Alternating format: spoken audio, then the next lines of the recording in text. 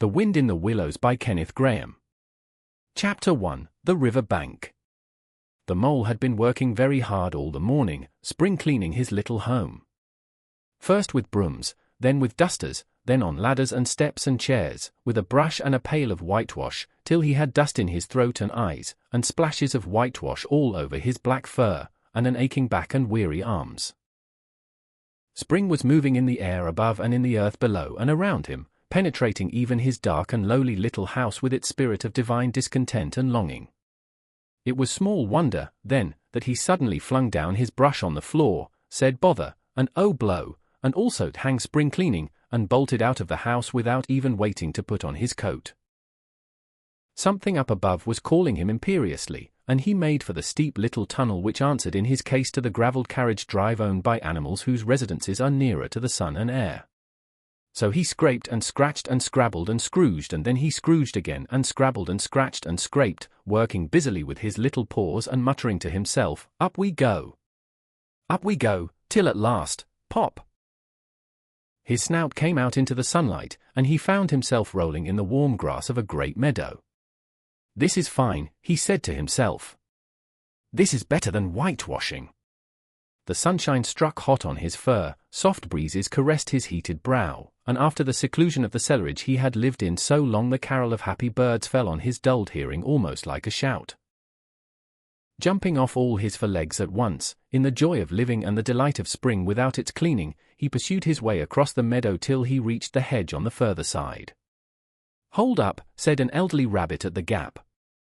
6pence for the privilege of passing by the private road. He was bowled over in an instant by the impatient and contemptuous mole, who trotted along the side of the hedge chaffing the other rabbits as they peeped hurriedly from their holes to see what the row was about. Onion sauce! Onion sauce, he remarked jeeringly, and was gone before they could think of a thoroughly satisfactory reply.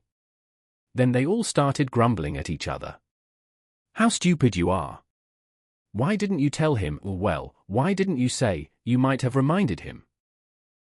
And so on, in the usual way, but, of course, it was then much too late, as is always the case. It all seemed too good to be true. Hither and thither through the meadows he rambled busily, along the hedgerows, across the copses, finding everywhere birds building, flowers budding, leaves thrusting, everything happy, and progressive, and occupied. And instead of having an uneasy conscience pricking him and whispering whitewash, he somehow could only feel how jolly it was to be the only idle dog among all these busy citizens. After all, the best part of a holiday is perhaps not so much to be resting yourself, as to see all the other fellows busy working. He thought his happiness was complete when, as he meandered aimlessly along, suddenly he stood by the edge of a full-fed river. Never in his life had he seen a river before. This sleek, sinuous, full-bodied animal, chasing and chuckling, gripping things with a gurgle and leaving them with a laugh, to fling itself on fresh playmates that shook themselves free, and were caught and held again. All was a shake and a shiver, glints and gleams and sparkles, rustle and swirl, chatter and bubble. The mole was bewitched, entranced, fascinated. By the side of the river he trotted as one trots, when very small, by the side of a man who holds one spellbound by exciting stories. And when tired at last, he sat on the bank, while the river still chattered on to him, a babbling procession of the best stories in the world, sent from the heart of the earth to be told at last to the insatiable sea. As he sat on the grass and looked across the river, a dark hole in the bank opposite, just above the water's edge, caught his eye, and dreamily he fell to considering what a nice snug dwelling place it would make for an animal with few wants and fond of a riverside residence, above flood level and remote from noise and dust. As he gazed, something bright and small seemed to twinkle down in the heart of it, vanished, then twinkled once more like a tiny star. But it could hardly be a star in such an unlikely situation, and it was too glittering and small for a glowworm. Then, as he looked, it winked at him, and so declared itself to be an eye, and a small face began gradually to grow up round it, like a frame round a picture. A brown little face, with whiskers. A grave round face, with the same twinkle in its eye that had first attracted his notice. Small neat ears and thick silky hair. It was the water rat. Then the two animals stood and regarded each other cautiously. "Hello, mole," said the water rat. "Hello, rat," said the mole. "Would you like to come over?" inquired the rat presently. "Oh, it's all very well to talk," said the mole, rather pettishly, he being new to a river and riverside life and its ways. The rat said nothing, but stooped and unfastened a rope and hauled on it, then lightly stepped into a little boat which the mole had not observed. It was painted blue outside and white within, and was just the size for 2 animals, and the mole's whole heart went out to it at once, even though he did not yet fully understand its uses. The rat sculled smartly across and made fast. Then he held up his forepaw as the mole stepped gingerly down. "Lean on that," he said. "Now then, step lively," and the mole, to his surprise and rapture, found himself actually seated in the stern of a real boat. "This has been a wonderful day," said he, as the rat shoved off and took to the sculls again. "Do you know, I've never been in a boat before in all my life." "What?" cried the rat, open-mouthed. "Never been in a, you never? Well, what have you been doing, then?" "Is it so nice as all that?" asked the mole shyly, though he was quite prepared to believe it as he leant back in his seat and surveyed the cushions, the oars, the rullocks, and all the fascinating fittings, and felt the boat sway lightly under him. "Nice?" "It's the only thing," said the water rat solemnly, as he leant forward for his stroke. "Believe me, my young friend, there is nothing, absolute nothing, half so much worth doing as simply messing about in boats. Simply messing," he went on dreamily, "messing about in boats, messing. Look ahead, rat," cried the mole suddenly. It was too late. The boat struck the bank full tilt. The dreamer, the joyous oarsman, lay on his back at the bottom of the boat, his heels in the air. "About in boats." "Or with boats," the rat went on composedly, picking himself up with a pleasant laugh. "In or out of them, it doesn't matter. Nothing seems really to matter, that's the charm of it. Whether you get away, or whether you don't, whether you arrive at your destination or whether you reach somewhere else, or whether you never get anywhere at all, you're always busy, and you never do anything in particular. And when you've done it, there's always something else to do, and you can do it if you like, but you'd much better not. Look here. If you've really nothing else on hand this morning, supposing we drop down the river together, and have a long day of it." The mole waggled his toes from sheer happiness, spread his chest with a sigh of full contentment, and leaned back blissfully into the soft cushions. "What a day I'm having," he said. "Let us start at once." "Hold hard a minute, then," said the rat. He looped the painter through a ring in his landing stage, climbed up into his hole above, and after a short interval reappeared staggering under a fat, wicker luncheon basket. "Shove that under your feet," he observed to the mole, as he passed it down into the boat. Then he untied the painter and took the sculls again. "What's inside it?" asked the mole, wriggling with curiosity. "There's cold chicken inside it," replied the rat briefly. "Cold tongue, cold ham, cold beef, pickled gherkin, salad, French rolls, cress sandwiches, potted meat, ginger beer, lemonade, soda, water." "Oh, stop, stop," cried the mole in ecstasies, "this is too much." "Do you really think so?" inquired the rat seriously. "It's only what I always take on these little excursions, and the other animals are always telling me that I'm a mean beast and cut it very fine." The mole never heard a word he was saying. Absorbed in the new life he was entering upon, intoxicated with the sparkle, the ripple, the scents and the sounds and the sunlight, he trailed a paw in the water and dreamed long waking dreams. The water rat, like the good little fellow he was, sculled steadily on and forbore to disturb him. "I like your clothes awfully, old chap," he remarked after some half an hour or so had passed. "I'm going to get a black velvet smoking suit myself some day, as soon as I can afford it." "I beg your pardon," said the mole, pulling himself together with an effort. "You must think me very rude, but all this is so new to me." "So, this is a river?" "The river," corrected the rat. "And you really live by the river? What a jolly life." "By it and with it and on it and in it," said the rat. "It's brother and sister to me, and aunts, and company, and food and drink, and, naturally, washing.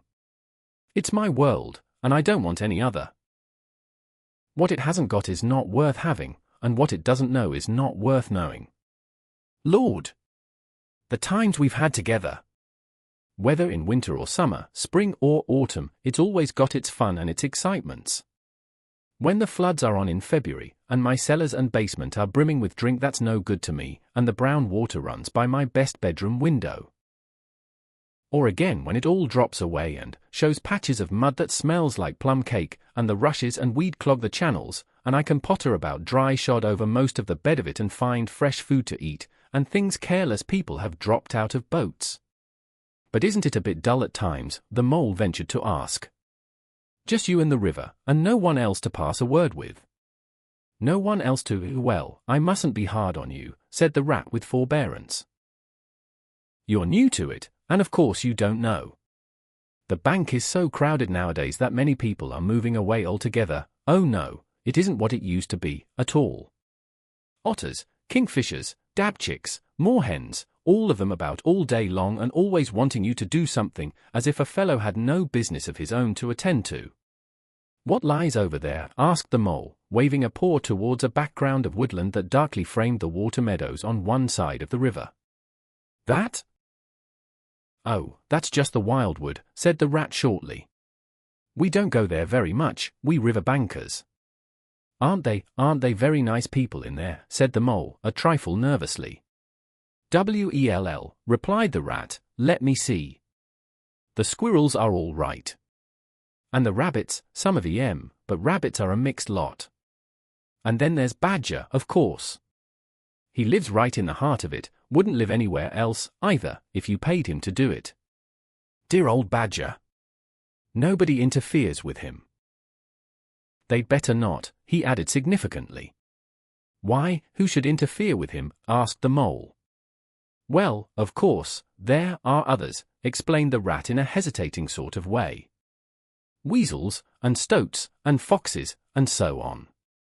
They're all right in a way, I'm very good friends with them, pass the time of day when we meet, and all that, but they break out sometimes, there's no denying it, and then, well, you can't really trust them, and that's the fact.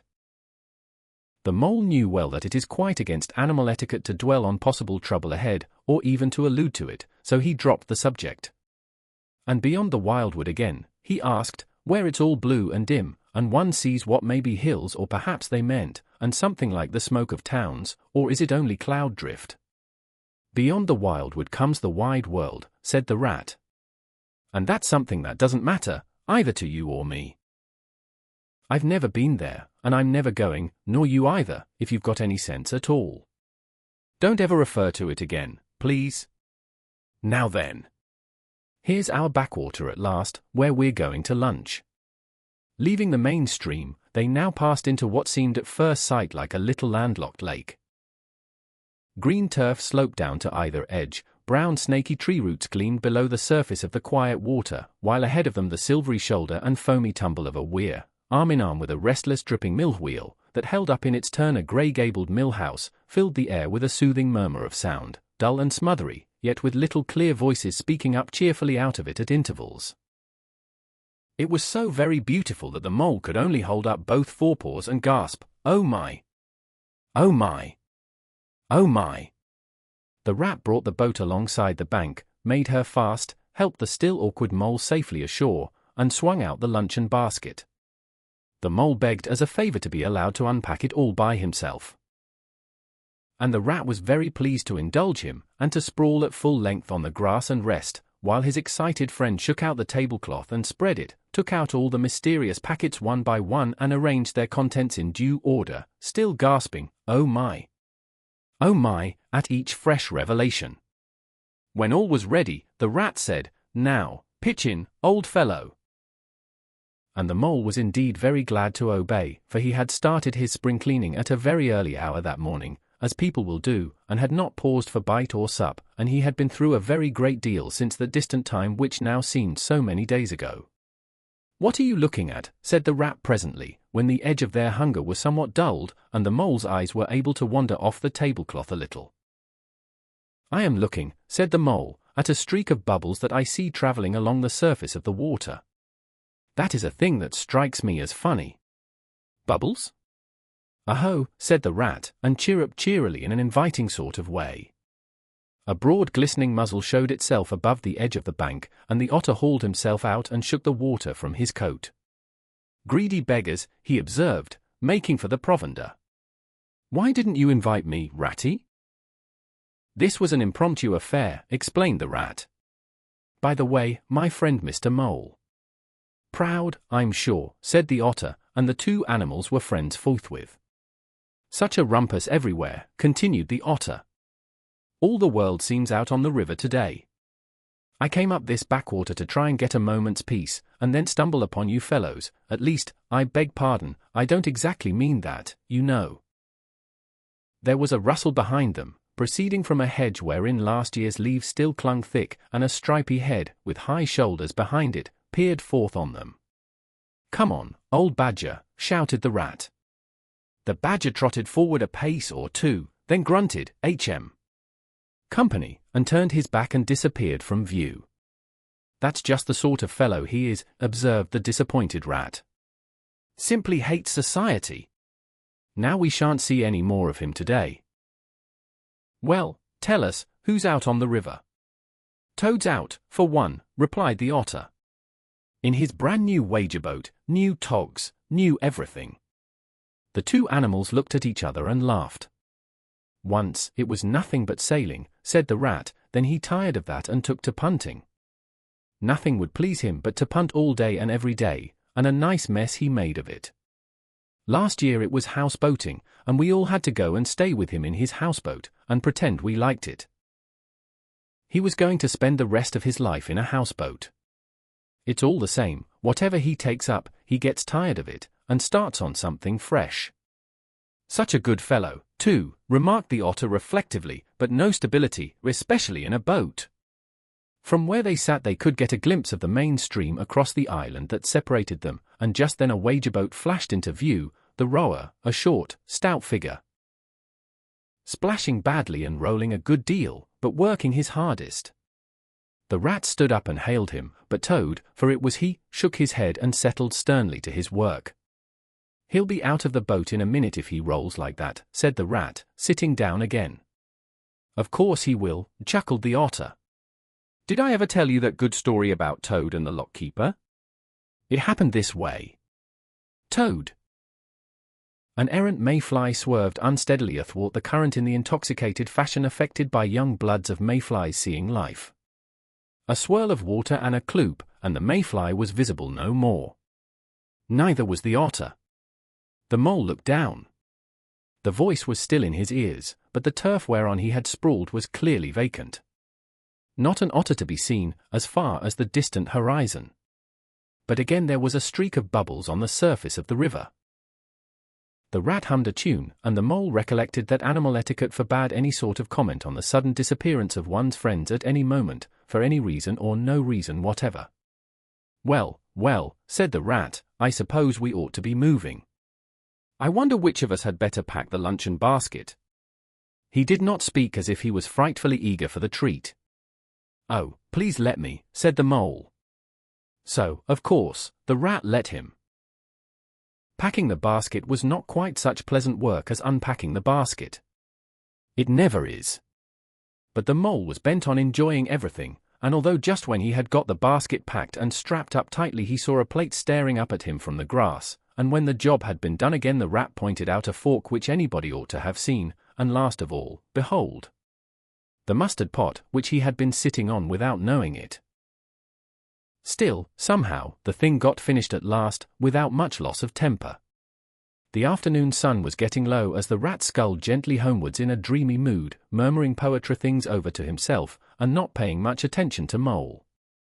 But the mole was very full of lunch, and self-satisfaction, and pride, and already quite at home in a boat, so he thought, and was getting a bit restless besides, and presently he said, "Ratty, please, I want to row, now." The rat shook his head with a smile. "Not yet, my young friend," he said, "wait till you've had a few lessons. It's not so easy as it looks." The mole was quiet for a minute or two. But he began to feel more and more jealous of Rat, sculling so strongly and so easily along, and his pride began to whisper that he could do it every bit as well.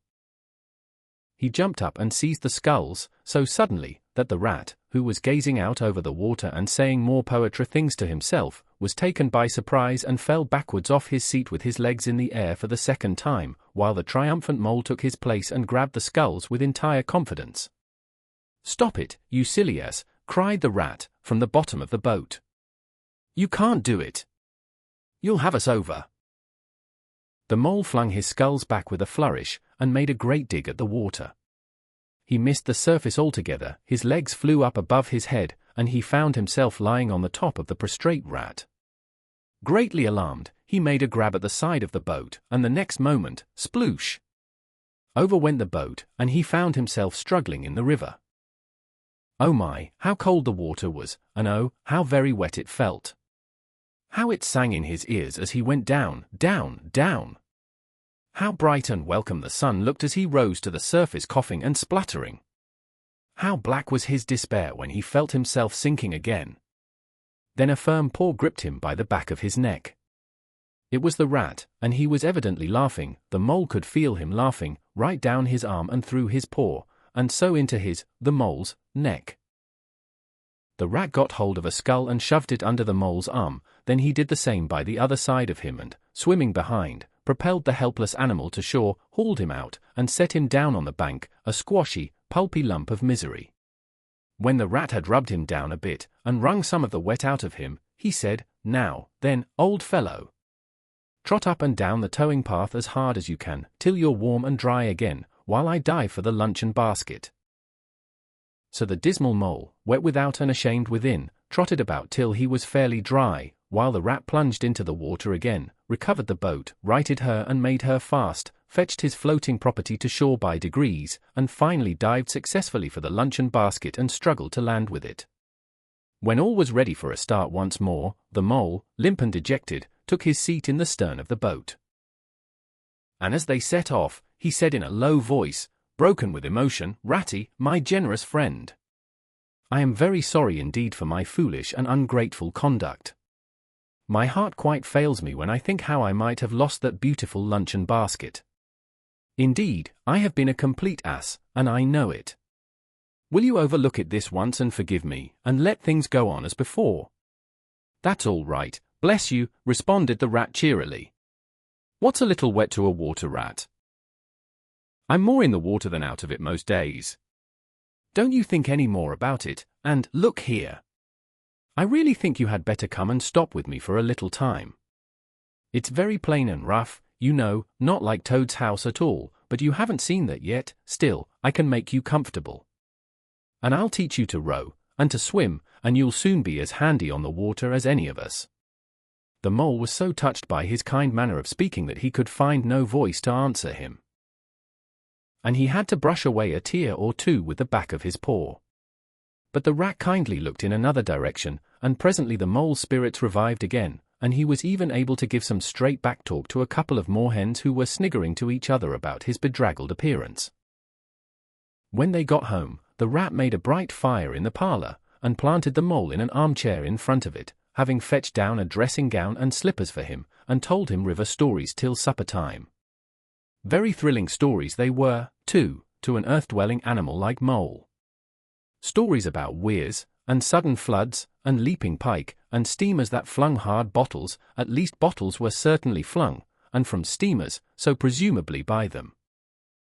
And about herons, and how particular they were whom they spoke to, and about adventures down drains, and night fishings with otter, or excursions far afield with badger. Supper was a most cheerful meal, but very shortly afterwards a terribly sleepy mole had to be escorted upstairs by his considerate host, to the best bedroom, where he soon laid his head on his pillow in great peace and contentment, knowing that his new-found friend the river was lapping the sill of his window. This day was only the first of many similar ones for the emancipated mole, each of them longer and full of interest as the ripening summer moved onward. He learnt to swim and to row, and entered into the joy of running water, and with his ear to the reed stems he caught, at intervals, something of what the wind went whispering so constantly among them. Chapter 2: The Open Road. "Ratty," said the mole suddenly, one bright summer morning, "if you please, I want to ask you a favor." The rat was sitting on the river bank, singing a little song. He had just composed it himself, so he was very taken up with it, and would not pay proper attention to Mole or anything else. Since early morning he had been swimming in the river, in company with his friends the ducks. And when the ducks stood on their heads suddenly, as ducks will, he would dive down and tickle their necks, just under where their chins would be if ducks had chins, till they were forced to come to the surface again in a hurry, spluttering and angry and shaking their feathers at him, for it is impossible to say quite all you feel when your head is under water. At last they implored him to go away and attend to his own affairs and leave them to mind theirs. So the rat went away, and sat on the river bank in the sun, and made up a song about them, which he called Duck's Ditty. All along the backwater, through the rushes tall, ducks are a-dabbling, up tails all. Ducks' tails, drakes' tails, yellow feet a-quiver, yellow bills all out of sight busy in the river. Slushy green undergrowth where the roach swim, here we keep our larder, cool and full and dim. Everyone for what he likes. We like to be heads down, tails up, dabbling free. High in the blue above swifts whirl and call, we are down a-dabbling up tails all. I don't know that I think so very much of that little song, Rat, observed the Mole cautiously. He was no poet himself and didn't care who knew it, and he had a candid nature. Nor don't the ducks neither, replied the Rat cheerfully. They say, why can't fellows be allowed to do what they like when they like and as they like, instead of other fellows sitting on banks and watching them all the time and making remarks and poetry and things about them? What nonsense it all is! That's what the ducks say. So it is, said the Mole, with great heartiness. No, it isn't, cried the Rat indignantly. Well then, it isn't, replied the Mole soothingly. But what I wanted to ask you was, won't you take me to call on Mr. Toad? I've heard so much about him, and I do so want to make his acquaintance. Why, certainly, said the good-natured Rat, jumping to his feet and dismissing poetry from his mind for the day. Get the boat out, and we'll paddle up there at once. It's never the wrong time to call on Toad. Early or late he's always the same fellow. Always good-tempered, always glad to see you, always sorry when you go. He must be a very nice animal, observed the Mole, as he got into the boat and took the sculls, while the Rat settled himself comfortably in the stern. He is indeed the best of animals, replied Rat. So simple, so good-natured, and so affectionate. Perhaps he's not very clever, we can't all be geniuses, and it may be that he is both boastful and conceited. But he has got some great qualities, has Toady.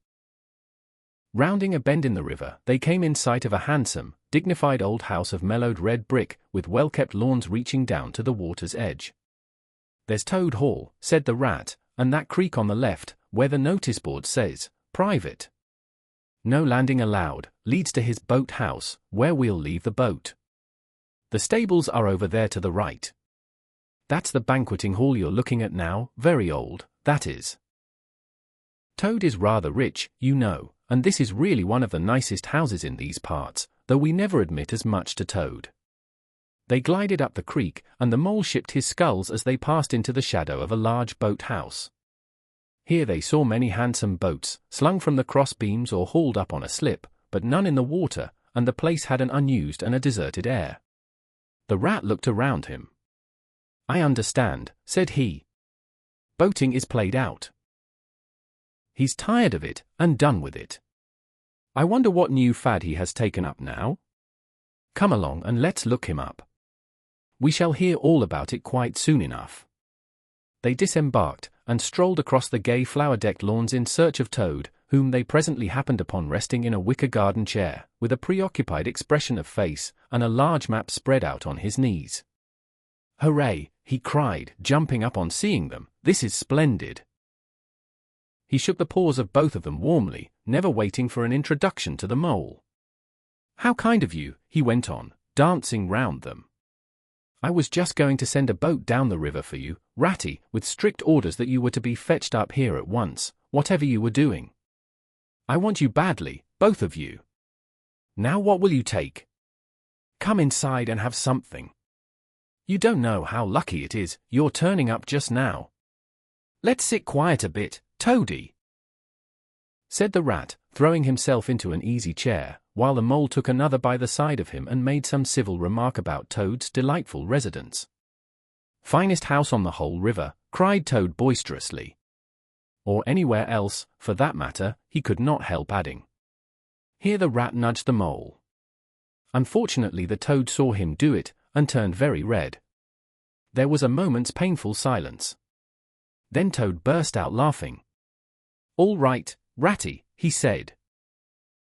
"It's only my way, you know. And it's not such a very bad house, is it? You know you rather like it yourself. Now, look here. Let's be sensible. You are the very animals I wanted. You've got to help me. It's most important. It's about your rowing, I suppose," said the Rat, with an innocent air. "You're getting on fairly well, though you splash a good bit still. With a great deal of patience, and any quantity of coaching, you may, oh, pooh." "Boating," interrupted the Toad, in great disgust. "Silly boyish amusement. I'd given that up long ago. Sheer waste of time, that's what it is.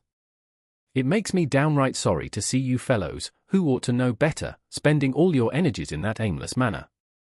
No, I've discovered the real thing, the only genuine occupation for a lifetime. I propose to devote the remainder of mine to it, and can only regret the wasted years that lie behind me, squandered in trivialities. Come with me, dear Ratty, and your amiable friend also, if he will be so very good, just as far as the stable-yard, and you shall see what you shall see." He led the way to the stable-yard accordingly, the Rat following with a most mistrustful expression, and there, drawn out of the coach-house into the open, they saw a gypsy caravan, shining with newness, painted a canary yellow picked out with green and red wheels. "There you are," cried the Toad, straddling and expanding himself. "There's real life for you, embodied in that little cart. The open road, the dusty highway, the heath, the common, the hedgerows, the rolling downs. Camps, villages, towns, cities. Here today, up and off to somewhere else tomorrow. Travel, change, interest, excitement. The whole world before you, and a horizon that's always changing. And mind, this is the very finest cart of its sort that was ever built, without any exception. Come inside and look at the arrangements. Planned 'em all myself, I did." The Mole was tremendously interested and excited, and followed him eagerly up the steps and into the interior of the caravan. The Rat only snorted and thrust his hands deep into his pockets, remaining where he was. It was indeed very compact and comfortable. Little sleeping bunks, a little table that folded up against the wall, a cooking stove, lockers, bookshelves, a bird cage with a bird in it, and pots, pans, jugs and kettles of every size and variety. "All complete," said the Toad triumphantly, pulling open a locker. "You see, biscuits, potted lobster, sardines, everything you can possibly want. Soda water here, baccy there, letter paper, bacon, jam, cards and dominoes. You'll find," he continued, as they descended the steps again, "you'll find that nothing whatever has been forgotten when we make our start this afternoon."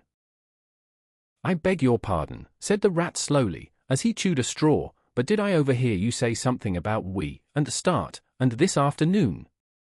"Now, you dear good old Ratty," said Toad, imploringly, "don't begin talking in that stiff and sniffy sort of way, because you know you've got to come. I can't possibly manage without you, so please consider it settled, and don't argue. It's the one thing I can't stand. You surely don't mean to stick to your dull fusty old river all your life, and just live in a hole in a bank, and boat? I want to show you the world. I'm going to make an animal of you, my boy." "I don't care," said the Rat, doggedly. "I'm not coming, and that's flat. And I am going to stick to my old river, and live in a hole and boat, as I've always done. And what's more, Mole's going to stick to me and do as I do, aren't you, Mole?"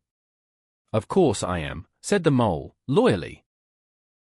"I'll always stick to you, Rat, and what you say is to be, has got to be. All the same, it sounds as if it might have been, well, rather fun, you know," he added, wistfully. Poor Mole. The life adventurous was so new a thing to him, and so thrilling, and this fresh aspect of it was so tempting, and he had fallen in love at first sight with the canary-colored cart and all its little fitments. The rat saw what was passing in his mind, and wavered. He hated disappointing people, and he was fond of the mole, and would do almost anything to oblige him. Toad was watching both of them closely. "Come along in, and have some lunch," he said, diplomatically, "and we'll talk it over. We needn't decide anything in a hurry. Of course, I don't really care. I only want to give pleasure to you fellows. Live for others. That's my motto in life." During luncheon, which was excellent, of course, as everything at Toad Hall always was, the Toad simply let himself go. Disregarding the rat, he proceeded to play upon the inexperienced mole as on a harp. Naturally a voluble animal, and always mastered by his imagination, he painted the prospects of the trip and the joys of the open life and the roadside in such glowing colors that the mole could hardly sit in his chair for excitement. Somehow, it soon seemed taken for granted by all three of them that the trip was a settled thing. And the rat, though still unconvinced in his mind, allowed his good nature to override his personal objections. He could not bear to disappoint his two friends, who were already deep in schemes and anticipations, planning out each day's separate occupation for several weeks ahead. When they were quite ready, the now triumphant Toad led his companions to the paddock and set them to capture the old grey horse, who, without having been consulted, and to his own extreme annoyance, had been told off by Toad for the dustiest job in this dusty expedition. He frankly preferred the paddock, and took a deal of catching. Meantime Toad packed the lockers still tighter with necessaries, and hung nose-bags, nets of onions, bundles of hay, and baskets from the bottom of the cart. At last the horse was caught and harnessed, and they set off, all talking at once, each animal either trudging by the side of the cart or sitting on the shaft, as the humour took him. It was a golden afternoon. The smell of the dust they kicked up was rich and satisfying. Out of thick orchards on either side the road, birds called and whistled to them cheerily. Good-natured wayfarers, passing them, gave them good day, or stopped to say nice things about their beautiful cart. And rabbits, sitting at their front doors in the hedgerows, held up their forepaws, and said, "Oh my! Oh my! Oh my!" Late in the evening, tired and happy and miles from home, they drew up on a remote common far from habitations, turned the horse loose to graze, and ate their simple supper sitting on the grass by the side of the cart. Toad talked big about all he was going to do in the days to come, while stars grew fuller and larger all around them, and a yellow moon, appearing suddenly and silently from nowhere in particular, came to keep them company and listen to their talk. At last they turned into their little bunks in the cart, and Toad, kicking out his legs, sleepily said, "Well, good night, you fellows. This is the real life for a gentleman. Talk about your old river?" "I don't talk about my river," replied the patient rat. "You know I don't, Toad. But I think about it," he added pathetically, in a lower tone, "I think about it, all the time." The mole reached out from under his blanket, felt for the rat's paw in the darkness, and gave it a squeeze. "I'll do whatever you like, Ratty," he whispered. "Shall we run away tomorrow morning, quite early, very early, and go back to our dear old hole on the river?" "No, no, we'll see it out," whispered back the rat. "Thanks awfully, but I ought to stick by Toad till this trip is ended. It wouldn't be safe for him to be left to himself. It won't take very long. His fads never do. Good night." The end was indeed nearer than even the rat suspected. After so much open air and excitement the Toad slept very soundly, and no amount of shaking could rouse him out of bed next morning. So the mole and rat turned to, quietly and manfully, and while the rat saw to the horse, and lit a fire, and cleaned last night's cups and platters, and got things ready for breakfast, the mole trudged off to the nearest village, a long way off, for milk and eggs and various necessaries the Toad had, of course, forgotten to provide. The hard work had all been done, and the two animals were resting, thoroughly exhausted, by the time Toad appeared on the scene, fresh and gay, remarking what a pleasant easy life it was they were all leading now, after the cares and worries and fatigues of housekeeping at home. They had a pleasant ramble that day over grassy downs and along narrow by-lanes, and camped as before, on a common, only this time the two guests took care that Toad should do his fair share of work. In consequence, when the time came for starting next morning, Toad was by no means so rapturous about the simplicity of the primitive life, and indeed attempted to resume his place in his bunk, whence he was hauled by force. Their way lay, as before, across country by narrow lanes, and it was not till the afternoon that they came out on the high road, their first high road, and their disaster, fleet and unforeseen, sprang out on them. Disaster momentous indeed to their expedition, but simply overwhelming in its effect on the after-career of Toad. They were strolling along the high road easily, the mole by the horse's head, talking to him, since the horse had complained that he was being frightfully left out of it, and nobody considered him in the least, the Toad and the water rat walking behind the cart talking together. At least Toad was talking, and Rat was saying at intervals, "Yes, precisely, and what did you say to him?" And thinking all the time of something very different, when far behind them they heard a faint warning hum, like the drone of a distant bee. Glancing back, they saw a small cloud of dust, with a dark center of energy, advancing on them at incredible speed, while from out the dust a faint poop-poop wailed like an uneasy animal in pain. Hardly regarding it, they turned to resume their conversation, when in an instant, as it seemed, the peaceful scene was changed, and with a blast of wind and a whirl of sound that made them jump for the nearest ditch, it was on them. The poop-poop rang with a brazen shout in their ears. They had a moment's glimpse of an interior of glittering plate glass and rich morocco, and the magnificent motor car, immense, breath-snatching, passionate, with its pilot tense and hugging his wheel, possessed all earth and air for the fraction of a second, flung an enveloping cloud of dust that blinded and enwrapped them utterly, and then dwindled to a speck in the far distance, changed back into a droning bee once more. The old grey horse, dreaming, as he plodded along, of his quiet paddock, in a new raw situation such as this, simply abandoned himself to his natural emotions. Rearing, plunging, backing steadily, in spite of all the mole's efforts at his head, and all the mole's lively language directed at his better feelings, he drove the cart backwards towards the deep ditch at the side of the road. It wavered an instant, then there was a heart-rending crash. And the canary-coloured cart, their pride and their joy, lay on its side in the ditch, an irredeemable wreck. The rat danced up and down in the road, simply transported with passion. "You villains," he shouted, shaking both fists, "you scoundrels, you highwaymen, you road hogs, I'll have the law of you. I'll report you. I'll take you through all the courts." His homesickness had quite slipped away from him, and for the moment he was the skipper of the canary-coloured vessel driven on a shoal by the reckless jockeying of rival mariners, and he was trying to recollect all the fine and biting things he used to say to masters of steam launches when their wash, as they drove too near the bank, used to flood his parlour carpet at home. Toad sat straight down in the middle of the dusty road, his legs stretched out before him, and stared fixedly in the direction of the disappearing motor car. He breathed short, his face wore a placid, satisfied expression, and at intervals he faintly murmured poop-poop. The mole was busy trying to quiet the horse, which he succeeded in doing after a time. Then he went to look at the cart, on its side in the ditch. It was indeed a sorry sight. Panels and windows smashed, axles hopelessly bent, one wheel off, sardine tin scattered over the wide world, and the bird in the bird cage sobbing pitifully and calling to be let out. The rat came to help him, but their united efforts were not sufficient to right the cart. "Hi, Toad," they cried. "Come and bear a hand, can't you?" The Toad never answered a word, or budged from his seat in the road, so they went to see what was the matter with him. They found him in a sort of a trance, a happy smile on his face, his eyes still fixed on the dusty wake of their destroyer. At intervals he was still heard to murmur poop-poop.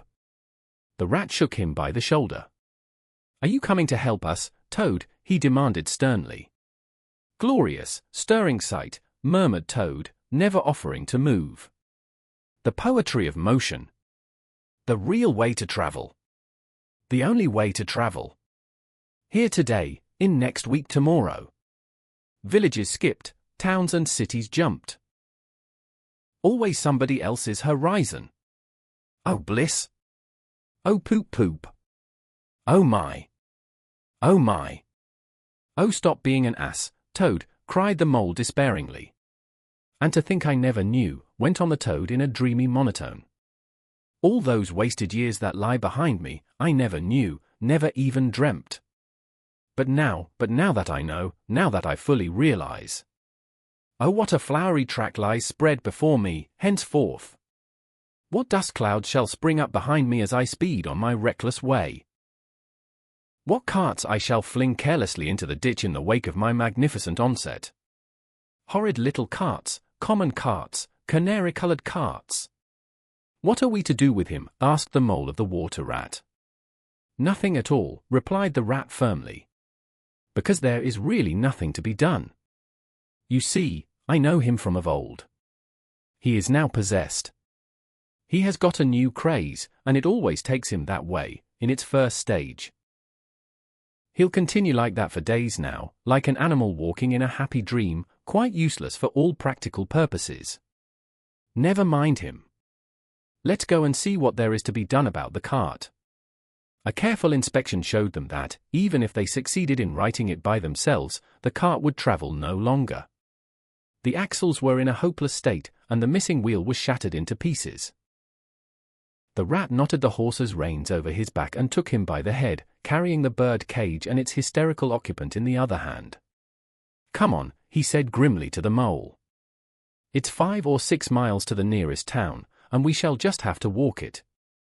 The sooner we make a start the better. But what about Toad? Asked the mole anxiously, as they set off together. We can't leave him here, sitting in the middle of the road by himself, in the distracted state he's in. It's not safe. Supposing another thing were to come along. Oh, bother Toad, said the rat savagely, I've done with him. They had not proceeded very far on their way, however, when there was a pattering of feet behind them, and Toad caught them up and thrust a paw inside the elbow of each of them, still breathing short and staring into vacancy. Now, look here, Toad, said the rat sharply. As soon as we get to the town, you'll have to go straight to the police station and see if they know anything about that motor car and who it belongs to, and lodge a complaint against it. And then you'll have to go to a blacksmith's or a wheelwright's and arrange for the cart to be fetched and mended and put to rights. It'll take time, but it's not quite a hopeless smash. Meanwhile, the mole and I will go to an inn and find comfortable rooms where we can stay till the cart's ready, until your nerves have recovered their shock. Police station. Complaint, murmured Toad dreamily. Me complain of that beautiful, that heavenly vision that has been vouchsafed me. Mend the cart. I've done with carts forever. I never want to see the cart, or to hear of it, again. Oh, Ratty!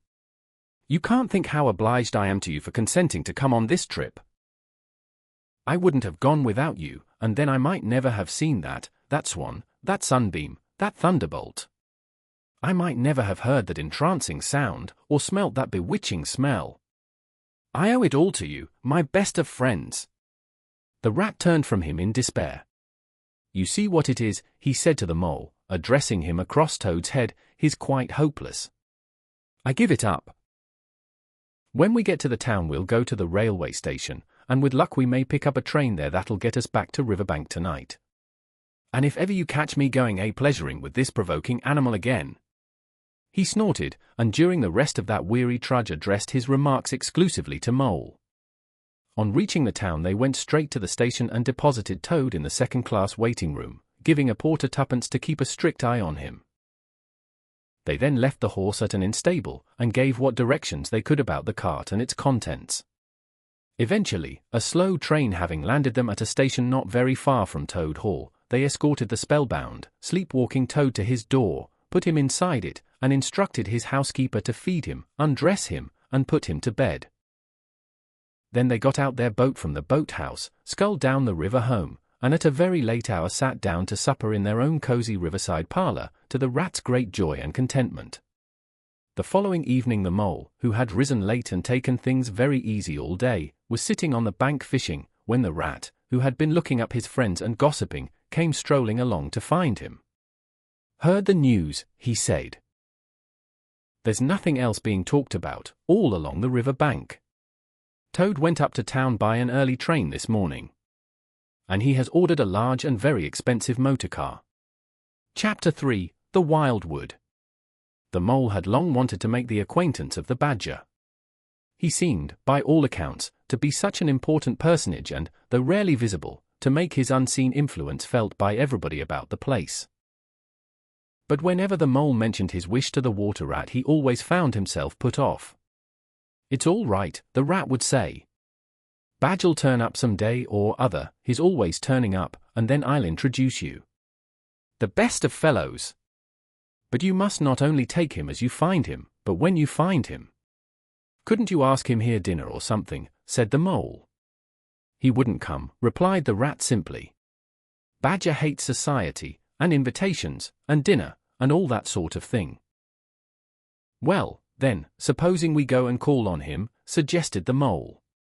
"Oh, I'm sure he wouldn't like that at all," said the rat, quite alarmed. "He's so very shy, he'd be sure to be offended. I've never even ventured to call on him at his own home myself, though I know him so well. Besides, we can't.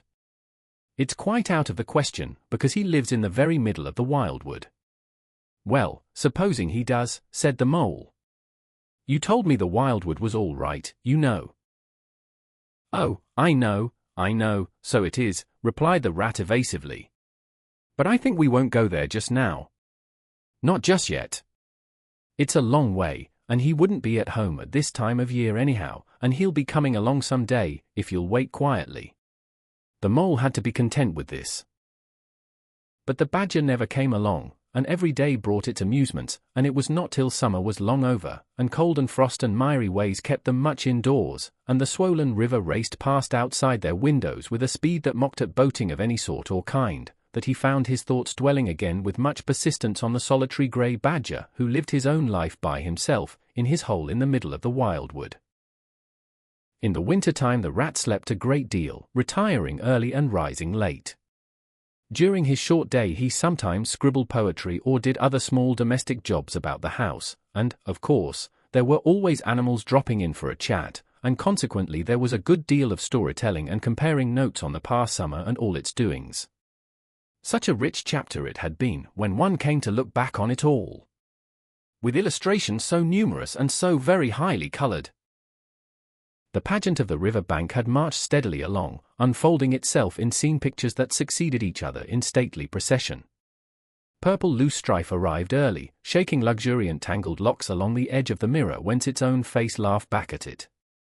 Willowherb, tender and wistful, like a pink sunset cloud, was not slow to follow. Comfrey, the purple hand in hand with the white, crept forth to take its place in the line. And at last one morning the diffident and delaying dog Rose stepped delicately on the stage, and one knew, as if string music had announced it in stately chords that strayed into a gavotte, that June at last was here. One member of the company was still awaited, the shepherd boy for the nymphs to woo, the knight for whom the ladies waited at the window, the prince that was to kiss the sleeping summer back to life and love. But when Meadowsweet, debonair and odorous in amber jerkin, moved graciously to his place in the group, then the play was ready to begin. And what a play it had been! Drowsy animals, snug in their holes while wind and rain were battering at their doors, recalled still keen mornings, an hour before sunrise, when the white mist, as yet undispersed, clung closely along the surface of the water. Then the shock of the early plunge, the scamper along the bank, and the radiant transformation of earth, air, and water when suddenly the sun was with them again, and grey was gold and colour was born and sprang out of the earth once more. They recalled the languorous siesta of hot midday, deep in green undergrowth, the sun striking through in tiny golden shafts and spots, the boating and bathing of the afternoon, the rambles along dusty lanes and through yellow cornfields. And the long, cool evening at last, when so many threads were gathered up, so many friendships rounded, and so many adventures planned for the morrow. There was plenty to talk about on those short winter days when the animals found themselves round the fire.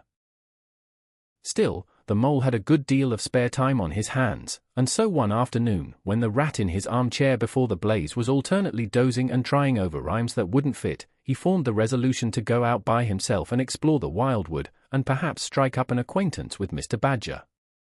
It was a cold still afternoon with a hard steely sky overhead, when he slipped out of the warm parlour into the open air. The country lay bare and entirely leafless around him, and he thought that he had never seen so far and so intimately into the insides of things as on that winter day when nature was deep in her annual slumber and seemed to have kicked the clothes off.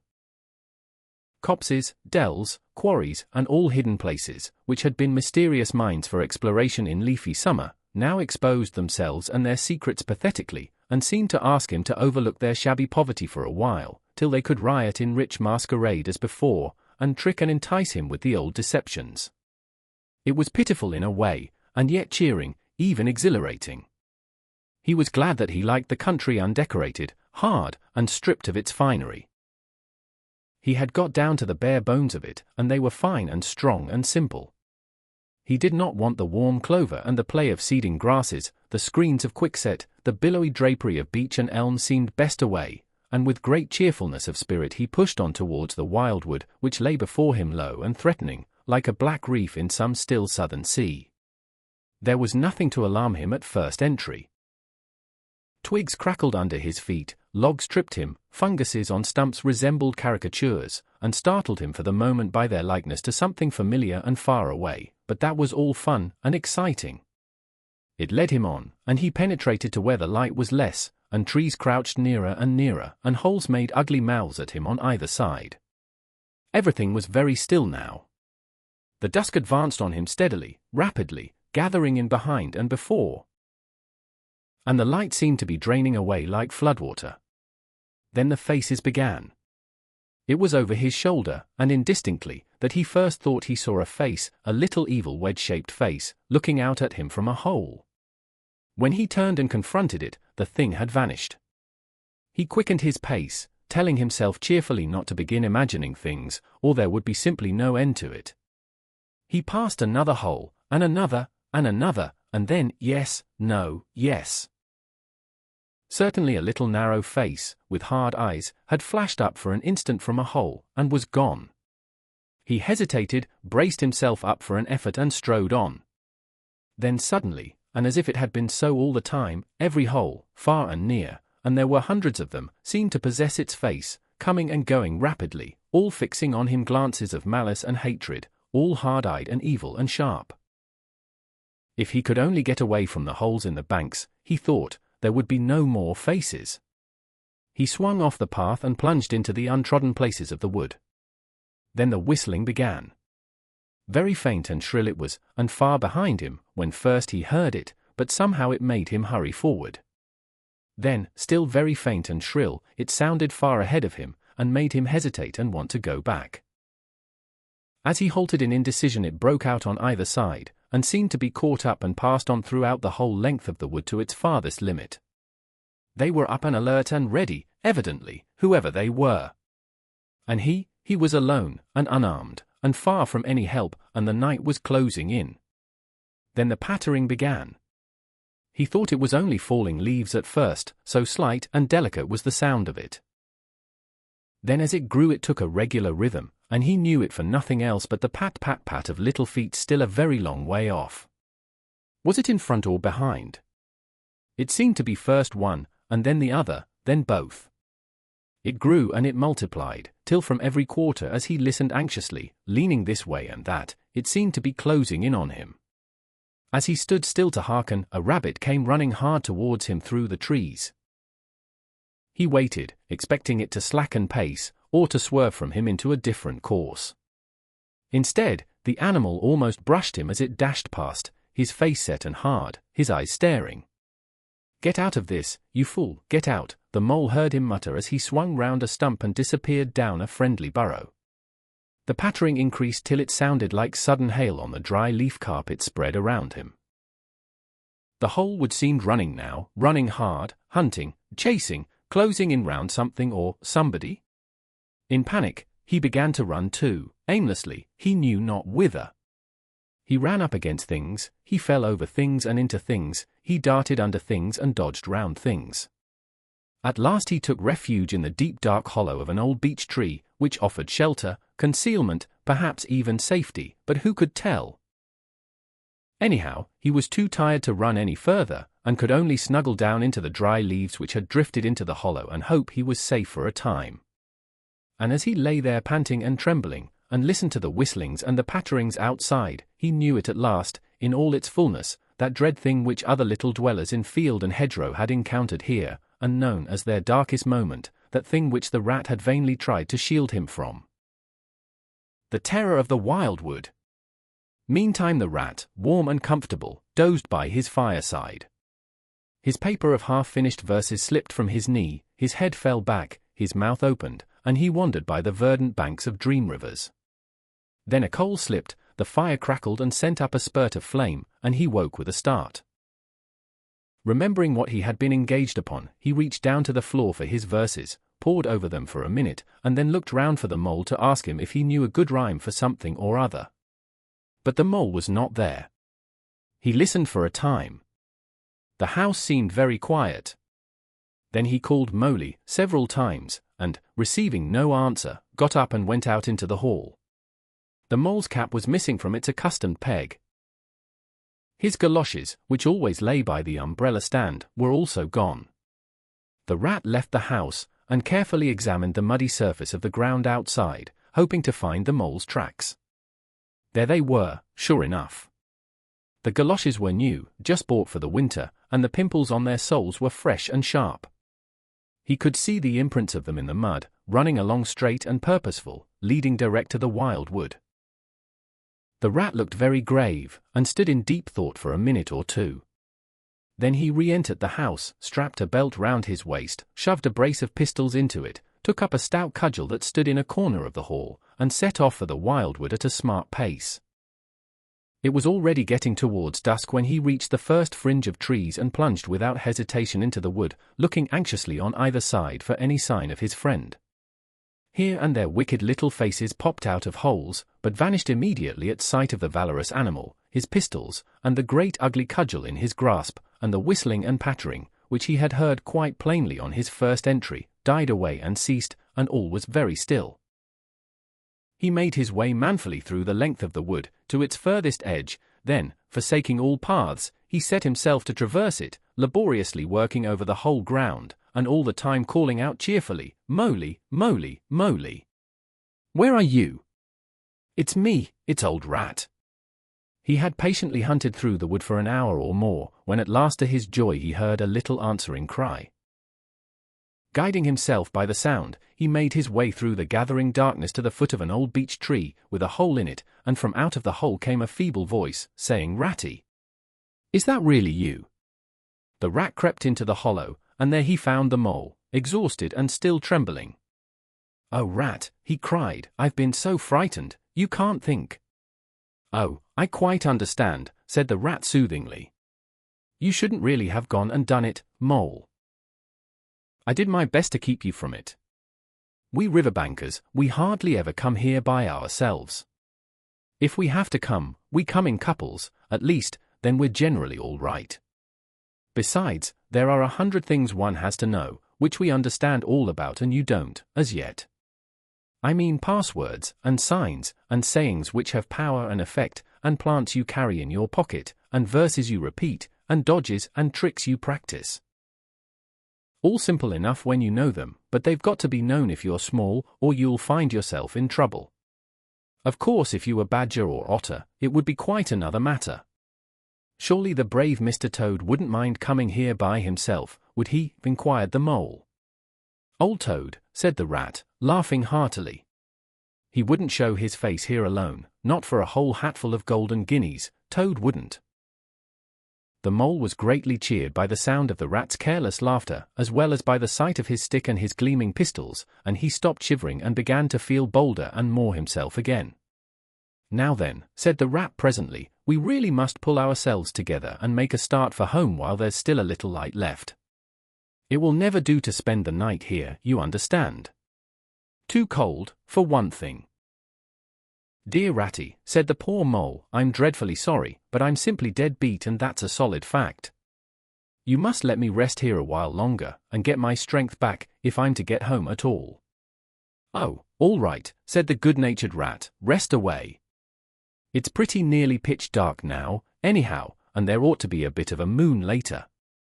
So the mole got well into the dry leaves and stretched himself out, and presently dropped off into sleep, though of a broken and troubled sort. While the rat covered himself up, too, as best he might, for warmth, and lay patiently waiting, with a pistol in his paw. When at last the mole woke up, much refreshed and in his usual spirits, the rat said, Now then. I'll just take a look outside and see if everything's quiet, and then we really must be off. He went to the entrance of their retreat and put his head out. Then the mole heard him saying quietly to himself, "Hello. Hello. Here is a go." "What's up, Ratty?" asked the mole. "Snow is up," replied the rat briefly, "or rather, down. It's snowing hard." The mole came and crouched beside him, and, looking out, saw the wood that had been so dreadful to him in quite a changed aspect. Holes, hollows, pools, pitfalls, and other black menaces to the wayfarer were vanishing fast, and a gleaming carpet of fairy was springing up everywhere, that looked too delicate to be trodden upon by rough feet. A fine powder filled the air and caressed the cheek with a tingle in its touch, and the black boles of the trees showed up in a light that seemed to come from below. "Well, well, it can't be helped," said the rat, after pondering. "We must make a start, and take our chance, I suppose. The worst of it is, I don't exactly know where we are. And now this snow makes everything look so very different." It did indeed. The mole would not have known that it was the same wood. However, they set out bravely, and took the line that seemed most promising, holding on to each other and pretending with invincible cheerfulness that they recognized an old friend in every fresh tree that grimly and silently greeted them, or saw openings, gaps, or paths with a familiar turn in them, in the monotony of white space and black tree trunks that refused to vary. An hour or two later, they had lost all count of time. They pulled up, dispirited, weary, and hopelessly at sea, and sat down on a fallen tree trunk to recover their breath and consider what was to be done. They were aching with fatigue and bruised with tumbles, they had fallen into several holes and got wet through, the snow was getting so deep that they could hardly drag their little legs through it, and the trees were thicker and more like each other than ever. There seemed to be no end to this wood, and no beginning, and no difference in it, and, worst of all, no way out. "We can't sit here very long," said the rat. "We shall have to make another push for it, and do something or other. The cold is too awful for anything, and the snow will soon be too deep for us to wade through." He peered about him and considered. "Look here," he went on, "this is what occurs to me. There's a sort of dell down here in front of us, where the ground seems all hilly and humpy and hummocky. We'll make our way down into that, and try and find some sort of shelter, a cave or hole with a dry floor to it, out of the snow and the wind, and there we'll have a good rest before we try again, for we're both of us pretty dead beat. Besides, the snow may leave off, or something may turn up." So once more they got on their feet, and struggled down into the dell, where they hunted about for a cave or some corner that was dry and a protection from the keen wind and the whirling snow. They were investigating one of the hummocky bits the rat had spoken of, when suddenly the mole tripped up and fell forward on his face with a squeal. "Oh my leg!" he cried. "Oh my poor shin!" and he sat up on the snow and nursed his leg in both his front paws. "Poor old mole," said the rat kindly. "You don't seem to be having much luck today, do you? Let's have a look at the leg. Yes," he went on, going down on his knees to look, "you've cut your shin, sure enough. Wait till I get at my handkerchief, and I'll tie it up for you." "I must have tripped over a hidden branch or a stump," said the mole miserably. "Oh, my! Oh, my! It's a very clean cut," said the rat, examining it again attentively. "That was never done by a branch or a stump. Looks as if it was made by a sharp edge of something in metal. Funny." He pondered a while, and examined the humps and slopes that surrounded them. "Well, never mind what done it," said the mole, forgetting his grammar in his pain. "It hurts just the same, whatever done it." But the rat, after carefully tying up the leg with his handkerchief, had left him and was busy scraping in the snow. He scratched and shoveled and explored, all 4 legs working busily, while the mole waited impatiently, remarking at intervals, "Oh, come on, rat." Suddenly the rat cried hooray, and then a hooray hooray hooray hooray, and fell to executing a feeble jig in the snow. "What have you found, Ratty?" asked the mole, still nursing his leg. "Come and see," said the delighted rat, as he jigged on. The mole hobbled up to the spot and had a good look. "Well," he said at last, slowly, "I see it right enough. Seen the same sort of thing before, lots of times. Familiar object, I call it. A door scraper. Well, what of it? Why dance jigs around a door scraper? But don't you see what it means, you dull-witted animal? Cried the rat impatiently. Of course I see what it means, replied the mole. It simply means that some very careless and forgetful person has left his door scraper lying about in the middle of the wildwood, just where it's sure to trip everybody up. Very thoughtless of him, I call it. When I get home I shall go and complain about it to somebody or other, see if I don't. Oh dear! Oh dear, cried the rat, in despair at his obtuseness. Here, stop arguing and come and scrape. And he set to work again and made the snow fly in all directions around him. After some further toil his efforts were rewarded, and a very shabby doormat lay exposed to view. There, what did I tell you? Exclaimed the rat in great triumph. Absolutely nothing whatever, replied the mole, with perfect truthfulness. Well now, he went on, you seem to have found another piece of domestic litter, done for and thrown away, and I suppose you're perfectly happy. Better go ahead and dance your jig round that if you've got to, and get it over, and then perhaps we can go on and not waste any more time over rubbish heaps. Can we eat a doormat? Or sleep under a doormat? Or sit on a doormat and sledge home over the snow on it, you exasperating rodent? Do you mean to say, cried the excited rat, that this doormat doesn't tell you anything? Really, rat, said the mole, quite pettishly, I think we'd had enough of this folly. Who ever heard of a doormat telling anyone anything? They simply don't do it. They are not that sort at all. Doormats know their place. Now look here, you thick-headed beast, replied the rat, really angry, this must stop. Not another word, but scrape, scrape and scratch and dig and hunt round, especially on the sides of the hummocks, if you want to sleep dry and warm tonight, for it's our last chance. The rat attacked a snowbank beside them with ardor, probing with his cudgel everywhere and then digging with fury, and the mole scraped busily too, more to oblige the rat than for any other reason, for his opinion was that his friend was getting light-headed. Some 10 minutes hard work, and the point of the rat's cudgel struck something that sounded hollow. He worked till he could get a paw through and feel, then called the mole to come and help him. Hard at it went the two animals, till at last the result of their labors stood full in view of the astonished and hitherto incredulous mole. In the side of what had seemed to be a snowbank stood a solid-looking little door, painted a dark green. An iron bell-pull hung by the side, and below it, on a small brass plate, neatly engraved in square capital letters, they could read by the aid of moonlight, Mr. Badger. The mole fell backwards on the snow from sheer surprise and delight. Rat! He cried in penitence, you're a wonder. A real wonder, that's what you are. I see it all now. You argued it out, step by step, in that wise head of yours, from the very moment that I fell and cut my shin, and you looked at the cut, and at once your majestic mind said to itself, door scraper. And then you turned to and found the very door scraper that done it. Did you stop there? No. Some people would have been quite satisfied, but not you. Your intellect went on working. Let me only just find a doormat, says you to yourself, and my theory is proved. And of course you found your doormat.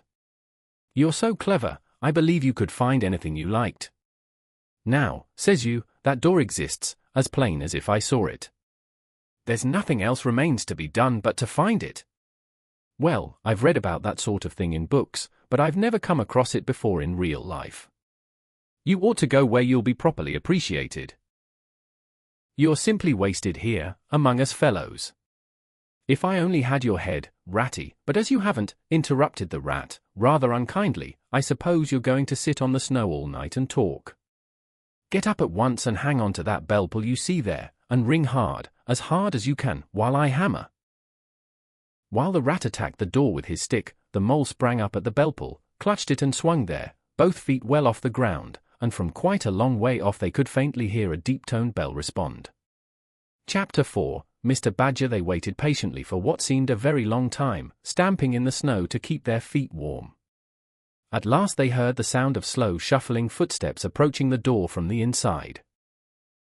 It seemed, as the mole remarked to the rat, like some one walking in carpet slippers that were too large for him and down at heel, which was intelligent of Mole, because that was exactly what it was.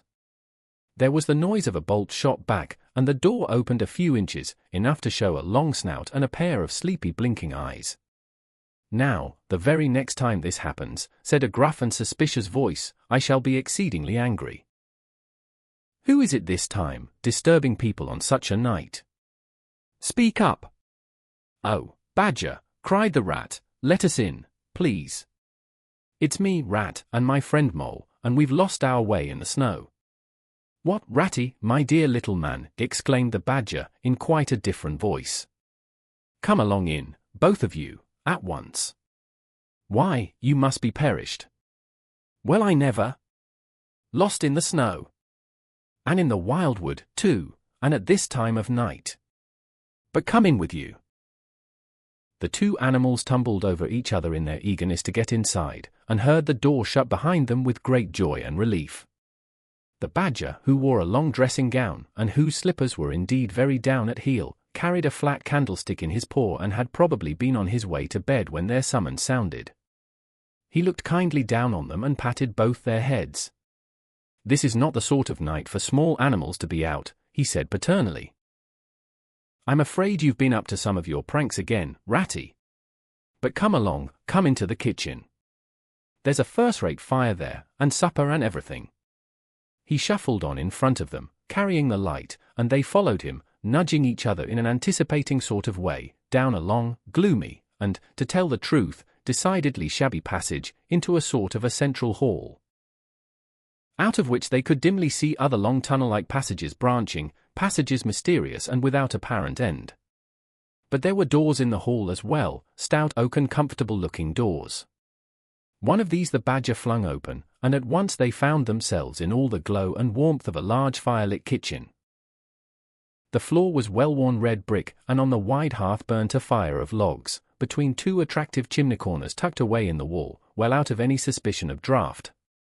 A couple of high-backed settles, facing each other on either side of the fire, gave further sitting accommodations for the sociably disposed. In the middle of the room stood a long table of plain boards placed on trestles, with benches down each side. At one end of it, where an armchair stood pushed back, were spread the remains of the Badger's plain but ample supper. Rows of spotless plates winked from the shelves of the dresser at the far end of the room, and from the rafters overhead hung hams, bundles of dried herbs, nets of onions, and baskets of eggs. It seemed a place where heroes could fitly feast after victory, where weary harvesters could line up in scores along the table and keep their harvest home with mirth and song, or where 2 or 3 friends of simple tastes could sit about as they pleased and eat and smoke and talk in comfort and contentment. The ruddy brick floor smiled up at the smoky ceiling, the oaken settles, shiny with long wear, exchanged cheerful glances with each other. Plates on the dresser grinned at pots on the shelf, and the merry firelight flickered and played over everything without distinction. The kindly Badger thrust them down on a settle to toast themselves at the fire, and bade them remove their wet coats and boots. Then he fetched them dressing gowns and slippers, and himself bathed the mole's shin with warm water and mended the cut with sticking plaster till the whole thing was just as good as new, if not better. In the embracing light and warmth, warm and dry at last, with weary legs propped up in front of them, and a suggestive clink of plates being arranged on the table behind, it seemed to the storm-driven animals, now in safe anchorage, that the cold and trackless wildwood just left outside was miles and miles away, and all that they had suffered in it a half-forgotten dream. When at last they were thoroughly toasted, the Badger summoned them to the table, where he had been busy laying a repast. They had felt pretty hungry before, but when they actually saw at last the supper that was spread for them, really it seemed only a question of what they should attack first where all was so attractive, and whether the other things would obligingly wait for them till they had time to give them attention. Conversation was impossible for a long time, and when it was slowly resumed, it was that regrettable sort of conversation that results from talking with your mouth full. The Badger did not mind that sort of thing at all, nor did he take any notice of elbows on the table, or everybody speaking at once. As he did not go into society himself, he had got an idea that these things belonged to the things that didn't really matter. We know of course that he was wrong, and took too narrow a view, because they do matter very much, though it would take too long to explain why. He sat in his armchair at the head of the table and nodded gravely at intervals as the animals told their story, and he did not seem surprised or shocked at anything, and he never said, "I told you so," or "just what I always said," or remarked that they ought to have done so-and-so, or ought not to have done something else. The mole began to feel very friendly towards him. When supper was really finished at last, and each animal felt that his skin was now as tight as was decently safe, and that by this time he didn't care a hang for anybody or anything, they gathered round the glowing embers of the great wood fire, and thought how jolly it was to be sitting up so late, and so independent, and so full, and after they had chatted for a time about things in general, the Badger said heartily, "Now then, tell us the news from your part of the world. How's old Toad going on?" "Oh, from bad to worse," said the Rat gravely, while the Mole, cocked up on a settle and basking in the firelight, his heels higher than his head, tried to look properly mournful. "Another smash-up only last week, and a bad one. You see, he will insist on driving himself, and he's hopelessly incapable. If he'd only employ a decent, steady, well-trained animal, pay him good wages, and leave everything to him, he'd get on all right. But no. He's convinced he's a heaven-born driver, and nobody can teach him anything, and all the rest follows." "How many has he had?" inquired the Badger gloomily. "Smashes, or machines?" asked the Rat. "Oh, well, after all, it's the same thing, with Toad. This is the 7th. As for the others, you know that coach house of his? Well, it's piled up, literally piled up to the roof, with fragments of motor cars, none of them bigger than your hat. That accounts for the other 6.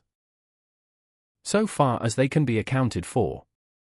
He's been in hospital 3 times, put in the Mole, and as for the fines he's had to pay, it's simply awful to think of." "Yes, and that's part of the trouble," continued the Rat. "Toad's rich, we all know, but he's not a millionaire. And he's a hopelessly bad driver, and quite regardless of law and order. Killed or ruined, it's got to be one of the 2 things, sooner or later. Badger! We're his friends, oughtn't we to do something?" The Badger went through a bit of hard thinking. "Now look here," he said at last, rather severely, "of course you know I can't do anything now?" His 2 friends assented, quite understanding his point. No animal, according to the rules of animal etiquette, is ever expected to do anything strenuous, or heroic, or even moderately active during the off-season of winter. All are sleepy, some actually asleep. All are weather-bound, more or less, and all are resting from arduous days and nights, during which every muscle in them has been severely tested, and every energy kept at full stretch. "Very well then," continued the Badger. "But when once the year has really turned, and the nights are shorter, and halfway through them one rouses and feels fidgety and wanting to be up and doing by sunrise, if not before, you know," both animals nodded gravely. They knew. "Well, then," went on the Badger, "we, that is, you and me and our friend the Mole here, we'll take Toad seriously in hand. We'll stand no nonsense whatever. We'll bring him back to reason, by force if need be. We'll make him be a sensible Toad. We'll—" "You're asleep, Rat." "Not me," said the Rat, waking up with a jerk. "He's been asleep 2 or 3 times since supper," said the Mole, laughing. He himself was feeling quite wakeful and even lively, though he didn't know why. The reason was, of course, that he being naturally an underground animal by birth and breeding, the situation of Badger's house exactly suited him and made him feel at home. While the Rat, who slept every night in a bedroom the windows of which opened on a breezy river, naturally felt the atmosphere still and oppressive. "Well, it's time we were all in bed," said the Badger, getting up and fetching flat candlesticks. "Come along, you 2, and I'll show you your quarters. And take your time tomorrow morning, breakfast at any hour you please." He conducted the 2 animals to a long room that seemed half bedchamber and half loft. The Badger's winter stores, which indeed were visible everywhere, took up half the room, piles of apples, turnips, and potatoes, baskets full of nuts, and jars of honey, but the 2 little white beds on the remainder of the floor looked soft and inviting, and the linen on them, though coarse, was clean and smelled beautifully of lavender, and the Mole and the Water Rat, shaking off their garments in some 30 seconds, tumbled in between the sheets in great joy and contentment. In accordance with the kindly badger's injunctions, the two tired animals came down to breakfast very late next morning, and found a bright fire burning in the kitchen, and two young hedgehogs sitting on a bench at the table, eating oatmeal porridge out of wooden bowls. The hedgehogs dropped their spoons, rose to their feet, and ducked their heads respectfully as the two entered. "There, sit down," said the rat pleasantly, "and go on with your porridge. Where have you youngsters come from? Lost your way in the snow, I suppose?" "Yes, please, sir," said the elder of the two hedgehogs respectfully. "Me and little Billy here, we was trying to find our way to school. Mother would have us go, was the weather ever so, and of course we lost ourselves, sir, and Billy he got frightened and took and cried, being young and faint-hearted. And at last we happened up against Mr. Badger's back door, and made so bold as to knock, sir, for Mr. Badger he's a kind-hearted gentleman, as everyone knows, I understand," said the rat, cutting himself some rashers from a side of bacon, while the mole dropped some eggs into a saucepan. "And what's the weather like outside? You needn't sir me quite so much," he added. "Oh, terrible bad, sir, terrible deep the snow is," said the hedgehog. "No getting out for the likes of you gentlemen today." "Where's Mr. Badger?" inquired the mole, as he warmed the coffee-pot before the fire. "The master's gone into his study, sir," replied the hedgehog, and he said as how he was going to be particular busy this morning, and on no account was he to be disturbed. This explanation, of course, was thoroughly understood by everyone present. The fact is, as already set forth, when you live a life of intense activity for 6 months in the year, and of comparative or actual somnolence for the other 6, during the latter period you cannot be continually pleading sleepiness when there are people about or things to be done. The excuse gets monotonous. The animals well knew that Badger, having eaten a hearty breakfast, had retired to his study and settled himself in an armchair with his legs up on another and a red cotton handkerchief over his face, and was being busy in the usual way at this time of the year. The front door bell clanged loudly, and the rat, who was very greasy with buttered toast, sent Billy, the smaller hedgehog, to see who it might be. There was a sound of much stamping in the hall, and presently Billy returned in front of the otter, who threw himself on the rat with an embrace and a shout of affectionate greeting. "Get off," spluttered the rat, with his mouth full. "Thought I should find you here all right," said the otter cheerfully. "They were all in a great state of alarm along river bank when I arrived this morning. Rat never been home all night, nor mole either, something dreadful must have happened, they said. And the snow had covered up all your tracks, of course. But I knew that when people were in any fix they mostly went to Badger, or else Badger got to know of it somehow, so I came straight off here, through the wildwood and the snow. My! It was fine, coming through the snow as the red sun was rising and showing against the black tree trunks. As you went along in the stillness, every now and then masses of snow slid off the branches suddenly with a flop, making you jump and run for cover. Snow castles and snow caverns had sprung up out of nowhere in the night, and snow bridges, terraces, ramparts, I could have stayed and played with them for hours. Here and there great branches had been torn away by the sheer weight of the snow, and robins perched and hopped on them in their perky conceited way, just as if they had done it themselves. A ragged string of wild geese passed overhead, high on the grey sky, and a few rooks whirled over the trees, inspected, and flapped off homewards with a disgusted expression, but I met no sensible being to ask the news of. About halfway across I came on a rabbit sitting on a stump, cleaning his silly face with his paws. He was a pretty scared animal when I crept up behind him and placed a heavy forepaw on his shoulder. I had to cuff his head once or twice to get any sense out of it at all. At last I managed to extract from him that mole had been seen in the wildwood last night by one of them. It was the talk of the burrows, he said, how Mole, Mr. Rat's particular friend, was in a bad fix, how he had lost his way, and they were up and out hunting, and were chivying him round and round. "Then why didn't any of you do something?" I asked. "You mayn't be blessed with brains, but there are hundreds and hundreds of you, big, stout fellows, as fat as butter, and your burrows running in all directions, and you could have taken him in and made him safe and comfortable, or tried to, at all events." "What, us?" he merely said, "do something. Us rabbits. So I cuffed him again and left him. There was nothing else to be done. At any rate, I had learnt something. And if I had had the luck to meet any of them, I'd have learnt something more, or they would. Weren't you at all, nervous? Asked the mole, some of yesterday's terror coming back to him at the mention of the wildwood. Nervous? The otter showed a gleaming set of strong white teeth as he laughed. I'd give em nerves if any of them tried anything on with me. Here, mole, fry me some slices of ham, like the good little chap you are.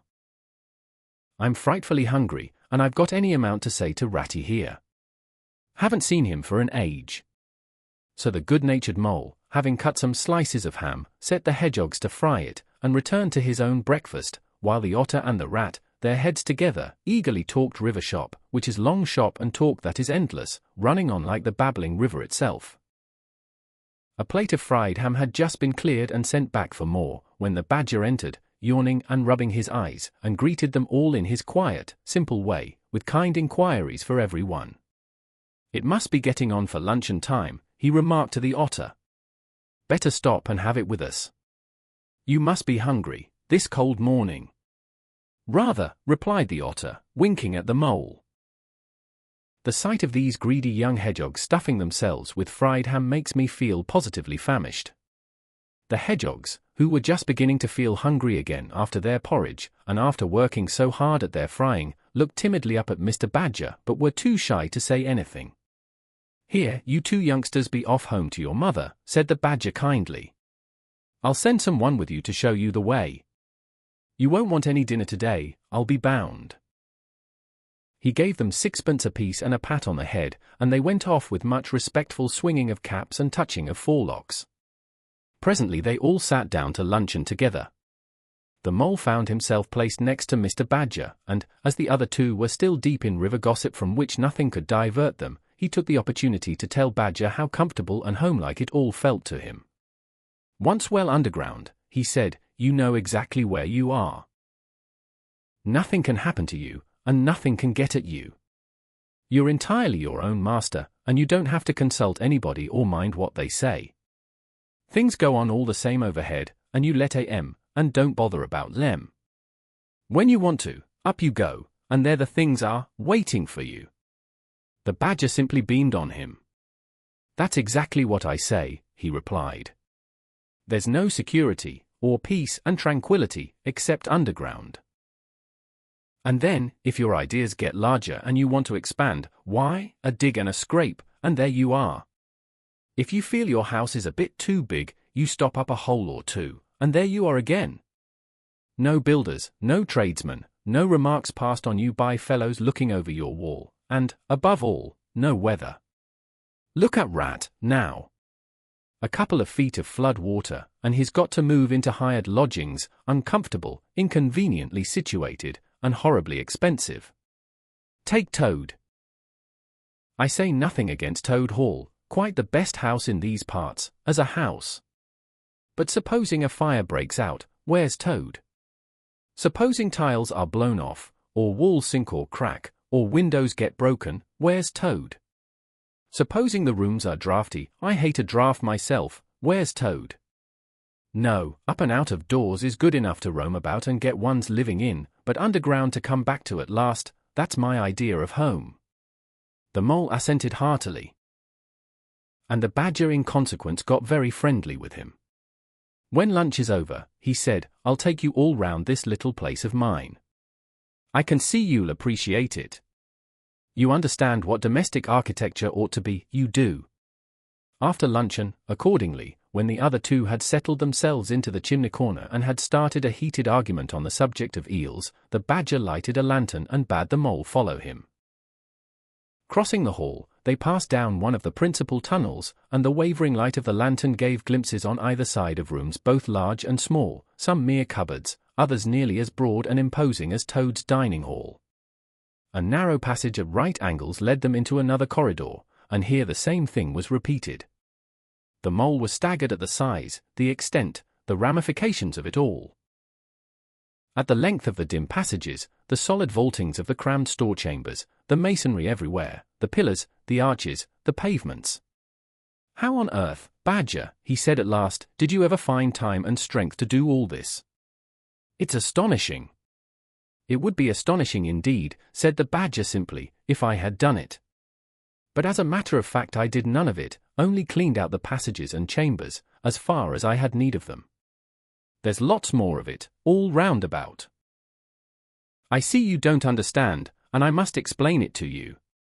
Well, very long ago, on the spot where the wildwood waves now, before ever it had planted itself and grown up to what it now is, there was a city of people, you know. Here, where we are standing, they lived, and walked, and talked, and slept, and carried on their business. Here they stabled their horses and feasted, from here they rode out to fight or drove out to trade. They were a powerful people, and rich, and great builders. They built to last, for they thought their city would last forever. But what has become of them all? Asked the Mole. Who can tell? Said the Badger.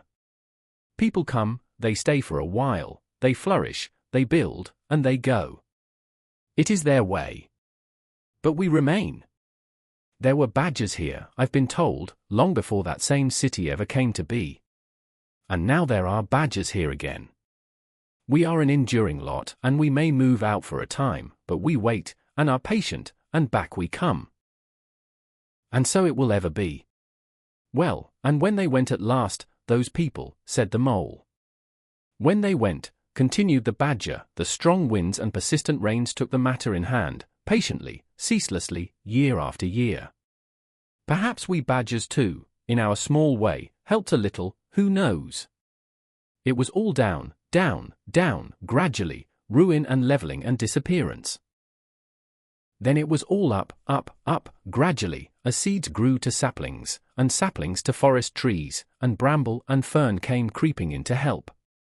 Leaf mould rose and obliterated, streams in their winter freshets brought sand and soil to clog and to cover, and in course of time our home was ready for us again, and we moved in. Up above us, on the surface, the same thing happened. Animals arrived, liked the look of the place, took up their quarters, settled down, spread, and flourished. They didn't bother themselves about the past, they never do, they're too busy. The place was a bit humpy and hillocky, naturally, and full of holes, but that was rather an advantage. And they don't bother about the future, either, the future when perhaps the people will move in again, for a time, as may very well be. The wildwood is pretty well populated by now, with all the usual lot, good, bad, and indifferent, I name no names. It takes all sorts to make a world. But I fancy you know something about them yourself by this time. I do indeed, said the Mole, with a slight shiver. Well, well, said the Badger, patting him on the shoulder, it was your first experience of them, you see. They're not so bad really, and we must all live and let live.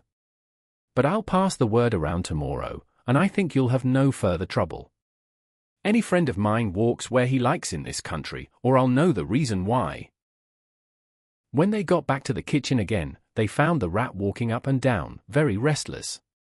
The underground atmosphere was oppressing him and getting on his nerves, and he seemed really to be afraid that the river would run away if he wasn't there to look after it.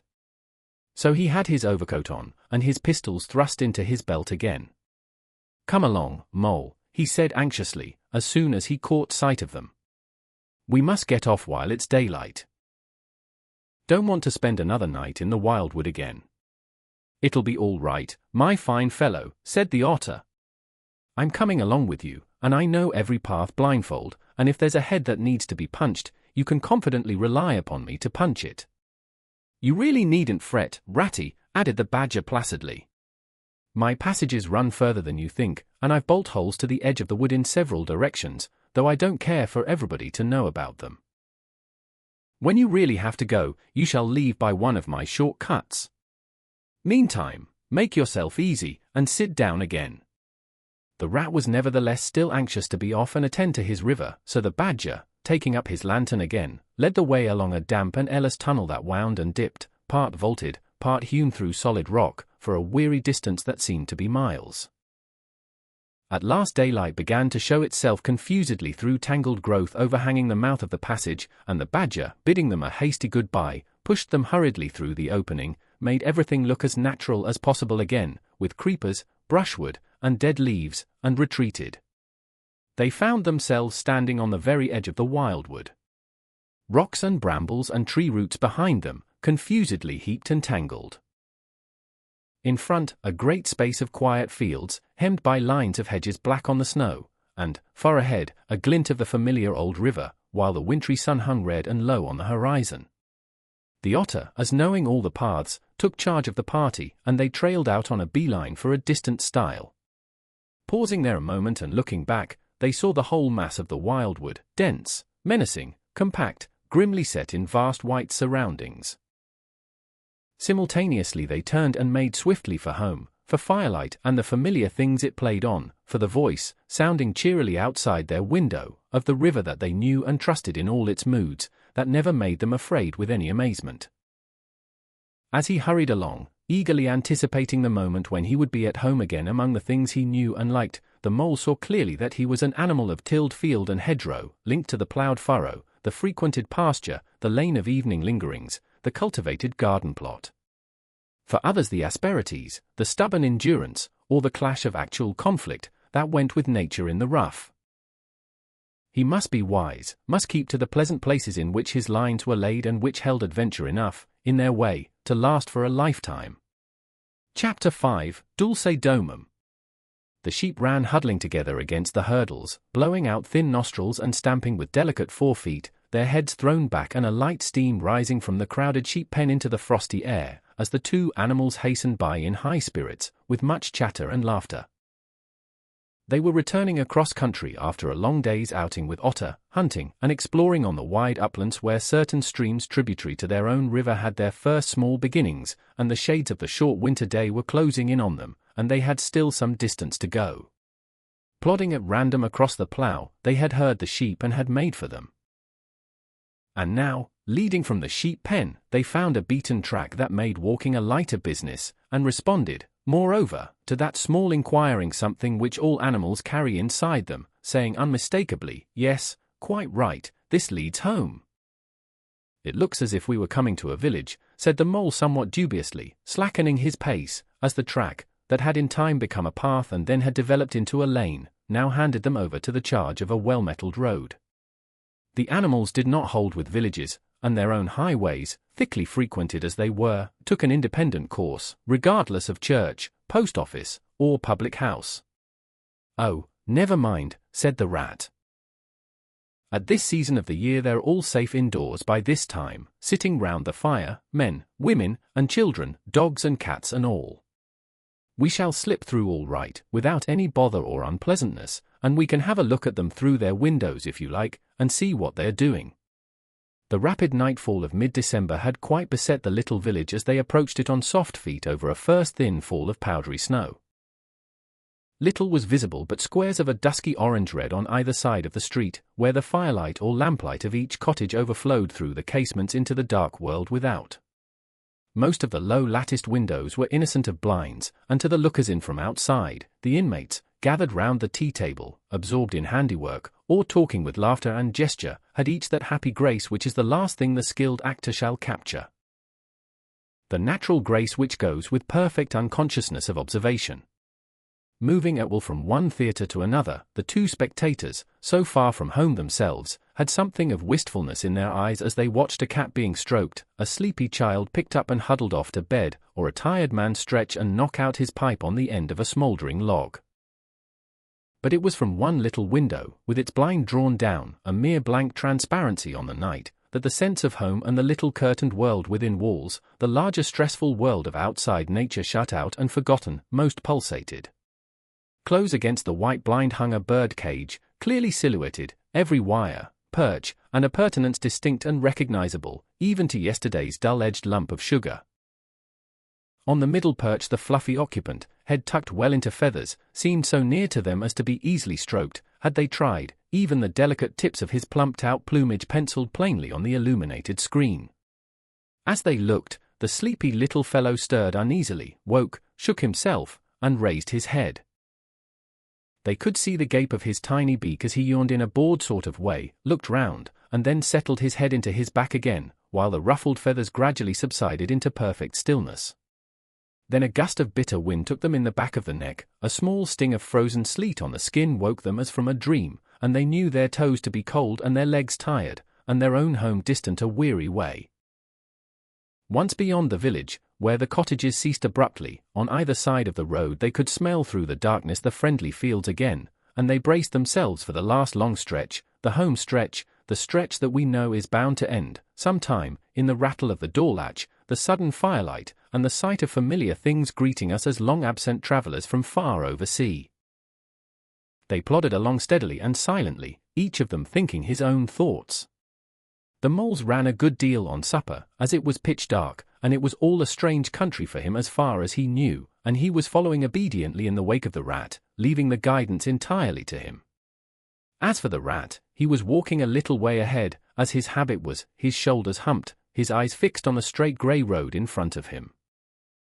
So he did not notice poor Mole when suddenly the summons reached him, and took him like an electric shock. We others, who have long lost the more subtle of the physical senses, have not even proper terms to express an animal's intercommunications with his surroundings, living or otherwise, and have only the word smell, for instance, to include the whole range of delicate thrills which murmur in the nose of the animal night and day, summoning, warning, inciting, repelling. It was one of these mysterious fairy calls from out the void that suddenly reached Mole in the darkness, making him tingle through and through with its very familiar appeal, even while yet he could not clearly remember what it was. He stopped dead in his tracks, his nose searching hither and thither in its efforts to recapture the fine filament, the telegraphic current, that had so strongly moved him. A moment, and he had caught it again. And with it this time came recollection in fullest flood. Home! That was what they meant, those caressing appeals, those soft touches wafted through the air, those invisible little hands pulling and tugging, all one way. Why, it must be quite close by him at that moment, his old home that he had hurriedly forsaken and never sought again, that day when he first found the river. And now it was sending out its scouts and its messengers to capture him and bring him in. Since his escape on that bright morning he had hardly given it a thought, so absorbed had he been in his new life, in all its pleasures, its surprises, its fresh and captivating experiences. Now, with a rush of old memories, how clearly it stood up before him, in the darkness. Shabby indeed, and small and poorly furnished, and yet his, the home he had made for himself, the home he had been so happy to get back to after his day's work. And the home had been happy with him, too, evidently, and was missing him, and wanted him back, and was telling him so, through his nose, sorrowfully, reproachfully, but with no bitterness or anger, only with plaintive reminder that it was there, and wanted him. The call was clear, the summons was plain. He must obey it instantly, and go. Ratty, he called, full of joyful excitement, hold on. Come back. I want you, quick. Oh, come along, Mole, do. Replied the rat cheerfully, still plodding along. Please stop, Ratty, pleaded the poor Mole, in anguish of heart. You don't understand. It's my home, my old home. I've just come across the smell of it, and it's close by here, really quite close. And I must go to it, I must. Oh, come back, Ratty. Please, please come back. The rat was by this time very far ahead, too far to hear clearly what the Mole was calling, too far to catch the sharp note of painful appeal in his voice. And he was much taken up with the weather, for he too could smell something suspiciously like approaching snow. Mole, we mustn't stop now, really, he called back. We'll come for it tomorrow, whatever it is you've found. But I daren't stop now, it's late, and the snow's coming on again, and I'm not sure of the way. And I want your nose, Mole, so come on quick, there's a good fellow. And the rat pressed forward on his way without waiting for an answer. Poor Mole stood alone in the road, his heart torn asunder, and a big sob gathering, somewhere low down inside him, to leap up to the surface presently, he knew, in passionate escape. But even under such a test as this his loyalty to his friend stood firm. Never for a moment did he dream of abandoning him. Meanwhile, the wafts from his old home pleaded, whispered, conjured, and finally claimed him imperiously. he dared not tarry longer within their magic circle.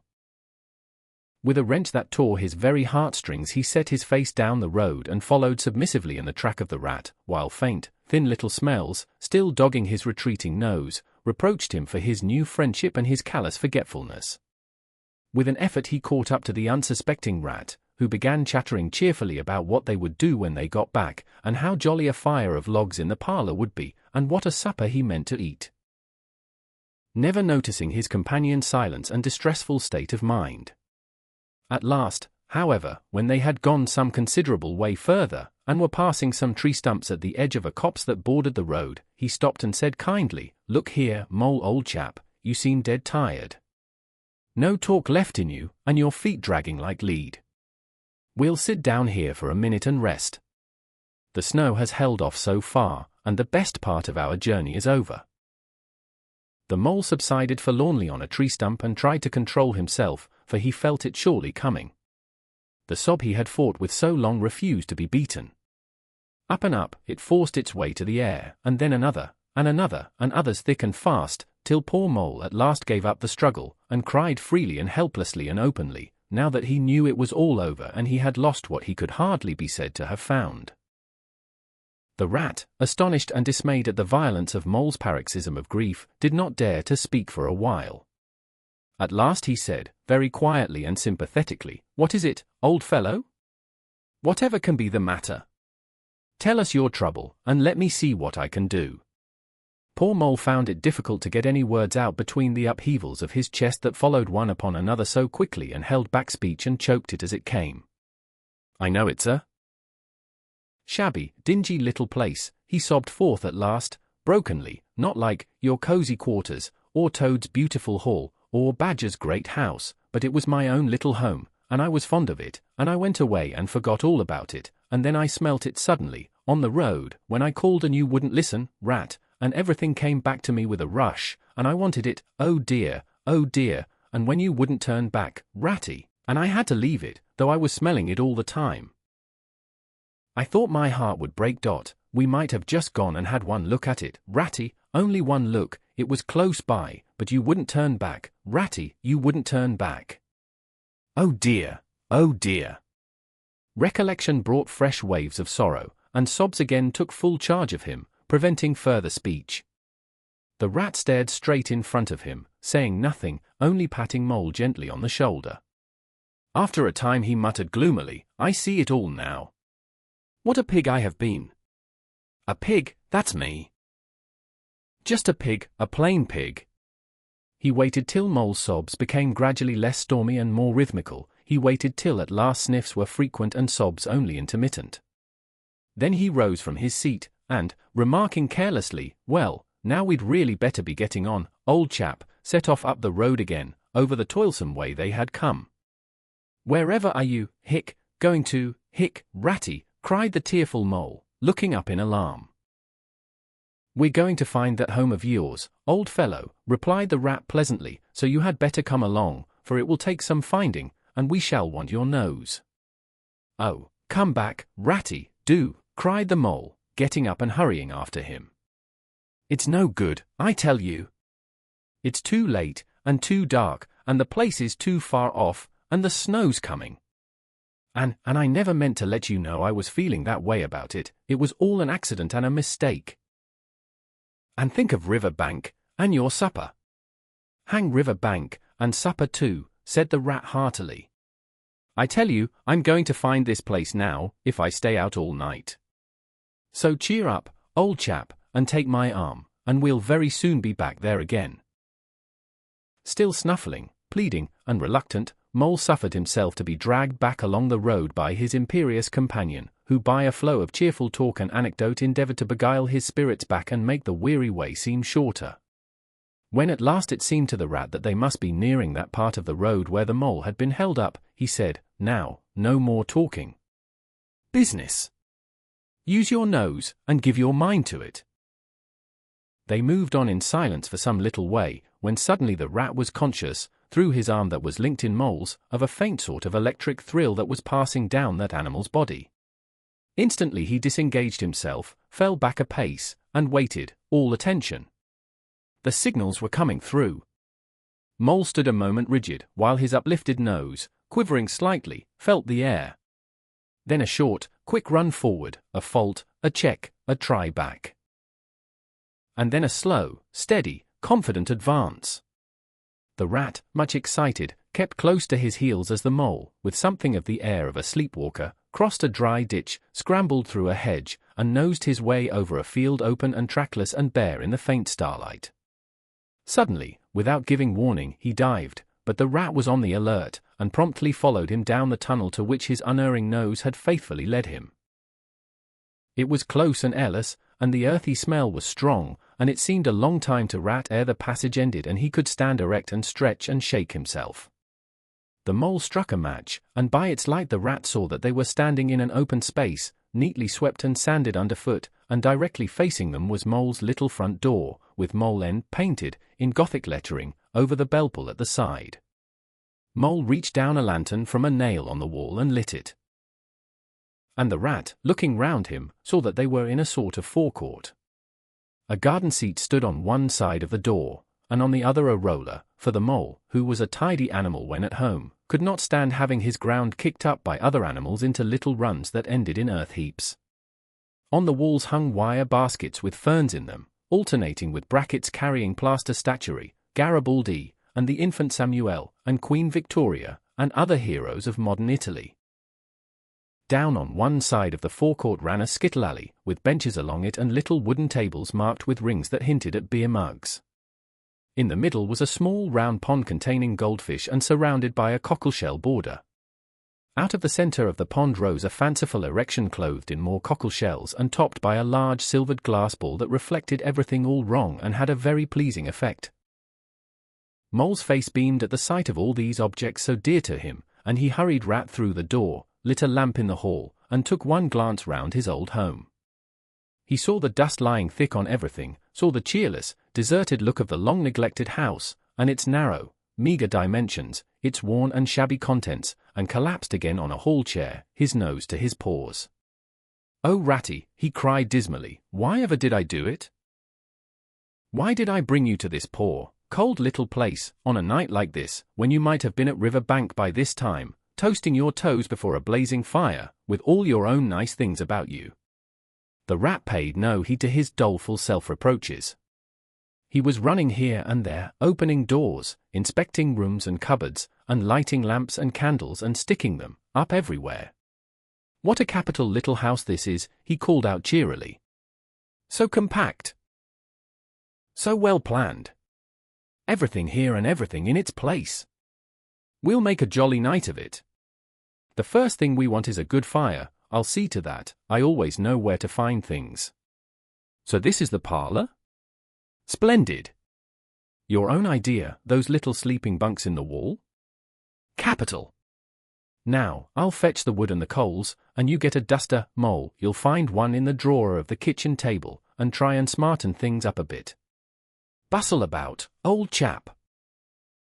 Encouraged by his inspiriting companion, the mole roused himself and dusted and polished with energy and heartiness, while the rat, running to and fro with armfuls of fuel, soon had a cheerful blaze roaring up the chimney. He hailed the mole to come and warm himself, but Mole promptly had another fit of the blues, dropping down on a couch in dark despair and burying his face in his duster. "Rat," he moaned, "how about your supper, you poor, cold, hungry, weary animal? I've nothing to give you. Nothing, not a crumb." "What a fellow you are for giving in," said the rat reproachfully. "Why, only just now I saw a sardine opener on the kitchen dresser, quite distinctly, and everybody knows that means there are sardines about somewhere in the neighborhood. Rouse yourself. Pull yourself together, and come with me and forage." They went and foraged accordingly, hunting through every cupboard and turning out every drawer. The result was not so very depressing after all, though of course it might have been better: a tin of sardines, a box of Captain's biscuits, nearly full, and a German sausage encased in silver paper. "There's a banquet for you," observed the rat, as he arranged the table. "I know some animals who would give their ears to be sitting down to supper with us tonight." "No bread," groaned the mole dolorously, "no butter, no pâté de foie gras, no champagne," continued the rat, grinning. And that reminds me, what's that little door at the end of the passage? Your cellar, of course.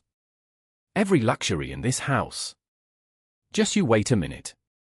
He made for the cellar door, and presently reappeared, somewhat dusty, with a bottle of beer in each paw and another under each arm. Self-indulgent beggar you seem to be, Mole, he observed. Deny yourself nothing. This is really the jolliest little place I ever was in. Now, wherever did you pick up those prints? Make the place look so homelike, they do.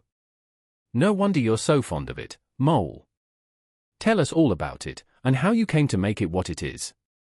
Then, while the rat busied himself fetching plates, and knives, and forks, and mustard which he mixed in an egg cup, the Mole, his bosom still heaving with the stress of his recent emotion, related, somewhat shyly at first, but with more freedom as he warmed to his subject.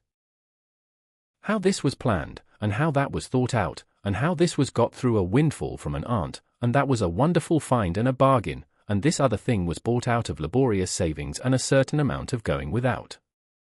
His spirits finally quite restored, he must needs go and caress his possessions, and take a lamp and show off their points to his visitor and expatiate on them, quite forgetful of the supper they both so much needed. Rat, who was desperately hungry but strove to conceal it, nodding seriously, examining with a puckered brow, and saying, "Wonderful, and most remarkable," at intervals, when the chance for an observation was given him. At last the rat succeeded in decoying him to the table, and had just got seriously to work with the sardine opener when sounds were heard from the forecourt without.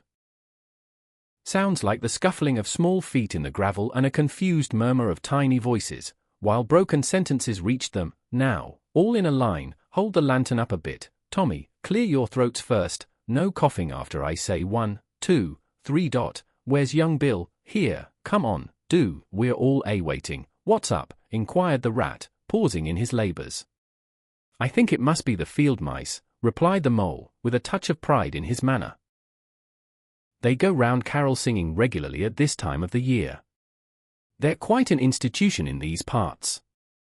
And they never pass me over, they come to Mole End last of all, and I used to give them hot drinks, and supper too sometimes, when I could afford it. It will be like old times to hear them again." "Let's have a look at them," cried the rat, jumping up and running to the door.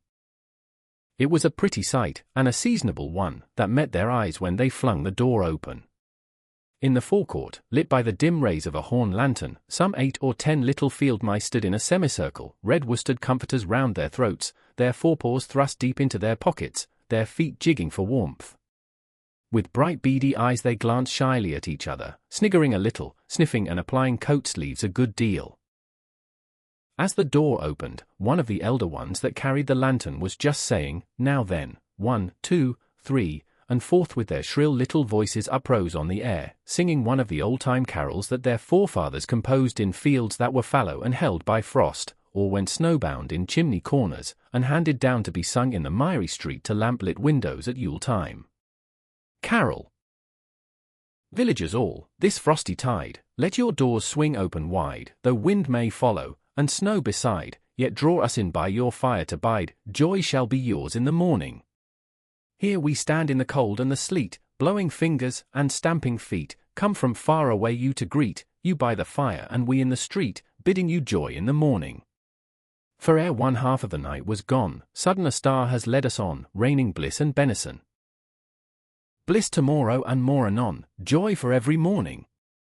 Goodman Joseph toiled through the snow, saw the star o'er a stable low, Mary she might not further go, welcome thatch, and litter below. Joy was hers in the morning. And then they heard the angels tell who were the first to cry Noel. Animals all, as it befell, in the stable where they did dwell. Joy shall be theirs in the morning. The voices ceased, the singers, bashful but smiling, exchanged sidelong glances, and silence succeeded. But for a moment only.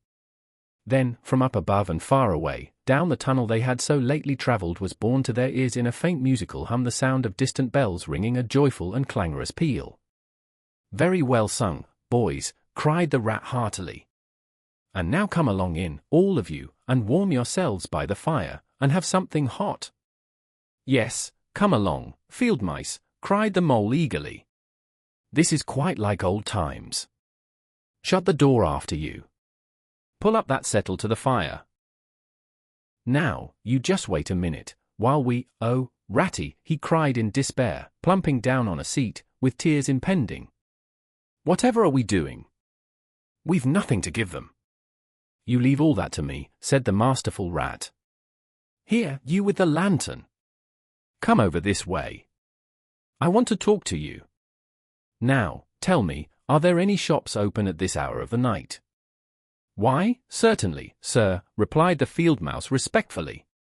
At this time of the year our shops keep open to all sorts of hours. Then look here, said the rat. You go off at once, you and your lantern, and you get me. Here much muttered conversation ensued, and the mole only heard bits of it, such as, fresh, mind, no, a pound of that will do, see you get Buggins's, for I won't have any other, no, only the best, if you can't get it there, try somewhere else, yes, of course, homemade, no tinned stuff, well then, do the best you can. Finally, there was a chink of coin passing from paw to paw. The field mouse was provided with an ample basket for his purchases, and off he hurried, he and his lantern. The rest of the field mice, perched in a row on the settle, their small legs swinging, gave themselves up to enjoyment of the fire, and toasted their chilblains till they tingled. While the mole, failing to draw them into easy conversation, plunged into family history and made each of them recite the names of his numerous brothers, who were too young, it appeared, to be allowed to go out a-carolling this year, but looked forward very shortly to winning the parental consent. The rat, meanwhile, was busy examining the label on one of the beer bottles. I perceive this to be old Burton, he remarked approvingly. Sensible mole. The very thing. Now we shall be able to mull some ale. Get the things ready, mole, while I draw the corks.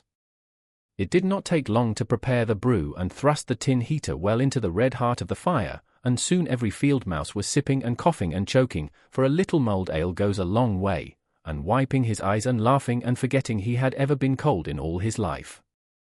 They act plays too, these fellows, the mole explained to the rat. Make them up all by themselves, and act them afterwards. And very well they do it, too. They gave us a capital one last year, about a field mouse who was captured at sea by a Barbary corsair, and made to row in a galley, and when he escaped and got home again, his lady-love had gone into a convent. Here, you. You were in it, I remember. Get up and recite a bit. The field mouse addressed got up on his legs, giggled shyly, looked round the room, and remained absolutely tongue-tied. His comrades cheered him on, Mole coaxed and encouraged him, and the rat went so far as to take him by the shoulders and shake him, but nothing could overcome his stage fright. They were all busily engaged on him like watermen applying the Royal Humane Society's regulations to a case of long submersion, when the latch clicked, the door opened, and the field mouse with the lantern reappeared, staggering under the weight of his basket. There was no more talk of play-acting once the very real and solid contents of the basket had been tumbled out on the table. Under the generalship of Rat, everybody was set to do something or to fetch something.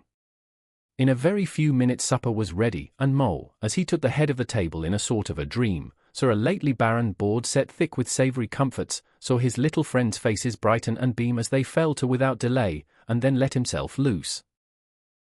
For he was famished indeed, on the provender so magically provided, thinking what a happy homecoming this had turned out, after all.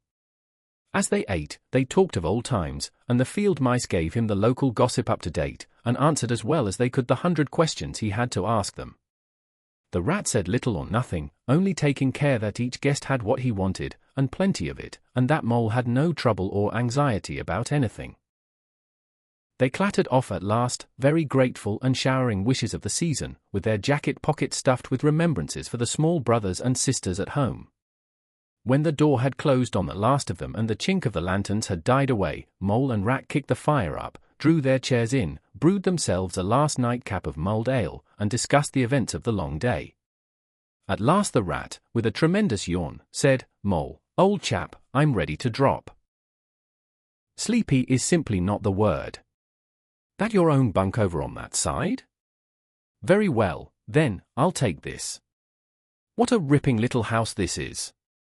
Everything's so handy.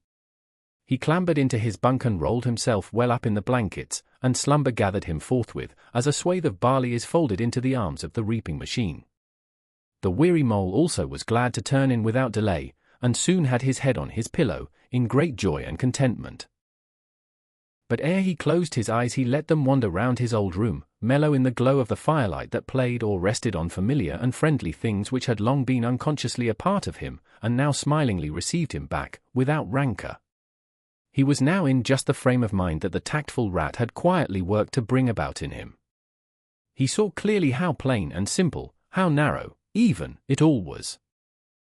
But clearly, too, how much it all meant to him, and the special value of some such anchorage in one's existence. He did not at all want to abandon the new life and its splendid spaces, to turn his back on sun and air and all they offered him and creep home and stay there. The upper world was all too strong, it called to him still, even down there, and he knew he must return to the larger stage. But it was good to think he had this to come back to. This place which was all his own, these things which were so glad to see him again and could always be counted upon for the same simple welcome. Chapter 6, Mr. Toad. It was a bright morning in the early part of summer. The river had resumed its wonted banks and its accustomed pace, and a hot sun seemed to be pulling everything green and bushy and spiky up out of the earth towards him, as if by strings. The mole and the water rat had been up since dawn, very busy on matters connected with boats and the opening of the boating season, painting and varnishing, mending paddles, repairing cushions, hunting for missing boat hooks, and so on, and were finishing breakfast in their little parlour and eagerly discussing their plans for the day, when a heavy knock sounded at the door. "Bother," said the rat, all over egg. "See who it is, Mole, like a good chap, since you've finished." The mole went to attend the summons, and the rat heard him utter a cry of surprise. Then he flung the parlour door open, and announced with much importance, "Mr. Badger." This was a wonderful thing, indeed, that the badger should pay a formal call on them, or indeed on anybody. He generally had to be caught, if you wanted him badly, as he slipped quietly along a hedgerow of an early morning or a late evening, or else hunted up in his own house in the middle of the wood, which was a serious undertaking. The badger strode heavily into the room, and stood looking at the two animals with an expression full of seriousness. The rat let his egg spoon fall on the tablecloth, and sat open-mouthed. "The hour has come," said the badger at last with great solemnity. "What hour?" asked the rat uneasily, glancing at the clock on the mantelpiece. "Whose hour, you should rather say," replied the badger. "Why, Toad's hour." "The hour of Toad. I said I would take him in hand as soon as the winter was well over, and I'm going to take him in hand today." "Toad's hour, of course," cried the mole delightedly. "Hooray! I remember now. We'll teach him to be a sensible toad." "This very morning," continued the badger, taking an armchair, "as I learnt last night from a trustworthy source, another new and exceptionally powerful motor car will arrive at Toad Hall on approval or return. At this very moment, perhaps, Toad is busy arraying himself in those singularly hideous habiliments so dear to him, which transform him from a, comparatively, good-looking toad into an object which throws any decent-minded animal that comes across it into a violent fit. We must be up and doing, ere it is too late. You two animals will accompany me instantly to Toad Hall, and the work of rescue shall be accomplished." "Right you are," cried the rat, starting up. "We'll rescue the poor unhappy animal. We'll convert him. He'll be the most converted toad that ever was before we've done with him." They set off up the road on their mission of mercy, Badger leading the way. Animals when in company walk in a proper and sensible manner, in single file, instead of sprawling all across the road and being of no use or support to each other in case of sudden trouble or danger.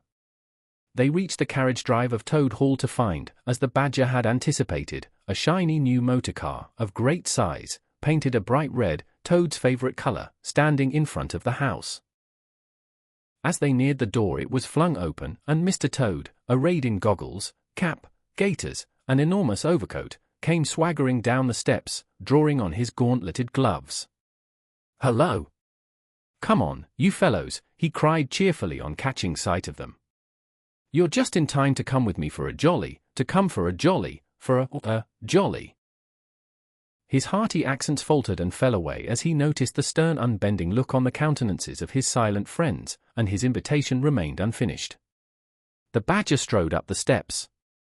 "Take him inside," he said sternly to his companions. Then, as Toad was hustled through the door, struggling and protesting, he turned to the chauffeur in charge of the new motorcar. "I'm afraid you won't be wanted today," he said. "Mr. Toad has changed his mind. He will not require the car.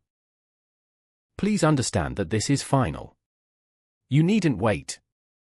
Then he followed the others inside and shut the door. "Now then," he said to the Toad, when the four of them stood together in the hall, "first of all, take those ridiculous things off." "Shan't," replied Toad, with great spirit. "What is the meaning of this gross outrage? I demand an instant explanation." "Take them off him, then, you two," ordered the badger briefly. They had to lay Toad out on the floor, kicking and calling all sorts of names, before they could get to work properly. Then the rat sat on him, and the mole got his motor clothes off him bit by bit, and they stood him up on his legs again. A good deal of his blustering spirit seemed to have evaporated with the removal of his fine panoply. Now that he was merely Toad, and no longer the terror of the highway, he giggled feebly and looked from one to the other appealingly, seeming quite to understand the situation. "You knew it must come to this, sooner or later, Toad," the badger explained severely. "You've disregarded all the warnings we've given you, you've gone on squandering the money your father left you, and you're getting us animals a bad name in the district by your furious driving and your smashes and your rows with the police. Independence is all very well, but we animals never allow our friends to make fools of themselves beyond a certain limit, and that limit you've reached. Now, you're a good fellow in many respects, and I don't want to be too hard on you. I'll make one more effort to bring you to reason. You will come with me into the smoking room, and there you will hear some facts about yourself, and we'll see whether you come out of that room the same Toad that you went in." He took Toad firmly by the arm, led him into the smoking room, and closed the door behind them. "That's no good," said the rat contemptuously. "Talking to Toad'll never cure him. He'll say anything." They made themselves comfortable in armchairs and waited patiently. Through the closed door they could just hear the long continuous drone of the badger's voice, rising and falling in waves of oratory, and presently they noticed that the sermon began to be punctuated at intervals by long-drawn sobs, evidently proceeding from the bosom of Toad, who was a soft-hearted and affectionate fellow, very easily converted, for the time being, to any point of view. After some 3/4 of an hour the door opened, and the badger reappeared, solemnly leading by the paw a very limp and dejected Toad. His skin hung baggily about him, his legs wobbled, and his cheeks were furrowed by the tears so plentifully called forth by the badger's moving discourse. "Sit down there, Toad," said the badger kindly, pointing to a chair. "My friends," he went on, "I am pleased to inform you that Toad has at last seen the error of his ways. He is truly sorry for his misguided conduct in the past, and he has undertaken to give up motorcars entirely and forever. I have his solemn promise to that effect." "That is very good news," said the mole gravely. "Very good news indeed," observed the rat dubiously, if only, he was looking very hard at Toad as he said this, and could not help thinking he perceived something vaguely resembling a twinkle in that animal's still sorrowful eye. "There's only one thing more to be done," continued the gratified badger. "Toad, I want you solemnly to repeat, before your friends here, what you fully admitted to me in the smoking room just now.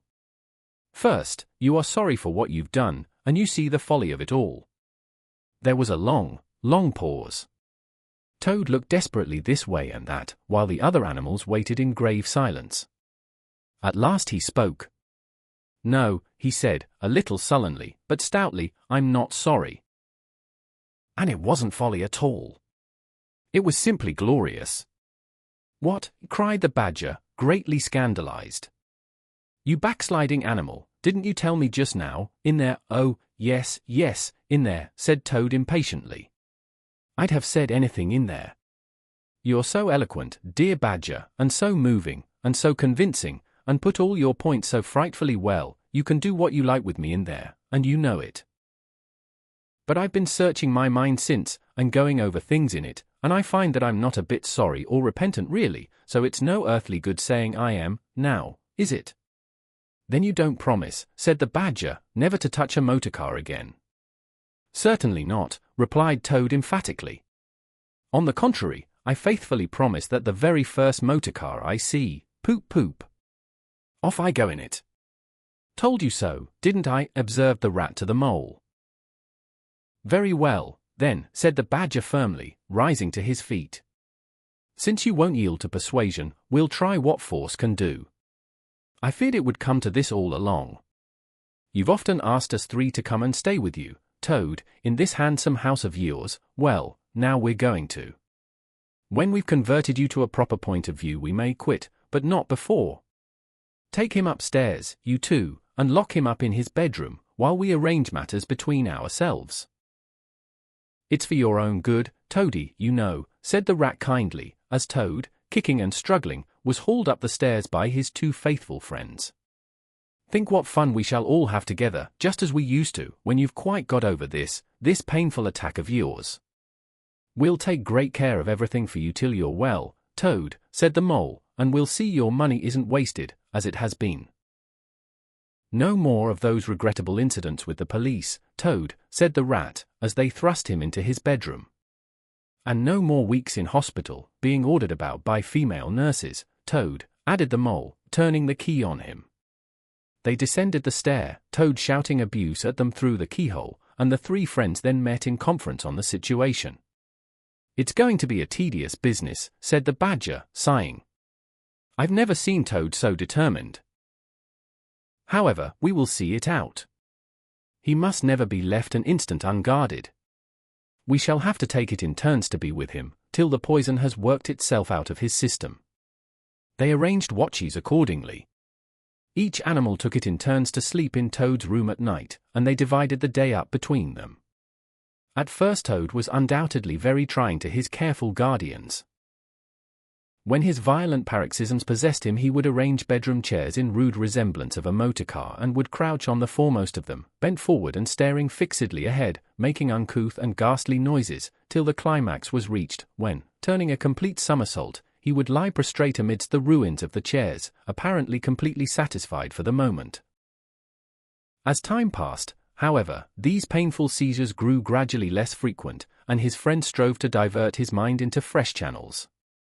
But his interest in other matters did not seem to revive, and he grew apparently languid and depressed.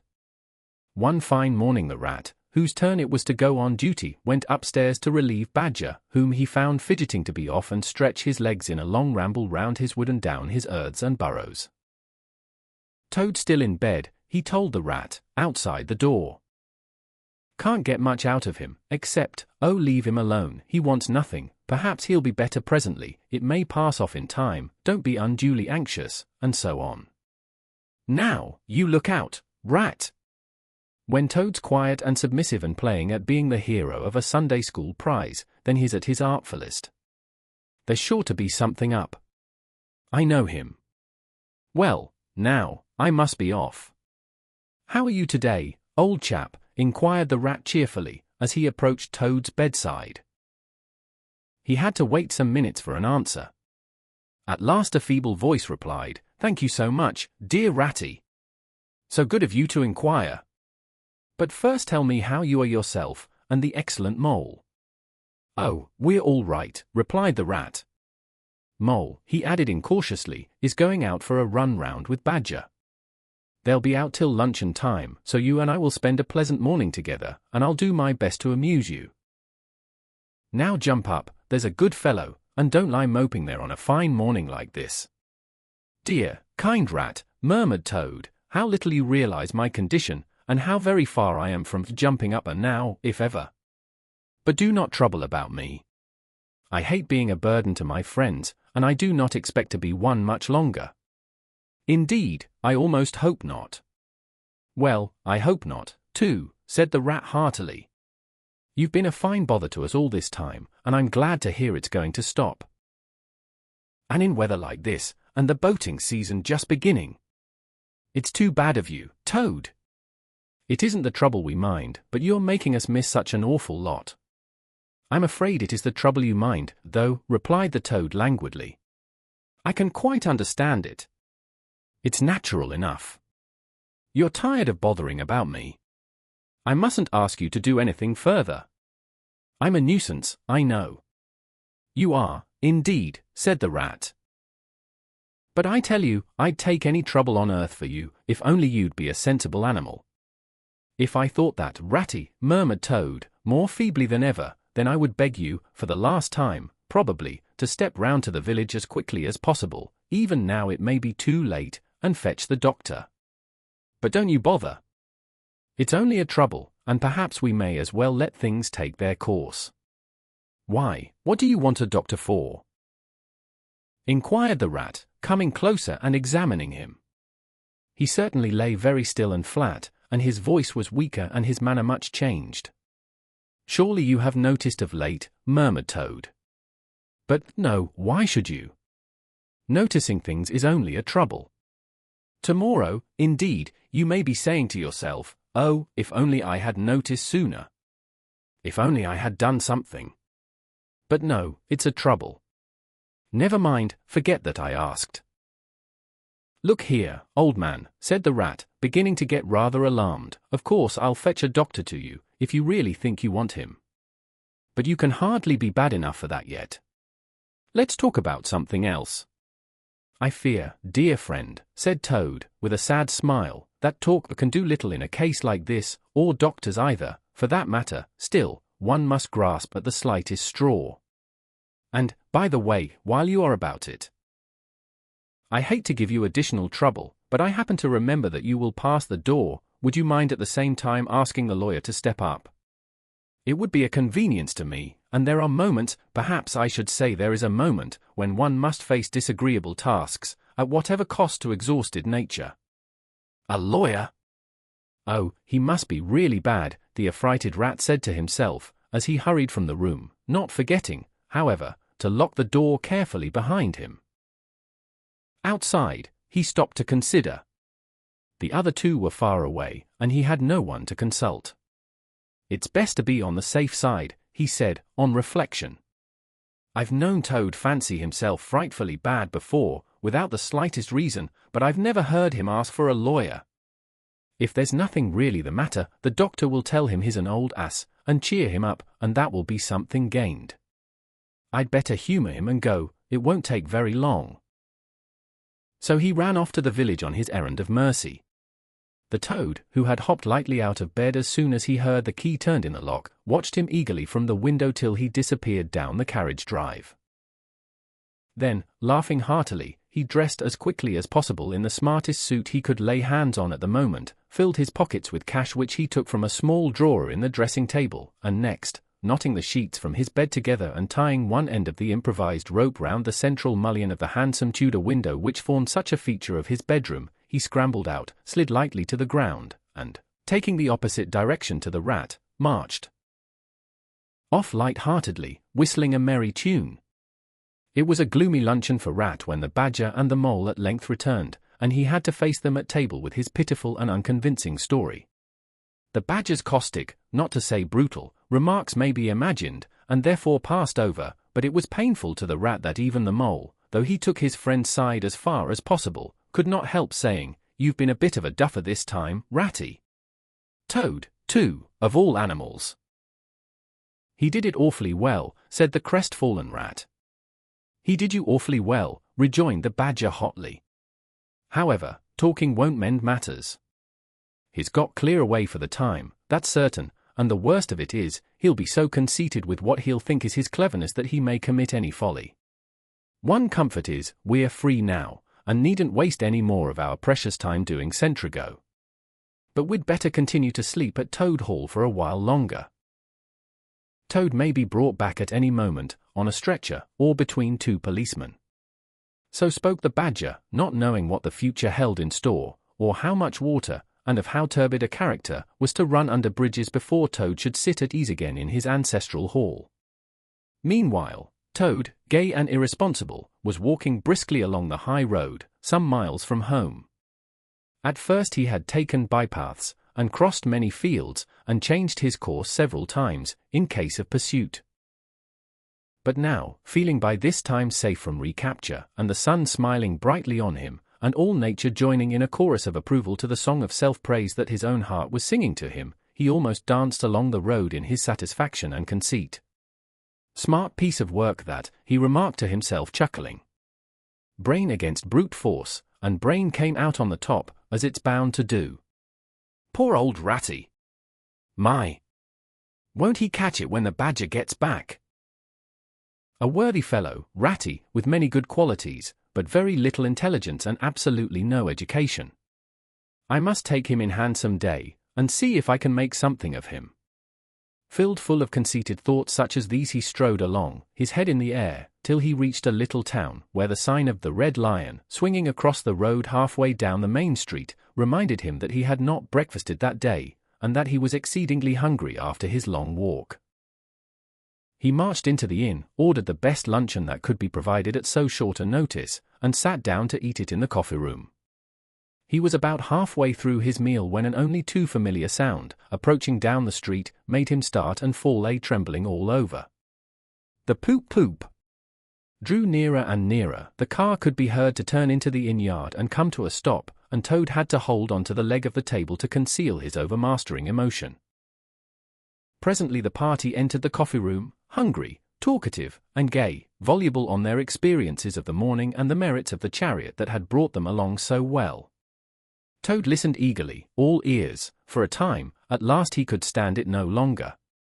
He slipped out of the room quietly, paid his bill at the bar, and as soon as he got outside sauntered round quietly to the inn yard. There cannot be any harm, he said to himself, in my only just looking at it. The car stood in the middle of the yard, quite unattended, the stable helps and other hangers-on being all at their dinner. Toad walked slowly round it, inspecting, criticizing, musing deeply. I wonder, he said to himself presently, I wonder if this sort of car starts easily. Next moment, hardly knowing how it came about, he found he had hold of the handle and was turning it. As the familiar sound broke forth, the old passion seized on Toad and completely mastered him, body and soul.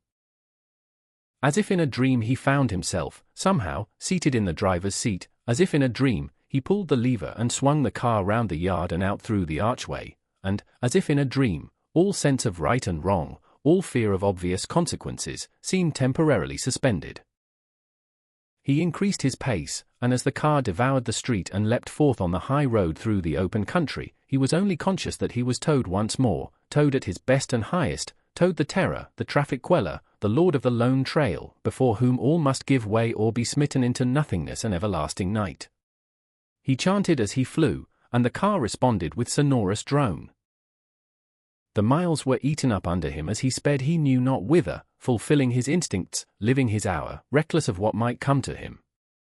To my mind, observed the chairman of the bench of magistrates cheerfully, the only difficulty that presents itself in this otherwise very clear case is, how we can possibly make it sufficiently hot for the incorrigible rogue and hardened ruffian whom we see cowering in the dock before us. Let me see. He has been found guilty, on the clearest evidence, first, of stealing a valuable motor car, secondly, of driving to the public danger, and, thirdly, of gross impertinence to the rural police. Mr. Clerk, will you tell us, please, what is the very stiffest penalty we can impose for each of these offences? Without, of course, giving the prisoner the benefit of any doubt, because there isn't any. The clerk scratched his nose with his pen. Some people would consider, he observed, that stealing the motor car was the worst offence, and so it is. But cheeking the police undoubtedly carries the severest penalty, and so it ought. Supposing you were to say 12 months for the theft, which is mild, and 3 years for the furious driving, which is lenient, and 15 years for the cheek, which was pretty bad sort of cheek, judging by what we've heard from the witness box, even if you only believe 1/10 part of what you heard, and I never believe more myself, those figures, if added together correctly, tot up to 19 years, first rate, said the chairman. So you had better make it around 20 years and be on the safe side, concluded the clerk. An excellent suggestion, said the chairman approvingly. Prisoner, pull yourself together and try and stand up straight. It's going to be 20 years for you this time. And mind, if you appear before us again, upon any charge whatever, we shall have to deal with you very seriously. Then the brutal minions of the law fell upon the hapless toad, loaded him with chains, and dragged him from the court-house, shrieking, praying, protesting. Across the marketplace, where the playful populace, always as severe upon detected crime as they are sympathetic and helpful when one is merely wanted, assailed him with jeers, carrots, and popular catchwords, past hooting school children, their innocent faces lit up with the pleasure they ever derive from the sight of a gentleman in difficulties. Across the hollow-sounding drawbridge, below the spiky portcullis, under the frowning archway of the grim old castle, whose ancient towers soared high overhead, past guardrooms full of grinning soldiery off duty, past sentries who coughed in a horrid, sarcastic way, because that is as much as a sentry on his post dare do to show his contempt and abhorrence of crime, up time-worn winding stairs, past men-at-arms in casquette and corselet of steel, darting threatening looks through their vizards. Across courtyards, where mastiffs strained at their leash and pawed the air to get at him, past ancient warders, their halberds leant against the wall, dozing over a pasty and a flagon of brown ale, on, past the rack chamber and the thumbscrew room, past the turning that led to the private scaffold, till they reached the door of the grimmest dungeon that lay in the heart of the innermost keep. There at last they paused, where an ancient gaoler sat fingering a bunch of mighty keys. "Odds bodikins," said the sergeant of police, taking off his helmet and wiping his forehead. "Rouse thee, old loon, and take over from us this vile toad, a criminal of deepest guilt and matchless artfulness and resource. Watch and ward him with all thy skill, and mark thee well, greybird, should aught untoward befall, thy old head shall answer for his, and a murrain on both of them." The gaoler nodded grimly, laying his withered hand on the shoulder of the miserable toad. The rusty key creaked in the lock, the great door clanged behind them, and Toad was a helpless prisoner in the remotest dungeon of the best-guarded keep of the stoutest castle in all the length and breadth of merry England. Chapter 7: The Piper at the Gates of Dawn. The willow wren was twittering his thin little song, hidden himself in the dark selvage of the river bank. Though it was past 10 o'clock at night, the sky still clung to and retained some lingering skirts of light from the departed day, and the sullen heats of the torrid afternoon broke up and rolled away at the dispersing touch of the cool fingers of the short midsummer night. Mole lay stretched on the bank, still panting from the stress of the fierce day that had been cloudless from dawn to late sunset, and waited for his friend to return. He had been on the river with some companions, leaving the water rat free to keep her engagement of long standing with Otter, and he had come back to find the house dark and deserted, and no sign of Rat, who was doubtless keeping it up late with his old comrade. It was still too hot to think of staying indoors, so he lay on some cool dock leaves, and thought over the past day and its doings, and how very good they all had been. The rat's light footfall was presently heard approaching over the parched grass. "Oh, the blessed coolness," he said, and sat down, gazing thoughtfully into the river, silent and preoccupied. "You stayed to supper, of course," said the mole presently. "Simply had to," said the rat. "They wouldn't hear of my going before. You know how kind they always are. And they made things as jolly for me as ever they could, right up to the moment I left. But I felt a brute all the time, as it was clear to me they were very unhappy, though they tried to hide it. Mole, I'm afraid they're in trouble. Little Portly is missing again, and you know what a lot his father thinks of him, though he never says much about it." "What, that child?" said the mole lightly.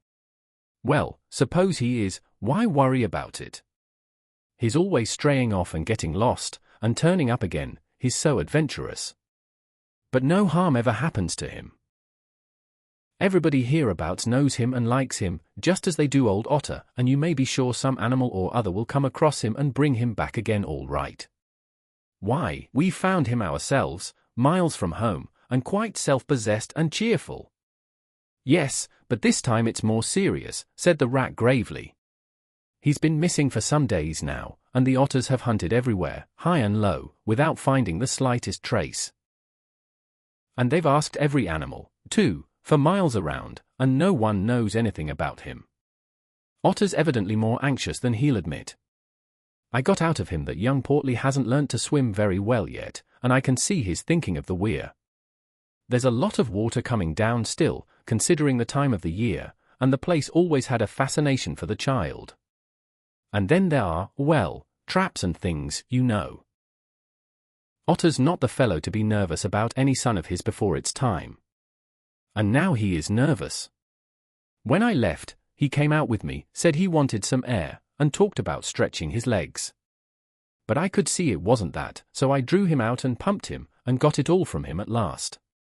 He was going to spend the night watching by the ford. You know the place where the old ford used to be, in bygone days before they built the bridge? I know it well, said the mole. But why should Otter choose to watch there?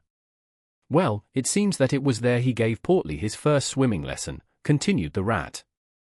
From that shallow, gravelly spit near the bank. And it was there he used to teach him fishing, and there young Portly caught his first fish, of which he was so very proud. The child loved the spot, and Otter thinks that if he came wandering back from wherever he is, if he is anywhere by this time, poor little chap, he might make for the ford he was so fond of, or if he came across it he'd remember it well, and stop there and play, perhaps. So Otter goes there every night and watches, on the chance, you know, just on the chance. They were silent for a time, both thinking of the same thing, the lonely, heart-sore animal, crouched by the ford, watching and waiting, the long night through, on the chance. Well, well, said the rat presently, I suppose we ought to be thinking about turning in. But he never offered to move.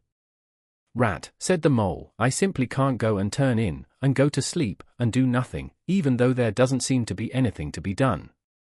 We'll get the boat out, and paddle upstream. The moon will be up in an hour or so, and then we will search as well as we can. Anyhow, it will be better than going to bed and doing nothing. Just what I was thinking myself, said the rat. It's not the sort of night for bed anyhow. And daybreak is not so very far off, and then we may pick up some news of him from early risers as we go along. They got the boat out, and the rat took the sculls, paddling with caution. Out in midstream, there was a clear, narrow track that faintly reflected the sky, but wherever shadows fell on the water from bank, bush, or tree, they were as solid to all appearance as the banks themselves, and the mole had to steer with judgment accordingly. Dark and deserted as it was, the night was full of small noises, song and chatter and rustling, telling of the busy little population who were up and about, plying their trades and vacations through the night till sunshine should fall on them at last and send them off to their well-earned repose. The water's own noises, too, were more apparent than by day, its gurglings and cloops more unexpected and near at hand. And constantly they started at what seemed a sudden clear call from an actual articulate voice. The line of the horizon was clear and hard against the sky, and in one particular quarter it showed black against a silvery climbing phosphorescence that grew and grew. At last, over the rim of the waiting earth the moon lifted with slow majesty till it swung clear of the horizon and rode off, free of moorings, and once more they began to see surfaces. Meadows widespread, and quiet gardens, and the river itself from bank to bank, all softly disclosed, all washed clean of mystery and terror, all radiant again as by day, but with a difference that was tremendous. Their old haunts greeted them again in other raiment, as if they had slipped away and put on this pure new apparel and come quietly back, smiling as they shyly waited to see if they would be recognized again under it. Fastening their boat to a willow, the friends landed in this silent, silver kingdom, and patiently explored the hedges, the hollow trees, the runnels, and their little culverts, the ditches and dry waterways. Embarking again and crossing over, they worked their way up the stream in this manner, while the moon, serene and detached in a cloudless sky, did what she could, though so far off, to help them in their quest, till her hour came and she sank earthwards reluctantly, and left them, and mystery once more held field and river. Then a change began slowly to declare itself. The horizon became clearer, field and tree came more into sight, and somehow with a different look. The mystery began to drop away from them. A bird piped suddenly, and was still, and a light breeze sprang up and set the reeds and bulrushes rustling. Rat, who was in the stern of the boat, while Mole sculled, sat up suddenly and listened with a passionate intentness. Mole, who with gentle strokes was just keeping the boat moving while he scanned the banks with care, looked at him with curiosity. "It's gone," sighed the rat, sinking back in his seat again. "So beautiful and strange and new. Since it was to end so soon, I almost wish I had never heard it. For it has roused a longing in me that is pain, and nothing seems worthwhile but just to hear that sound once more and go on listening to it forever. No. There it is again, he cried, alert once more. Entranced, he was silent for a long space, spellbound. Now it passes on and I begin to lose it, he said presently. Oh, Mole! The beauty of it! The merry bubble and joy, the thin, clear, happy call of the distant piping. Such music I never dreamed of, and the call in it is stronger even than the music is sweet. Row on, Mole, row. For the music and the call must be for us. The Mole, greatly wondering, obeyed. I hear nothing myself, he said, but the wind playing in the reeds and rushes and osiers.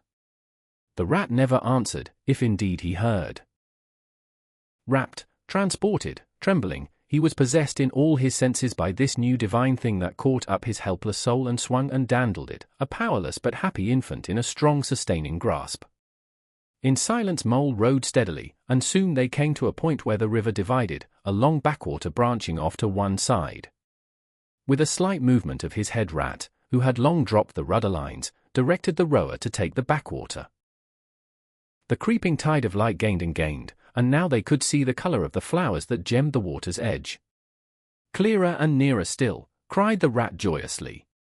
Now you must surely hear it. Ah, at last, I see you do. Breathless and transfixed, the Mole stopped rowing as the liquid run of the glad piping broke on him like a wave, caught him up, and possessed him utterly.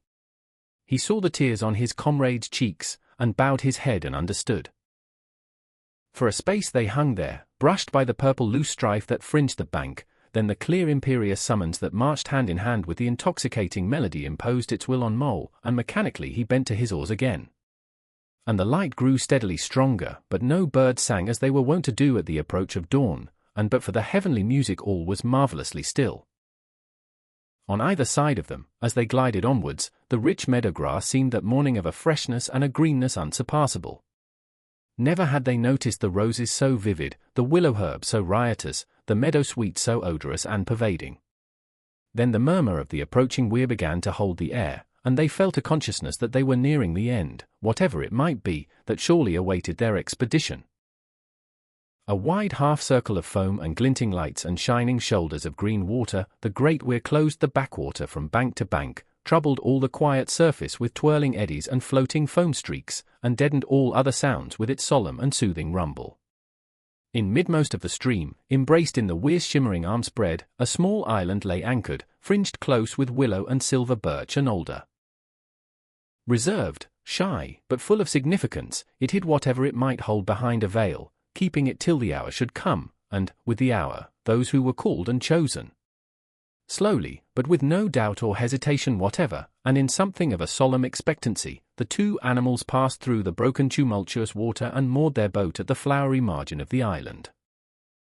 In silence they landed, and pushed through the blossom and scented herbage and undergrowth that led up to the level ground, till they stood on a little lawn of a marvellous green, set round with nature's own orchard trees, crab-apple, wild cherry, and sloe. This is the place of my song-dream, the place the music played to me, whispered the Rat, as if in a trance. Here, in this holy place, here if anywhere, surely we shall find him. Then suddenly the Mole felt a great awe fall upon him, an awe that turned his muscles to water, bowed his head, and rooted his feet to the ground. It was no panic terror, indeed he felt wonderfully at peace and happy, but it was an awe that smote and held him, and, without seeing, he knew it could only mean that some august presence was very, very near. With difficulty he turned to look for his friend and saw him at his side, cowed, stricken, and trembling violently. And still there was utter silence in the populous bird-haunted branches around them, and still the light grew and grew. Perhaps he would never have dared to raise his eyes, but that, though the piping was now hushed, the call and the summons seemed still dominant and imperious. He might not refuse, were death himself waiting to strike him instantly, once he had looked with mortal eye on things rightly kept hidden. Trembling he obeyed, and raised his humble head. And then, in that utter clearness of the imminent dawn, while nature, flushed with fullness of incredible color, seemed to hold her breath for the event, he looked in the very eyes of the friend and helper, saw the backward sweep of the curved horns, gleaming in the growing daylight, saw the stern, hooked nose between the kindly eyes that were looking down on them humorously, while the bearded mouth broke into a half-smile at the corners. Saw the rippling muscles on the arm that lay across the broad chest, the long supple hand still holding the panpipes only just fallen away from the parted lips, saw the splendid curves of the shaggy limbs disposed in majestic ease on the sward, saw, last of all, nestling between his very hooves, sleeping soundly in entire peace and contentment, the little, round, podgy, childish form of the baby otter. All this he saw, for one moment breathless and intense, vivid on the morning sky. And still, as he looked, he lived, and still, as he lived, he wondered. "Rat," he found breath to whisper, shaking. "Are you afraid?" "Afraid," murmured the rat, his eyes shining with unutterable love. "Afraid? Of him? Oh, never, never. And yet, oh, Mole, I am afraid."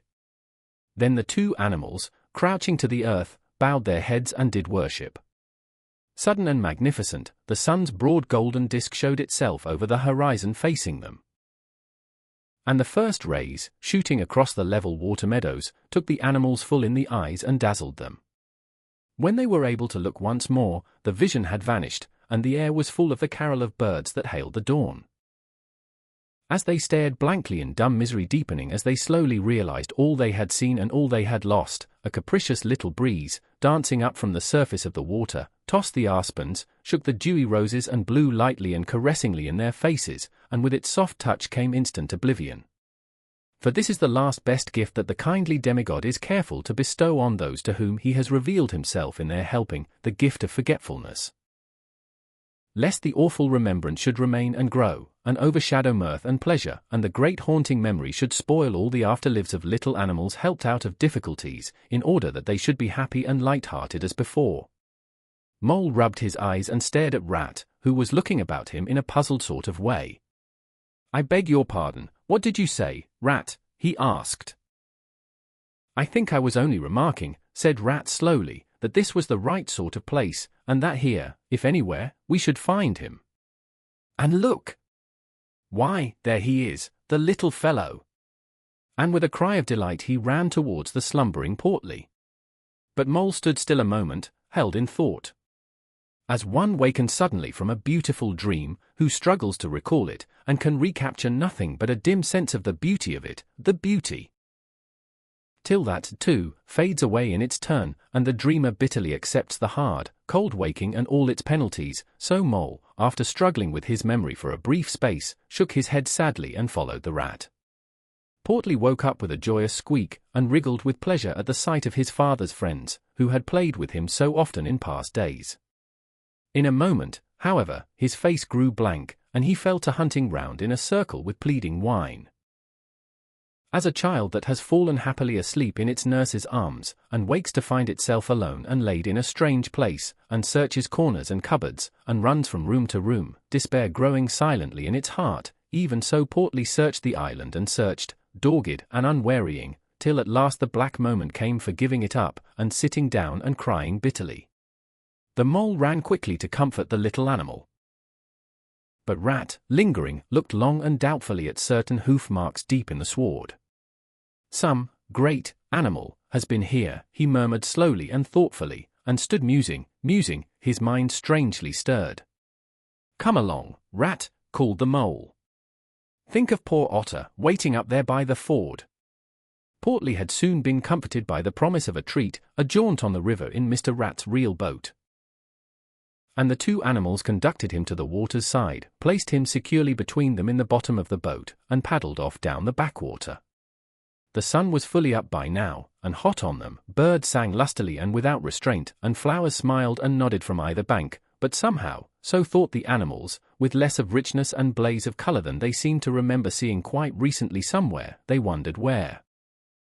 The main river reached again, they turned the boat's head upstream, towards the point where they knew their friend was keeping his lonely vigil. As they drew near the familiar ford, the Mole took the boat into the bank, and they lifted Portly out and set him on his legs on the tow-path, gave him his marching orders and a friendly farewell pat on the back, and shoved out into midstream. They watched the little animal as he waddled along the path contentedly and with importance. Watched him till they saw his muzzle suddenly lift and his waddle break into a clumsy amble as he quickened his pace with shrill whines and wriggles of recognition.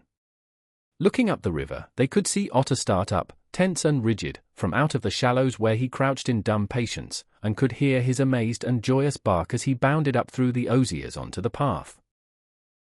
Then the mole, with a strong pull on one oar, swung the boat round and let the full stream bear them down again whither it would, their quest now happily ended.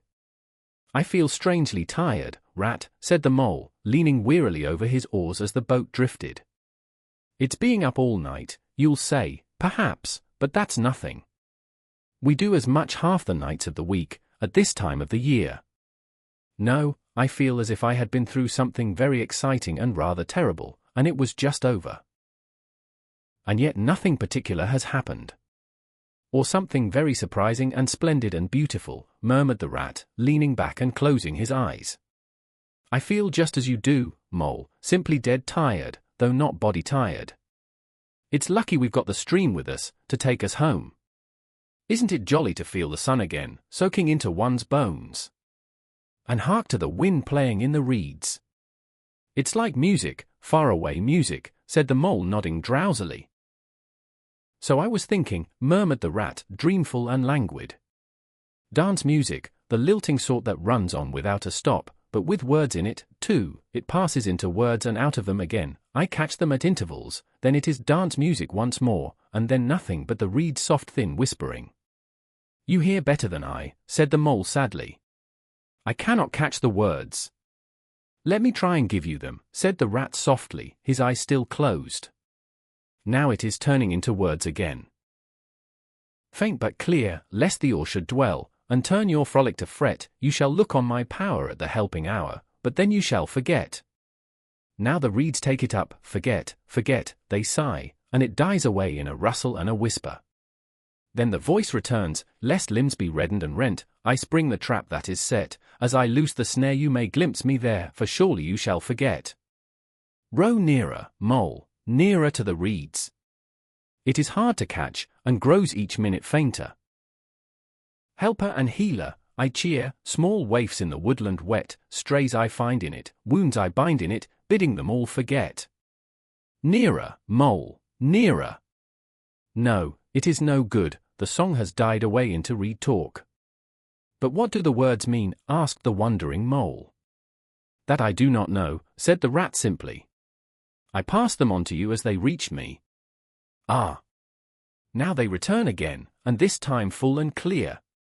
This time, at last, it is the real, the unmistakable thing, simple, passionate, perfect. Well, let's have it, then, said the Mole, after he had waited patiently for a few minutes, half dozing in the hot sun. But no answer came. He looked, and understood the silence. With a smile of much happiness on his face, and something of a listening look still lingering there, the weary rat was fast asleep. Chapter 8, Toad's Adventures.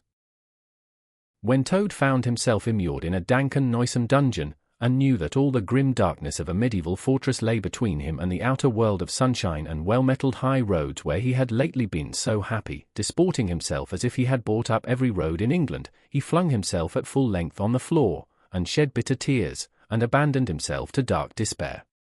This is the end of everything, he said. At least it is the end of the career of Toad, which is the same thing, the popular and handsome Toad, the rich and hospitable Toad, the Toad so free and careless and debonair.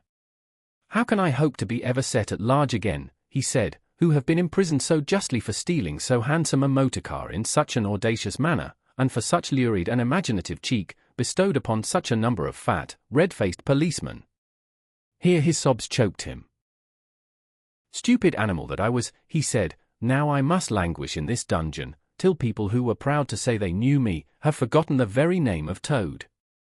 Oh wise old badger! He said, oh clever, intelligent rat and sensible mole! What sound judgments, what a knowledge of men and matters you possess! Oh unhappy and forsaken Toad! With lamentations such as these he passed his days and nights for several weeks, refusing his meals or intermediate light refreshments, though the grim and ancient gaoler, knowing that Toad's pockets were well lined, frequently pointed out that many comforts, and indeed luxuries, could by arrangement be sent in, at a price, from outside. Now the gaoler had a daughter, a pleasant wench and good-hearted, who assisted her father in the lighter duties of his post. She was particularly fond of animals, and, besides her canary, whose cage hung on a nail in the massive wall of the keep by day, to the great annoyance of prisoners who relished an after-dinner nap, and was shrouded in an antimacassar on the parlor table at night, she kept several piebald mice and a restless revolving squirrel. This kind-hearted girl, pitying the misery of Toad, said to her father one day, "Father, I can't bear to see that poor beast so unhappy, and getting so thin. You let me have the managing of him. You know how fond of animals I am. I'll make him eat from my hand, and sit up, and do all sorts of things." Her father replied that she could do what she liked with him. He was tired of Toad, and his sulks and his airs and his meanness. So that day she went on her errand of mercy, and knocked at the door of Toad's cell.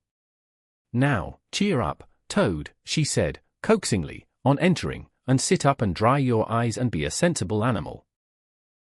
And do try and eat a bit of dinner.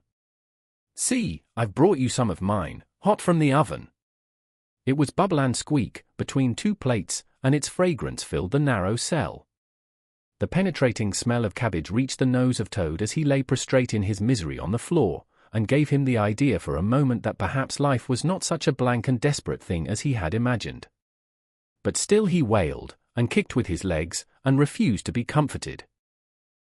So the wise girl retired for the time, but, of course, a good deal of the smell of hot cabbage remained behind, as it will do, and Toad, between his sobs, sniffed and reflected, and gradually began to think new and inspiring thoughts, of chivalry, and poetry, and deeds still to be done, of broad meadows, and cattle browsing in them, raked by sun and wind, of kitchen gardens, and straight herb borders, and warm snapdragon beset by bees, and of the comforting clink of dishes set down on the table at Toad Hall, and the scrape of chair legs on the floor as every one pulled himself close up to his work.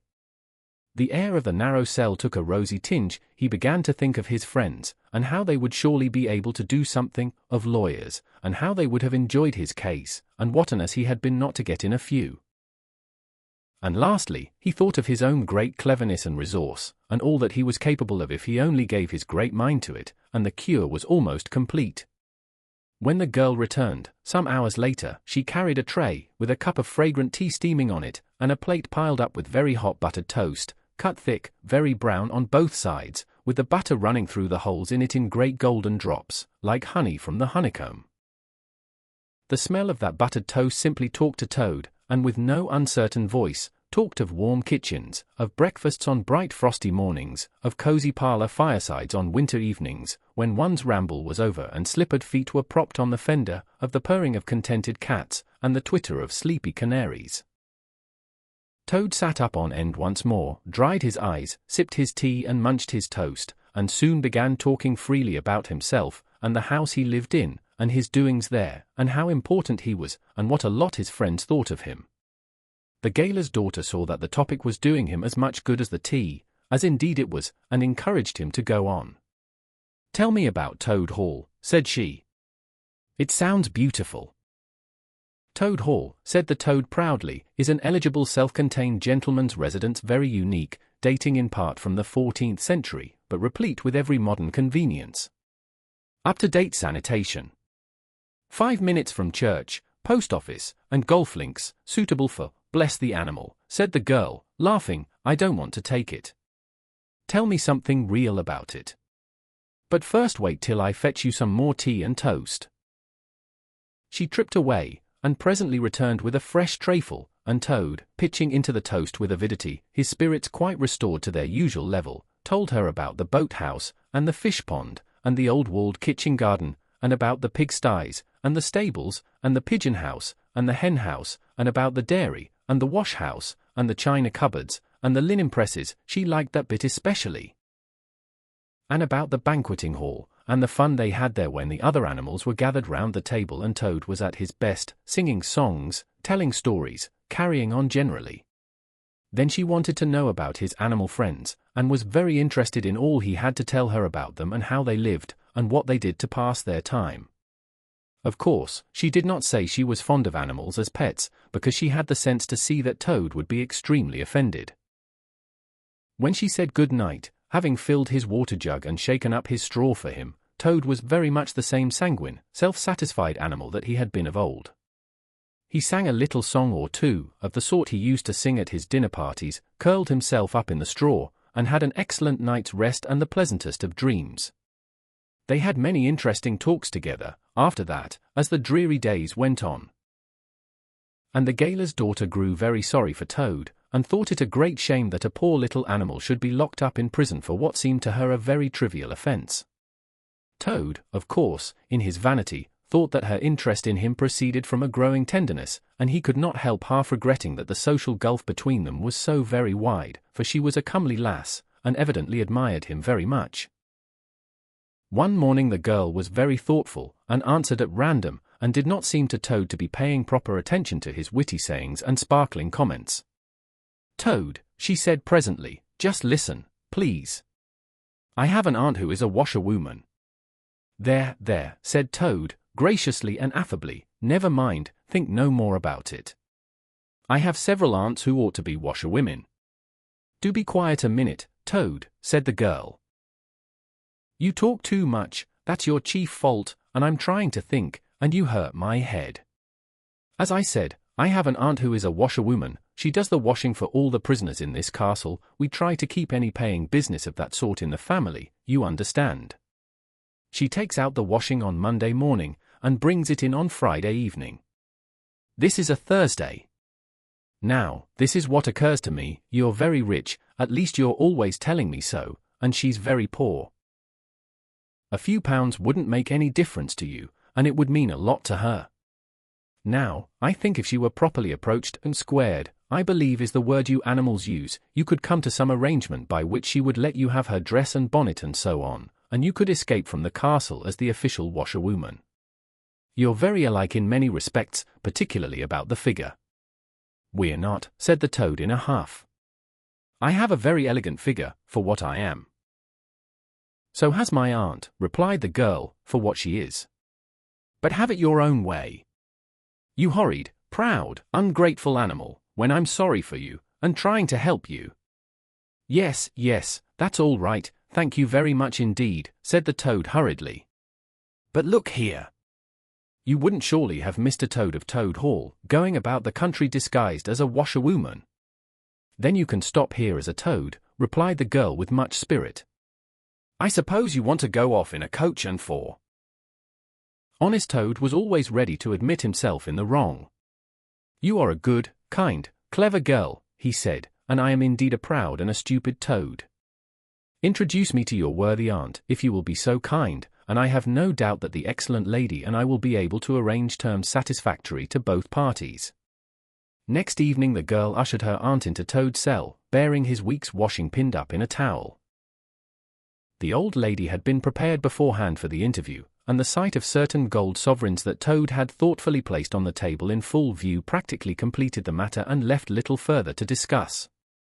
In return for his cash, Toad received a cotton print gown, an apron, a shawl, and a rusty black bonnet, the only stipulation the old lady made being that she should be gagged and bound and dumped down in a corner. By this not very convincing artifice, she explained, aided by picturesque fiction which she could supply herself, she hoped to retain her situation, in spite of the suspicious appearance of things. Toad was delighted with the suggestion.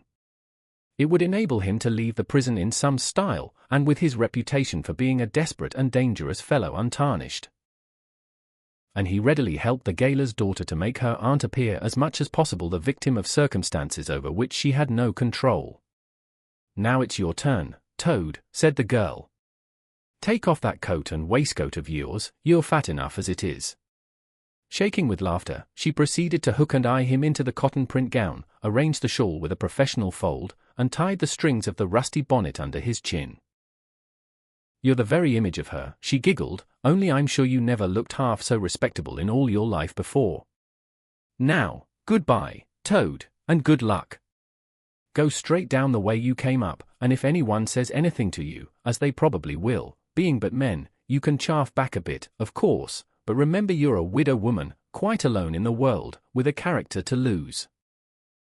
With a quaking heart, but as firm a footstep as he could command, Toad set forth cautiously on what seemed to be a most harebrained and hazardous undertaking, but he was soon agreeably surprised to find how easy everything was made for him, and a little humbled at the thought that both his popularity, and the sex that seemed to inspire it were really another's.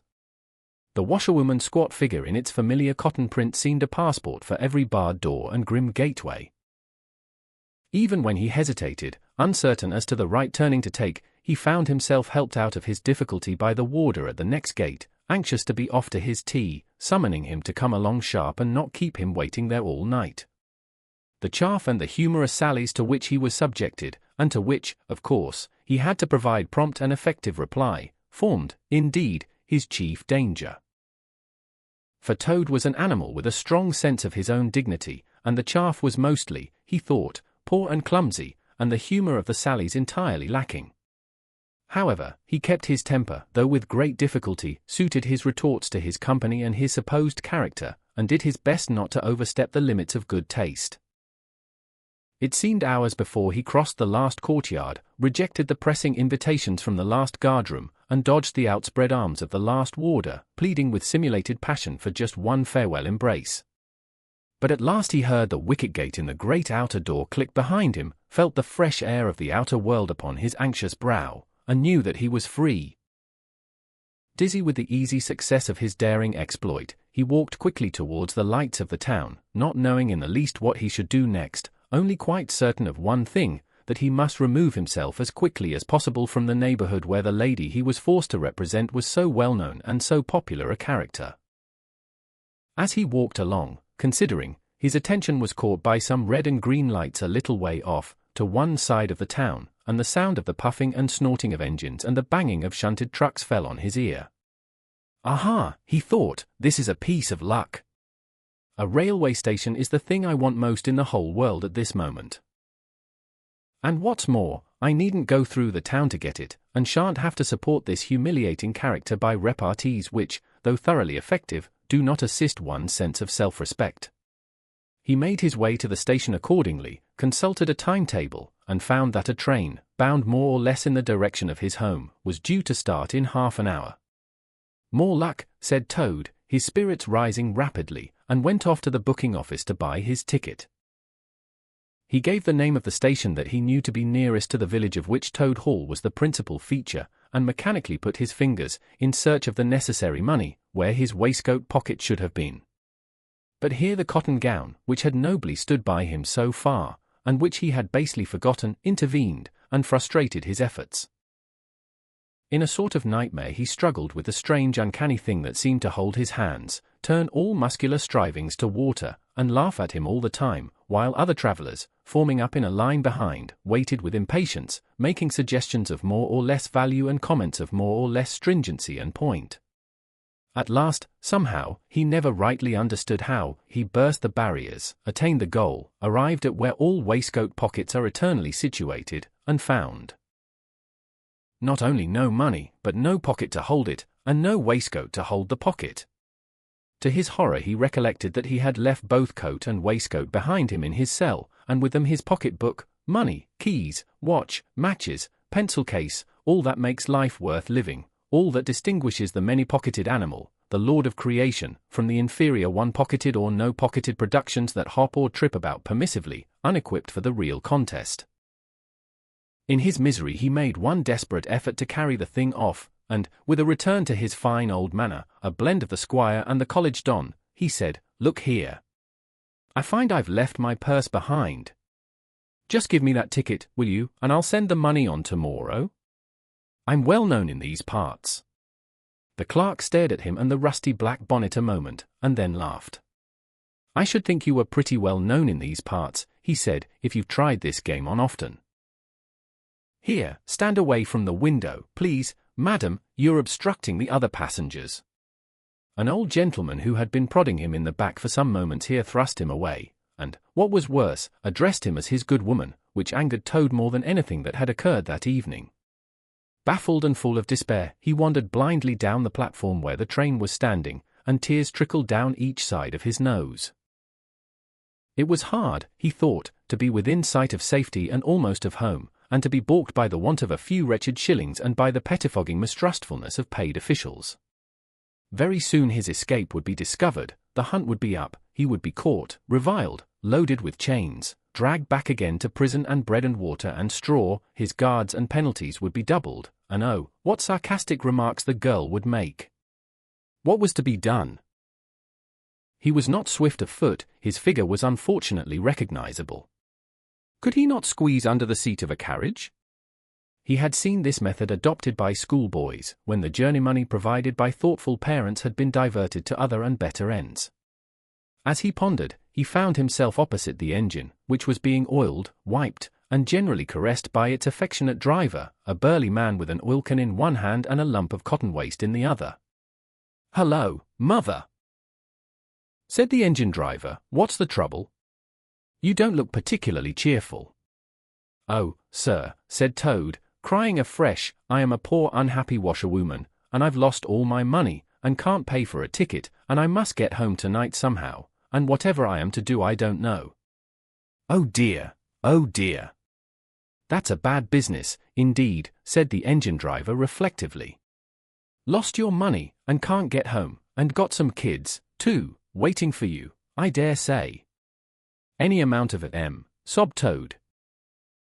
"And they'll be hungry, and playing with matches, and upsetting lamps, the little innocents, and quarrelling, and going on generally. Oh dear, oh dear." "Well, I'll tell you what I'll do," said the good engine driver. "You're a washerwoman to your trade, says you. Very well, that's that. And I'm an engine driver, as you well may see, and there's no denying it's terribly dirty work. Uses up a power of shirts, it does, till my missus is fair tired of washing of them. If you'll wash a few shirts for me when you get home, and send a along, I'll give you a ride on my engine. It's against the company's regulations, but we're not so very particular in these out-of-the-way parts." The Toad's misery turned into rapture as he eagerly scrambled up into the cab of the engine. Of course, he had never washed a shirt in his life, and couldn't if he tried, and, anyhow, he wasn't going to begin, but he thought, "When I get safely home to Toad Hall, and have money again, and pockets to put it in, I will send the engine driver enough to pay for quite a quantity of washing, and that will be the same thing, or better." The guard waved his welcome flag, the engine driver whistled in cheerful response, and the train moved out of the station. As the speed increased, and the Toad could see on either side of him real fields, and trees, and hedges, and cows, and horses, all flying past him, and as he thought how every minute was bringing him nearer to Toad Hall, and sympathetic friends, and money to chink in his pocket, and a soft bed to sleep in, and good things to eat, and praise and admiration at the recital of his adventures and his surpassing cleverness, he began to skip up and down and shout and sing snatches of song, to the great astonishment of the engine driver, who had come across washerwomen before, at long intervals, but never one at all like this. They had covered many and many a mile, and Toad was already considering what he would have for supper as soon as he got home, when he noticed that the engine driver, with a puzzled expression on his face, was leaning over the side of the engine and listening hard. Then he saw him climb onto the coals and gaze out over the top of the train. Then he returned and said to Toad, "It's very strange, we're the last train running in this direction tonight, yet I could be sworn that I heard another following us." Toad ceased his frivolous antics at once. He became grave and depressed, and a dull pain in the lower part of his spine, communicating itself to his legs, made him want to sit down and try desperately not to think of all the possibilities. By this time the moon was shining brightly, and the engine driver, steadying himself on the coal, could command a view of the line behind them for a long distance. Presently he called out, "I can see it clearly now. It is an engine, on our rails, coming along at a great pace. It looks as if we were being pursued." The miserable Toad, crouching in the coal dust, tried hard to think of something to do, with dismal want of success. "They are gaining on us fast," cried the engine driver. "And the engine is crowded with the queerest lot of people. Men like ancient warders, waving halberds, policemen in their helmets, waving truncheons, and shabbily dressed men in pot hats, obvious and unmistakable plainclothes detectives even at this distance, waving revolvers and walking sticks, all waving, and all shouting the same thing, 'Stop, stop, stop.'" Then Toad fell on his knees among the coals and, raising his clasped paws in supplication, cried, "Save me, only save me, dear kind Mr. Engine Driver, and I will confess everything. I am not the simple washerwoman I seem to be. I have no children waiting for me, innocent or otherwise. I am a toad, the well-known and popular Mr. Toad, a landed proprietor. I have just escaped, by my great daring and cleverness, from a loathsome dungeon into which my enemies had flung me. And if those fellows on that engine recapture me, it will be chains and bread and water and straw and misery once more for poor, unhappy, innocent Toad. The engine driver looked down upon him very sternly, and said, "Now tell the truth, what were you put in prison for?" "It was nothing very much," said poor Toad, colouring deeply. "I only borrowed a motorcar while the owners were at lunch. They had no need of it at the time. I didn't mean to steal it, really, but people, especially magistrates, take such harsh views of thoughtless and high-spirited actions." The engine driver looked very grave and said, "I fear that you have been indeed a wicked Toad, and by rights I ought to give you up to offended justice. But you are evidently in sore trouble and distress, so I will not desert you. I don't hold with motor cars, for one thing, and I don't hold with being ordered about by policemen when I'm on my own engine, for another. And the sight of an animal in tears always makes me feel queer and soft-hearted. So cheer up, Toad. I'll do my best, and we may beat them yet." They piled on more coals, shoveling furiously. The furnace roared, the sparks flew, the engine leapt and swung, but still their pursuers slowly gained. The engine driver, with a sigh, wiped his brow with a handful of cotton waste, and said, "I'm afraid it's no good, Toad. You see, they are running light, and they have the better engine. There's just one thing left for us to do, and it's your only chance, so attend very carefully to what I tell you. A short way ahead of us is a long tunnel, and on the other side of that the line passes through a thick wood. Now, I will put on all the speed I can while we are running through the tunnel, but the other fellows will slow down a bit, naturally, for fear of an accident. When we are through, I will shut off steam and put on brakes as hard as I can, and the moment it's safe to do so you must jump and hide in the wood before they get through the tunnel and see you. Then I will go full speed ahead again, and they can chase me if they like, for as long as they like, and as far as they like. Now mind and be ready to jump when I tell you." They piled on more coals, and the train shot into the tunnel, and the engine rushed and roared and rattled, till at last they shot out at the other end into fresh air and the peaceful moonlight, and saw the wood lying dark and helpful upon either side of the line. The driver shut off steam and put on brakes. The Toad got down on the step, and as the train slowed down to almost a walking pace he heard the driver call out, "Now, jump." Toad jumped, rolled down a short embankment, picked himself up unhurt, scrambled into the wood and hid. Peeping out, he saw his train get up speed again and disappear at a great pace. Then out of the tunnel burst the pursuing engine, roaring and whistling, her motley crew waving their various weapons and shouting, "Stop! Stop! Stop!" When they were past, the Toad had a hearty laugh, for the first time since he was thrown into prison. But he soon stopped laughing when he came to consider that it was now very late and dark and cold, and he was in an unknown wood, with no money and no chance of supper, and still far from friends and home, and the dead silence of everything, after the roar and rattle of the train, was something of a shock. He dared not leave the shelter of the trees, so he struck into the wood, with the idea of leaving the railway as far as possible behind him. After so many weeks within walls, he found the wood strange and unfriendly and inclined, he thought, to make fun of him. Night jars, sounding their mechanical rattle, made him think that the wood was full of searching warders, closing in on him. An owl, swooping noiselessly towards him, brushed his shoulder with its wing, making him jump with the horrid certainty that it was a hand, then flitted off, moth-like, laughing its low ho. Ho! Ho! Which Toad thought in very poor taste. Once he met a fox, who stopped, looked him up and down in a sarcastic sort of way, and said, "Hello, washerwoman. Half a pair of socks and a pillowcase short this week. Mind it doesn't occur again," and swaggered off, sniggering. Toad looked about for a stone to throw at him, but could not succeed in finding one, which vexed him more than anything.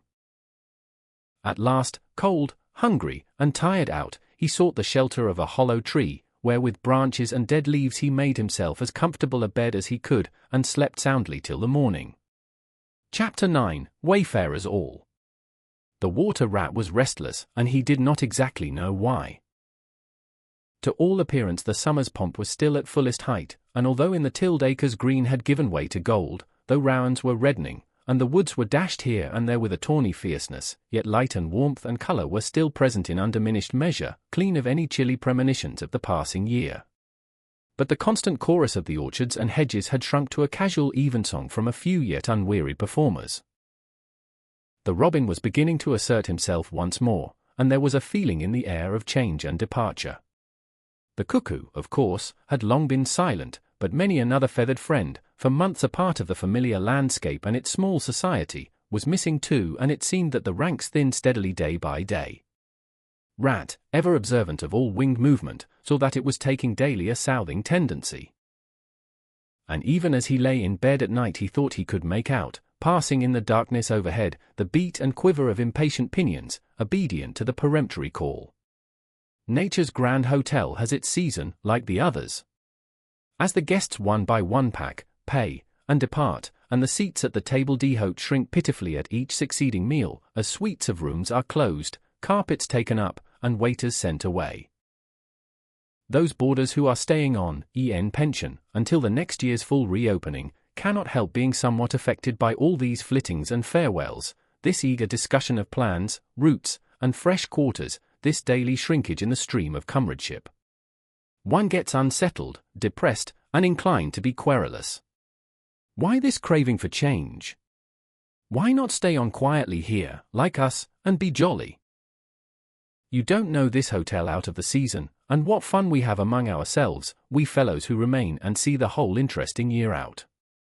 All very true, no doubt the others always reply, we quite envy you, and some other year perhaps, but just now we have engagements, and there's the bus at the door, our time is up. So they depart, with a smile and a nod, and we miss them, and feel resentful. The rat was a self-sufficing sort of animal, rooted to the land, and, whoever went, he stayed. Still, he could not help noticing what was in the air, and feeling some of its influence in his bones. It was difficult to settle down to anything seriously, with all this flitting going on. Leaving the waterside, where rushes stood thick and tall in a stream that was becoming sluggish and low, he wandered countrywards, crossed a field or two of pasturage already looking dusty and parched, and thrust into the great sea of wheat, yellow, wavy, and murmurous, full of quiet motion and small whisperings. Here he often loved to wander, through the forest of stiff strong stalks that carried their own golden sky away over his head. A sky that was always dancing, shimmering, softly talking, or swaying strongly to the passing wind and recovering itself with a toss and a merry laugh. Here, too, he had many small friends, a society complete in itself, leading full and busy lives, but always with a spare moment to gossip and exchange news with a visitor. Today, however, though they were civil enough, the field mice and harvest mice seemed preoccupied. Many were digging and tunneling busily. Others, gathered together in small groups, examined plans and drawings of small flats, stated to be desirable and compact, and situated conveniently near the stores. Some were hauling out dusty trunks and dress baskets, others were already elbow-deep packing their belongings, while everywhere piles and bundles of wheat, oats, barley, beechmast and nuts lay about ready for transport. "Here's old Ratty," they cried as soon as they saw him. "Come and bear a hand, Rat, and don't stand about idle." "What sort of games are you up to?" said the water rat severely. "You know it isn't time to be thinking of winter quarters yet, by a long way." "Oh yes, we know that," explained a field mouse rather shamefacedly, "but it's always as well to be in good time, isn't it? We really must get all the furniture and baggage and stores moved out of this before those horrid machines begin clicking round the fields. And then, you know, the best flats get picked up so quickly nowadays, and if you're late you have to put up with anything, and they want such a lot of doing up, too, before they're fit to move into. Of course, we're early, we know that, but we're only just making a start." "Oh, bother starts," said the rat. "It's a splendid day. Come for a row, or a stroll along the hedges, or a picnic in the woods, or something." "Well, I think not today, thank you," replied the field mouse hurriedly. "Perhaps some other day, when we've more time." The rat, with a snort of contempt, swung round to go, tripped over a hat box, and fell, with undignified remarks. If people would be more careful, said a field mouse rather stiffly, and look where they're going, people wouldn't hurt themselves, and forget themselves. Mind that holdall, rat. You'd better sit down somewhere. In an hour or two we may be more free to attend to you. You won't be a free, as you call it, much this side of Christmas, I can see that, retorted the rat grumpily, as he picked his way out of the field. He returned somewhat despondently to his river again, his faithful, steady-going old river, which never packed up, flitted, or went into winter quarters. In the osiers which fringed the bank he spied a swallow sitting. Presently it was joined by another, and then by a third. And the birds, fidgeting restlessly on their bough, talked together earnestly and low. "What, already?" said the rat, strolling up to them. "What's the hurry? I call it simply ridiculous." "Oh, we're not off yet, if that's what you mean," replied the first swallow. "We're only making plans and arranging things. Talking it over, you know, what route we're taking this year, and where we'll stop, and so on. That's half the fun." "Fun," said the rat, "now that's just what I don't understand.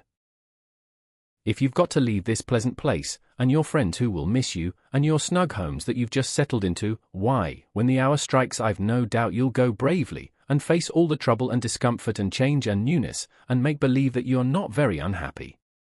But to want to talk about it, or even think about it, till you really need, no, you don't understand, naturally," said the second swallow. "First, we feel it stirring within us, a sweet unrest. Then back come the recollections one by one, like homing pigeons. They flutter through our dreams at night, they fly with us in our wheelings and circlings by day. We hunger to inquire of each other, to compare notes and assure ourselves that it was all really true, as one by one the scents and sounds and names of long-forgotten places come gradually back and beckon to us." "Couldn't you stop on for just this year?" suggested the water rat, wistfully. "We'll all do our best to make you feel at home. You've no idea what good times we have here, while you are far away." "I tried stopping on 1 year," said the third swallow. "I had grown so fond of the place that when the time came I hung back and let the others go on without me. For a few weeks it was all well enough, but afterwards, oh the weary length of the nights! The shivering, sunless days! The air so clammy and chill, and not an insect in an acre of it! No, it was no good. My courage broke down, and one cold, stormy night I took wing, flying well inland on account of the strong easterly gales. It was snowing hard as I beat through the passes of the great mountains, and I had a stiff fight to win through, but never shall I forget the blissful feeling of the hot sun again on my back as I sped down to the lakes that lay so blue and placid below me, and the taste of my first fat insect. The past was like a bad dream. The future was all happy holiday as I moved southwards week by week, easily, lazily, lingering as long as I dared, but always heeding the call. No, I had had my warning, never again did I think of disobedience. "Ah, yes, the call of the south," twittered the other two dreamily. "Its songs, its hues, its radiant air. Oh, do you remember?" And, forgetting the rat, they slid into passionate reminiscence, while he listened fascinated, and his heart burned within him. In himself, too, he knew that it was vibrating at last, that chord hitherto dormant and unsuspected.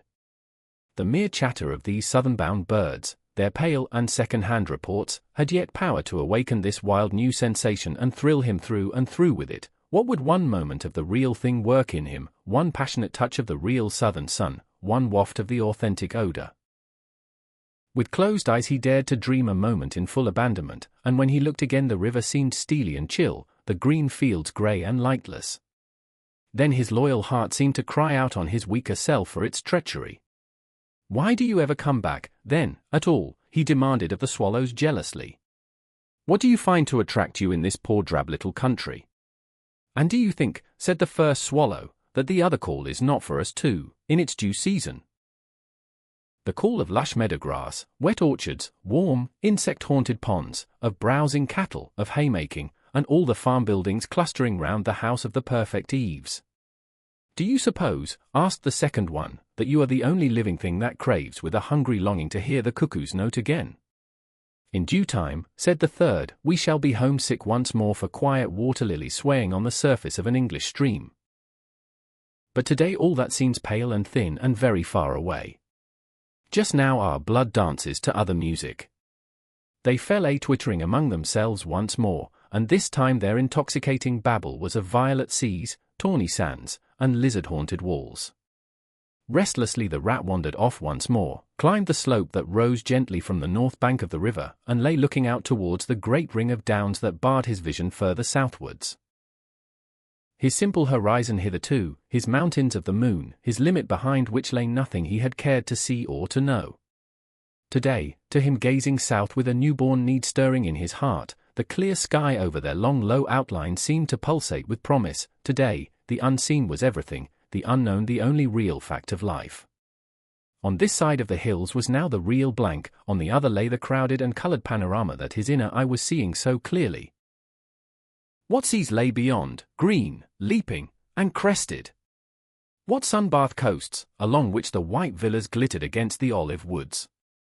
What quiet harbours, thronged with gallant shipping bound for purple islands of wine and spice, islands set low in languorous waters? He rose and descended riverwards once more, then changed his mind and sought the side of the dusty lane.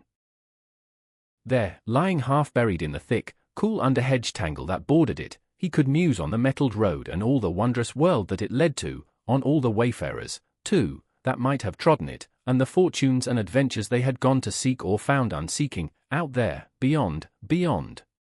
Footsteps fell on his ear, and the figure of one that walked somewhat wearily came into view, and he saw that it was a rat, and a very dusty one.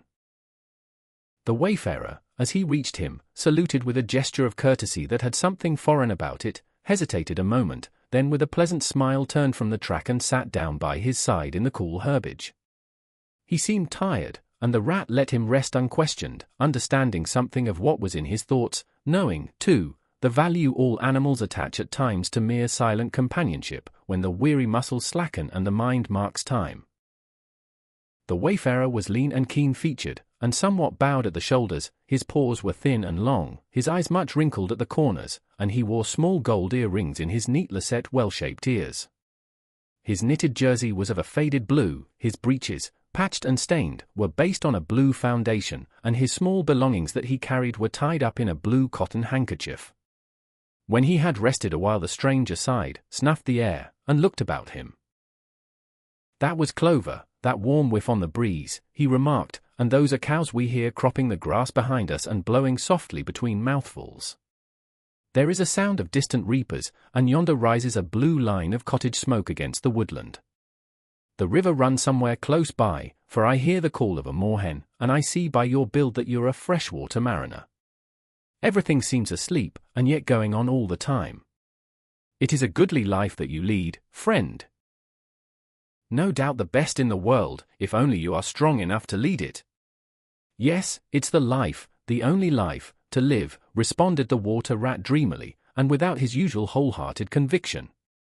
"I did not say exactly that," replied the stranger cautiously, "but no doubt it's the best. I've tried it, and I know. And because I've just tried it, 6 months of it, and know it's the best, here am I, footsore and hungry, tramping away from it, tramping southward, following the old call, back to the old life, the life which is mine and which will not let me go." "Is this, then, yet another of them?" mused the rat. "And where have you just come from?" he asked. He hardly dared to ask where he was bound for, he seemed to know the answer only too well.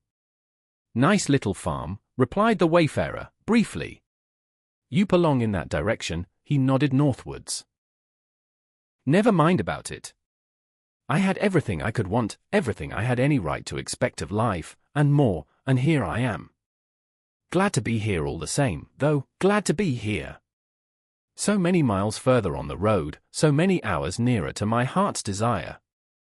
His shining eyes held fast to the horizon, and he seemed to be listening for some sound that was wanting from that inland acreage, vocal as it was with the cheerful music of pasturage and farmyard. "You are not one of us," said the water rat, "nor yet a farmer, nor even, I should judge, of this country." "Right," replied the stranger. "I'm a seafaring rat, I am, and the port I originally hail from is Constantinople, though I'm a sort of a foreigner there too, in a manner of speaking. You will have heard of Constantinople, friend?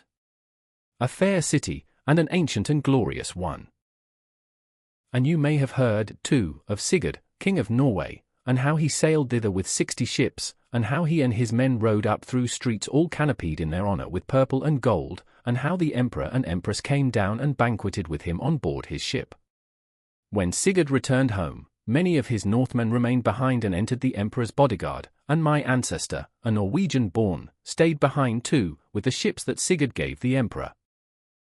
Seafarers we have ever been, and no wonder. As for me, the city of my birth is no more my home than any pleasant port between there and the London River. I know them all, and they know me. Set me down on any of their quays or foreshores, and I am home again. I suppose you go great voyages, said the water rat with growing interest. Months and months out of sight of land, and provisions running short, and allowanced as to water, and your mind communing with the mighty ocean, and all that sort of thing. By no means, said the sea rat frankly. Such a life as you describe would not suit me at all. I'm in the coasting trade, and rarely out of sight of land. It's the jolly times on shore that appeal to me, as much as any seafaring. Oh, those southern seaports! The smell of them, the riding lights at night, the glamour. Well, perhaps you have chosen the better way, said the water rat, but rather doubtfully.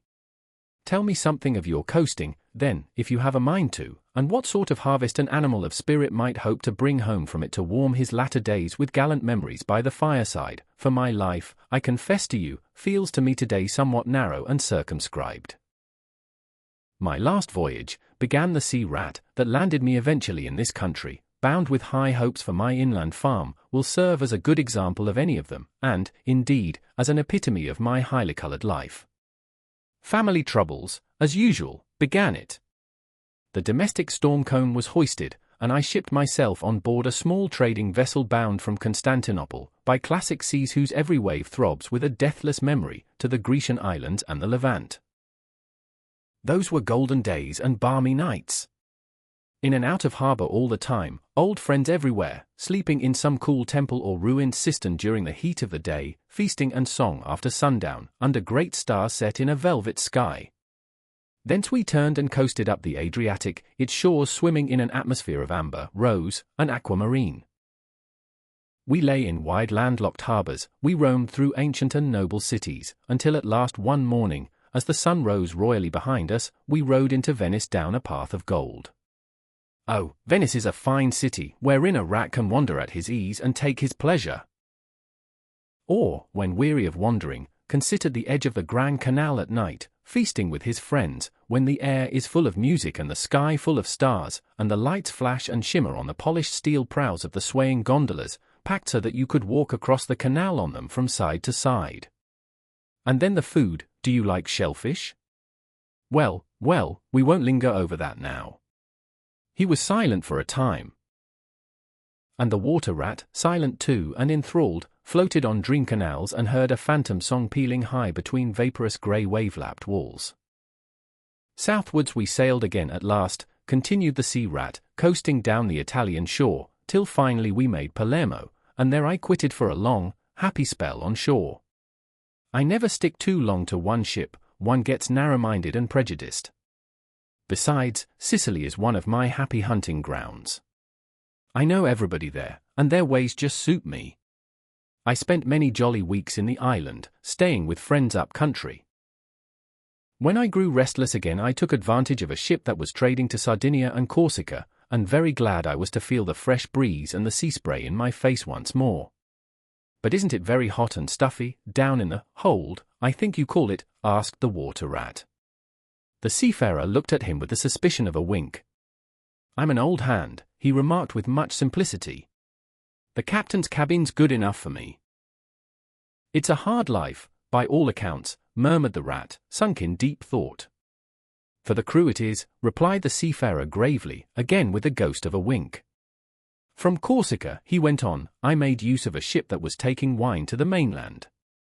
We made a lashio in the evening, lay to, hauled up our wine casks, and hove them overboard, tied one to the other by a long line. Then the crew took to the boats and rowed shorewards, singing as they went, and drawing after them the long bobbing procession of casks, like a mile of porpoises. On the sands they had horses waiting, which dragged the casks up the steep street of the little town with a fine rush and clatter and scramble. When the last cask was in, we went and refreshed and rested, and sat late into the night, drinking with our friends, and next morning I took to the great olive woods for a spell and a rest. For now I had done with islands for the time, and ports and shipping were plentiful, so I led a lazy life among the peasants, lying and watching them work, or stretched high on the hillside with the blue Mediterranean far below me. And so at length, by easy stages, and partly on foot, partly by sea, to Marseilles, and the meeting of old shipmates, and the visiting of great ocean-bound vessels, and feasting once more. Talk of shellfish! Why, sometimes I dream of the shellfish of Marseilles, and wake up crying. That reminds me, said the polite water rat, you happened to mention that you were hungry, and I ought to have spoken earlier. Of course, you will stop and take your midday meal with me? My hole is close by, it is some time past noon, and you are very welcome to whatever there is. Now I call that kind and brotherly of you, said the sea rat. I was indeed hungry when I sat down, and ever since I inadvertently happened to mention shellfish, my pangs have been extreme. But couldn't you fetch it along out here?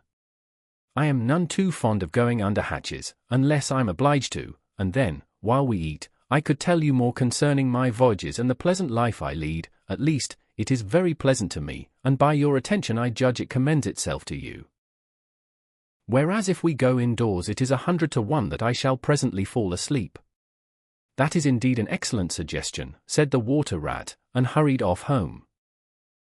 There he got out the luncheon basket and packed a simple meal, in which, remembering the stranger's origin and preferences, he took care to include a yard of long French bread, a sausage out of which the garlic sang, some cheese which lay down and cried, and a long-necked straw-covered flask wherein lay bottled sunshine shed and garnered on far southern slopes.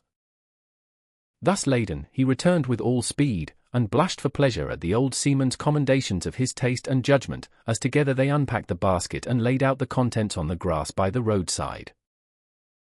The sea rat, as soon as his hunger was somewhat assuaged, continued the history of his latest voyage, conducting his simple hearer from port to port of Spain, landing him at Lisbon, Oporto, and Bordeaux, introducing him to the pleasant harbours of Cornwall and Devon, and so up the channel to that final quayside, where, landing after winds long contrary, storm-driven and weather-beaten, he had caught the first magical hints and heraldings of another spring, and, fired by these, had sped on a long tramp inland, hungry for the experiment of life on some quiet farmstead, very far from the weary beating of any sea.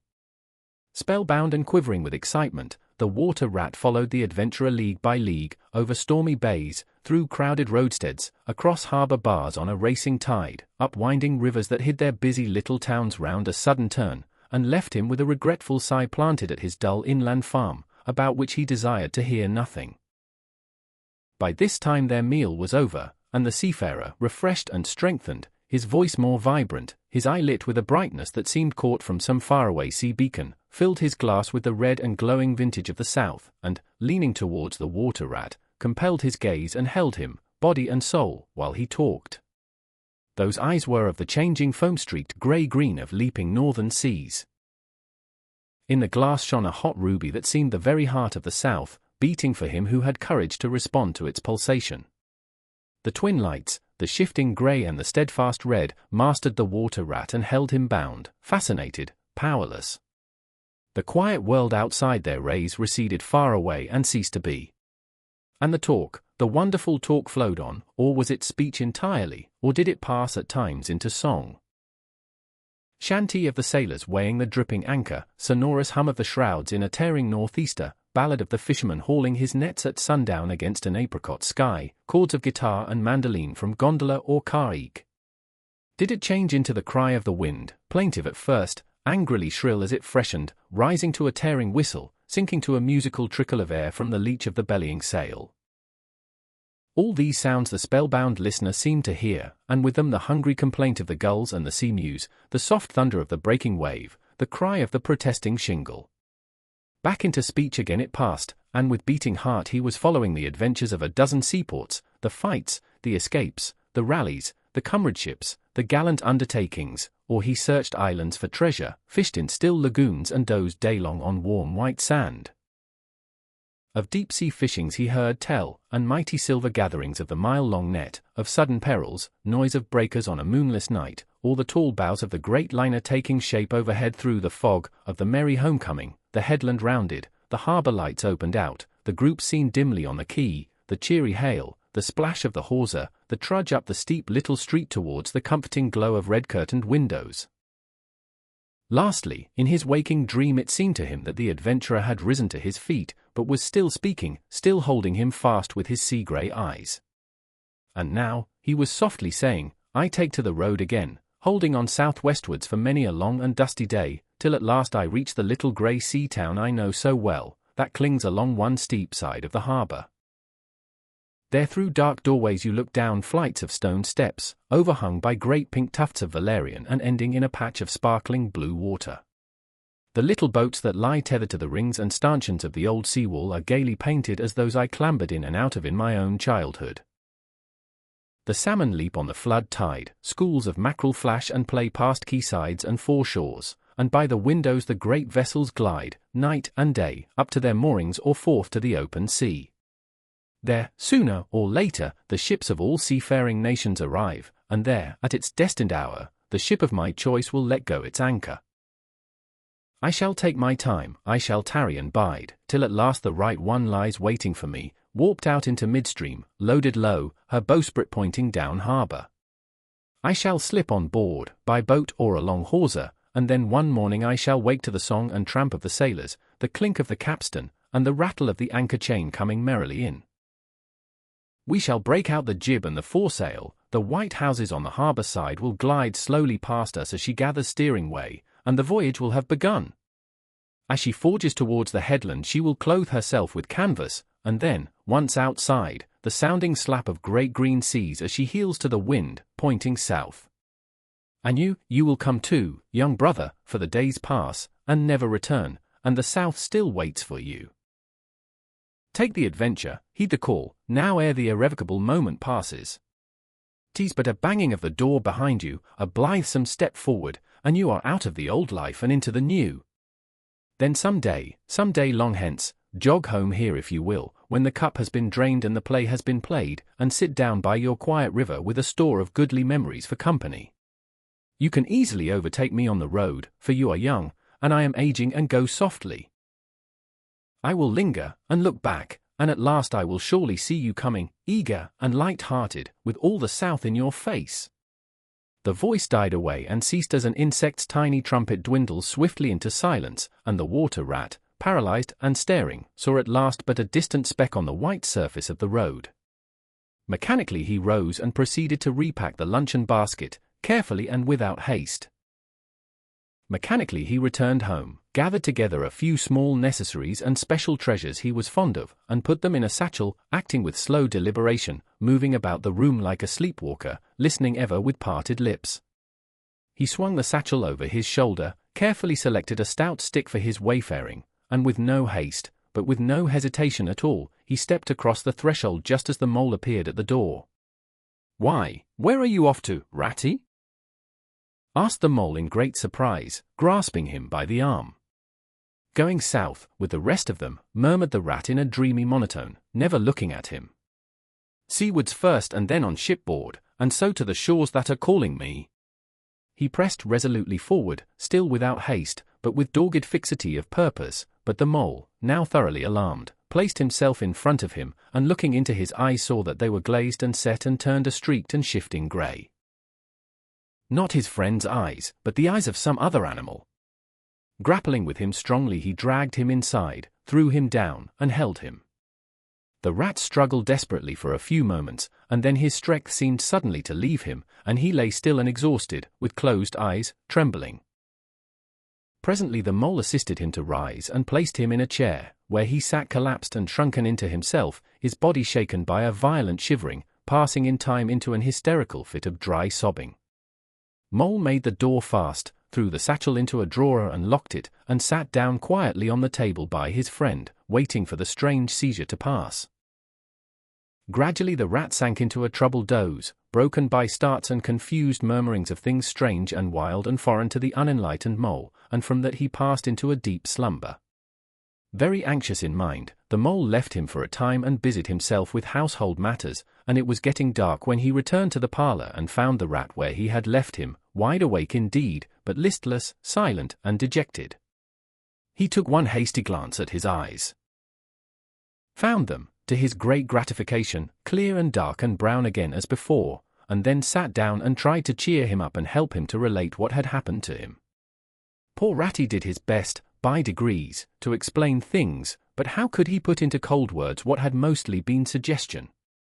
How recall, for another's benefit, the haunting sea voices that had sung to him? How reproduce at second hand the magic of the seafarer's 100 reminiscences?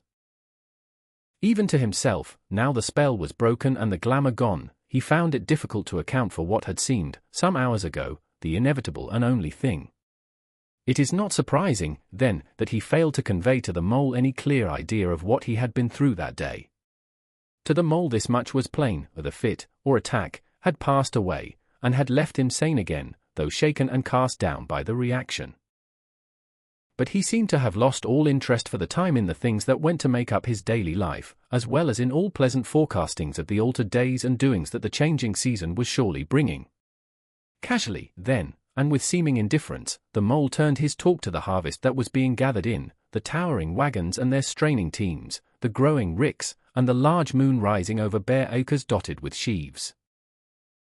He talked of the reddening apples around, of the browning nuts, of jams and preserves and the distilling of cordials, till by easy stages such as these he reached midwinter, its hearty joys and its snug home life, and then he became simply lyrical.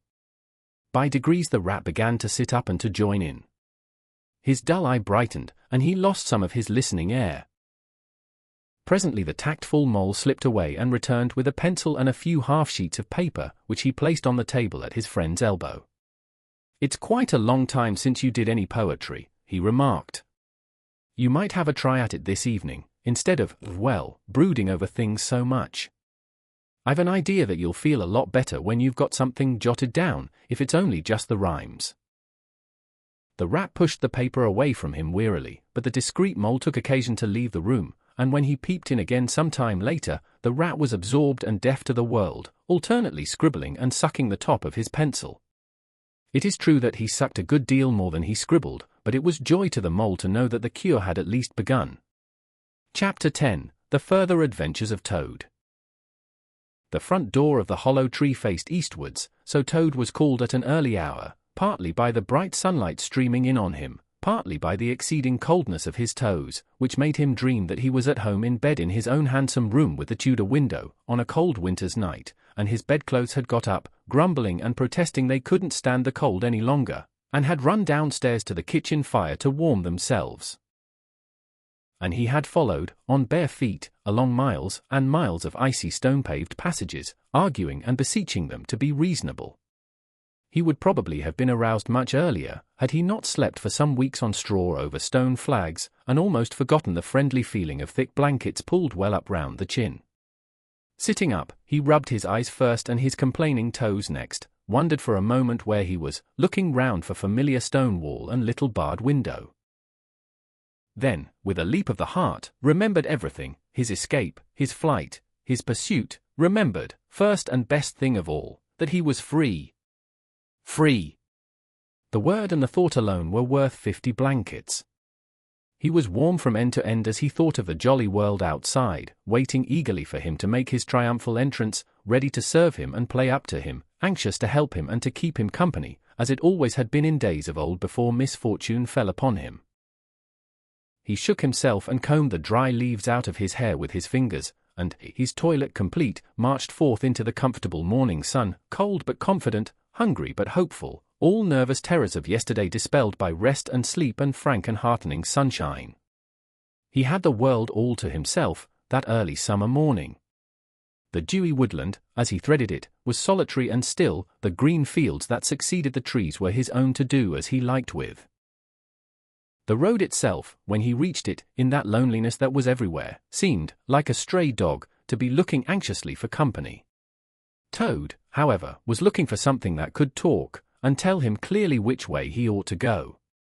It is all very well, when you have a light heart, and a clear conscience, and money in your pocket, and nobody scouring the country for you to drag you off to prison again, to follow where the road beckons and points, not caring whither.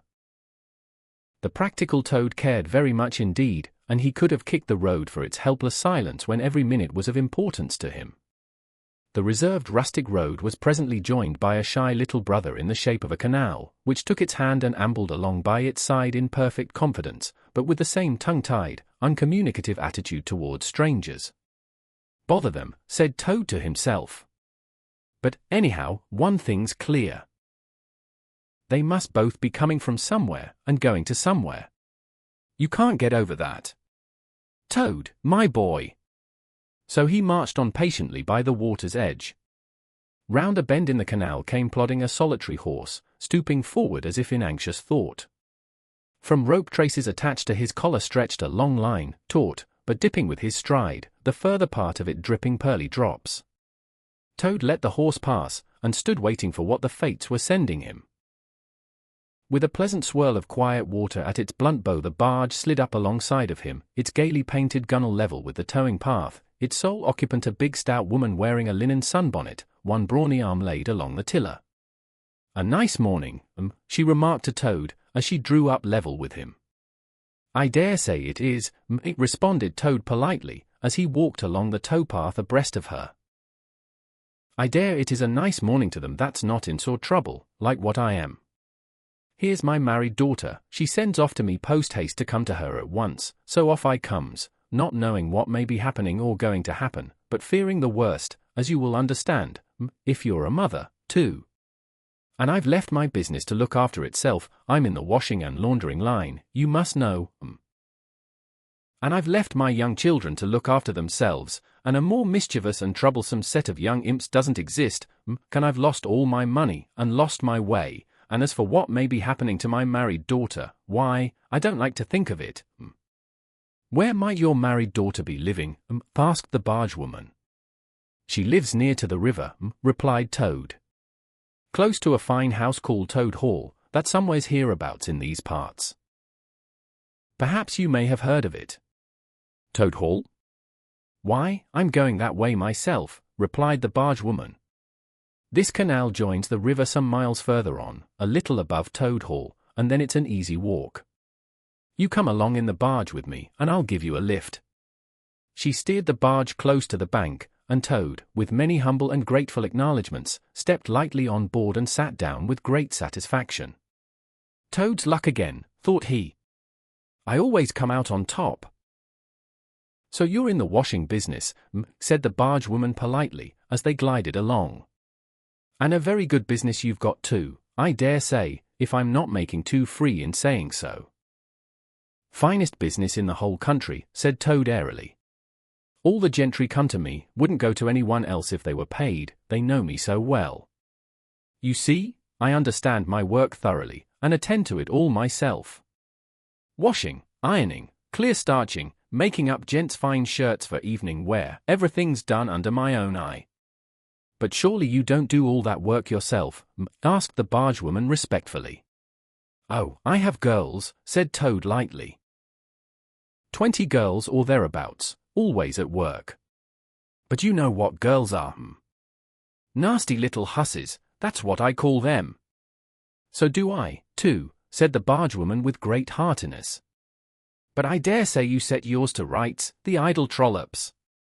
And are you very fond of washing?" "I love it," said Toad. "I simply dote on it. Never so happy as when I've got both arms in the wash-tub. But then, it comes so easy to me. No trouble at all. A real pleasure, I assure you." "What a bit of luck, meeting you," observed the bargewoman, thoughtfully. "A regular piece of good fortune for both of us." "Why, what do you mean?" asked Toad, nervously. "Well, look at me, now," replied the bargewoman. "I like washing, too, just the same as you do, and for that matter, whether I like it or not I have got to do all my own, naturally, moving about as I do. Now my husband, he's such a fellow for shirking his work and leaving the barge to me, that never a moment do I get for seeing to my own affairs.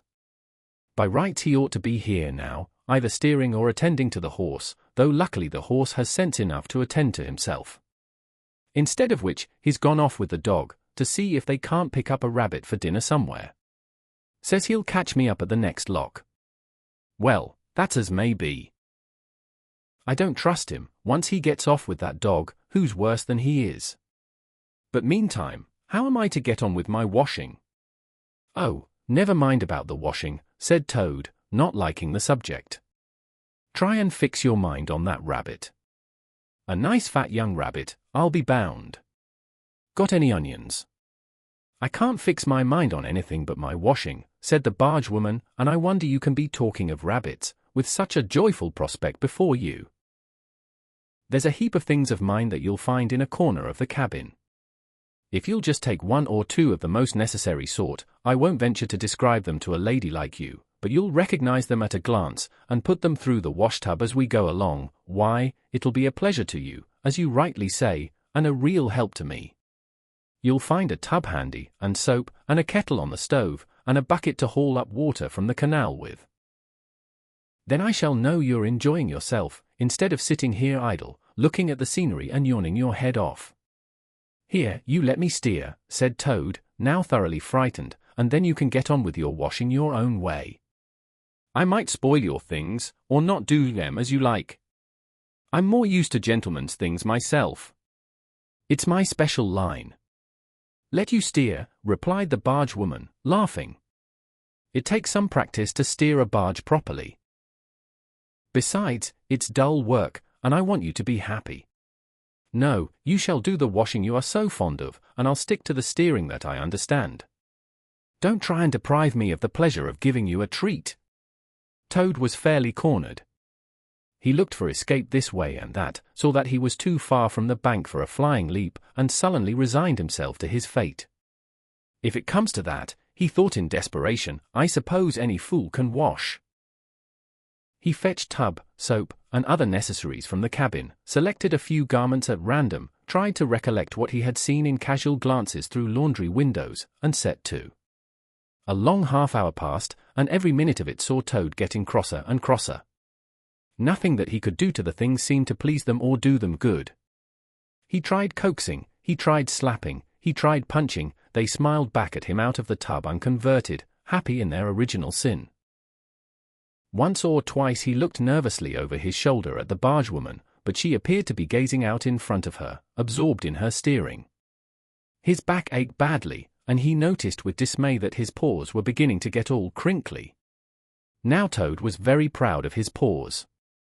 He muttered under his breath words that should never pass the lips of either washerwomen or Toads, and lost the soap for the 50th time. A burst of laughter made him straighten himself and look round. The bargewoman was leaning back and laughing unrestrainedly, till the tears ran down her cheeks. I've been watching you all the time, she gasped. I thought you must be a humbug all along, from the conceited way you talked. Pretty washerwoman you are. Never washed so much as a dishclout in your life, I'll lay. Toad's temper, which had been simmering viciously for some time, now fairly boiled over, and he lost all control of himself. You common, low, fat bargewoman, he shouted. Don't you dare to talk to your betters like that. Washerwoman indeed.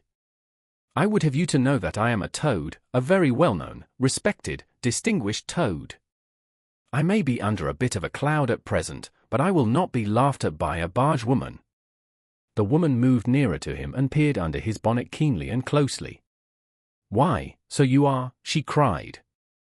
Well, I never. A horrid, nasty, crawly Toad. And in my nice clean barge, too. Now that is a thing that I will not have. She relinquished the tiller for a moment. One big mottled arm shot out and caught Toad by a foreleg, while the other gripped him fast by a hind leg. Then the world turned suddenly upside down, the barge seemed to flit lightly across the sky, the wind whistled in his ears, and Toad found himself flying through the air, revolving rapidly as he went.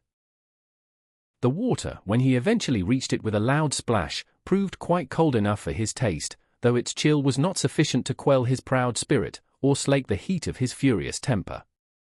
He rose to the surface spluttering, and when he had wiped the duckweed out of his eyes, the first thing he saw was the fat barge woman looking back at him over the stern of the retreating barge and laughing, and he vowed, as he coughed and choked, to be even with her. He struck out for the shore, but the cotton gown greatly impeded his efforts, and when at length he touched land he found it hard to climb up the steep bank unassisted.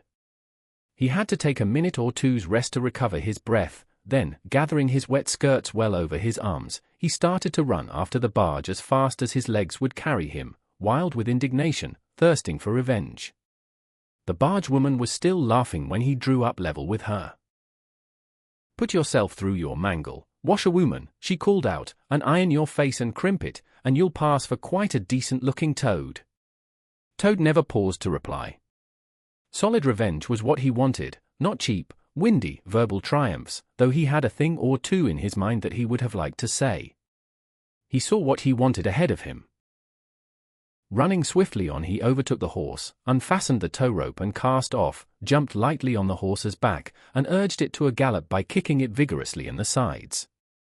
He steered for the open country, abandoning the towpath, and swinging his steed down a rutty lane.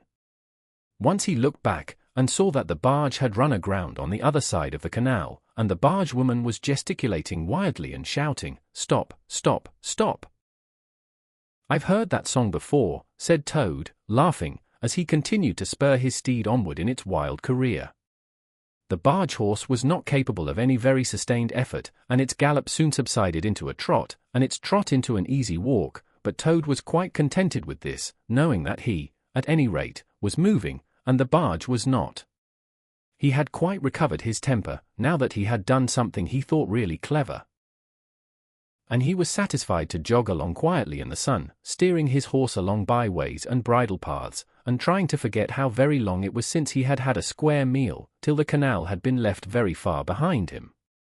He had travelled some miles, his horse and he was feeling drowsy in the hot sunshine, when the horse stopped, lowered his head, and began to nibble the grass, and Toad, waking up, just saved himself from falling off by an effort.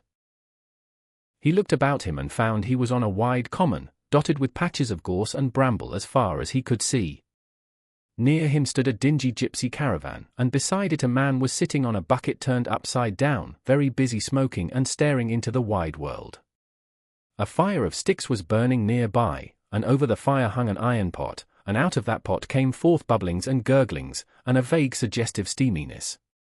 Also smells, warm, rich, and varied smells, that twined and twisted and wreathed themselves at last into one complete, voluptuous, perfect smell that seemed like the very soul of nature taking form and appearing to her children, a true goddess, a mother of solace and comfort.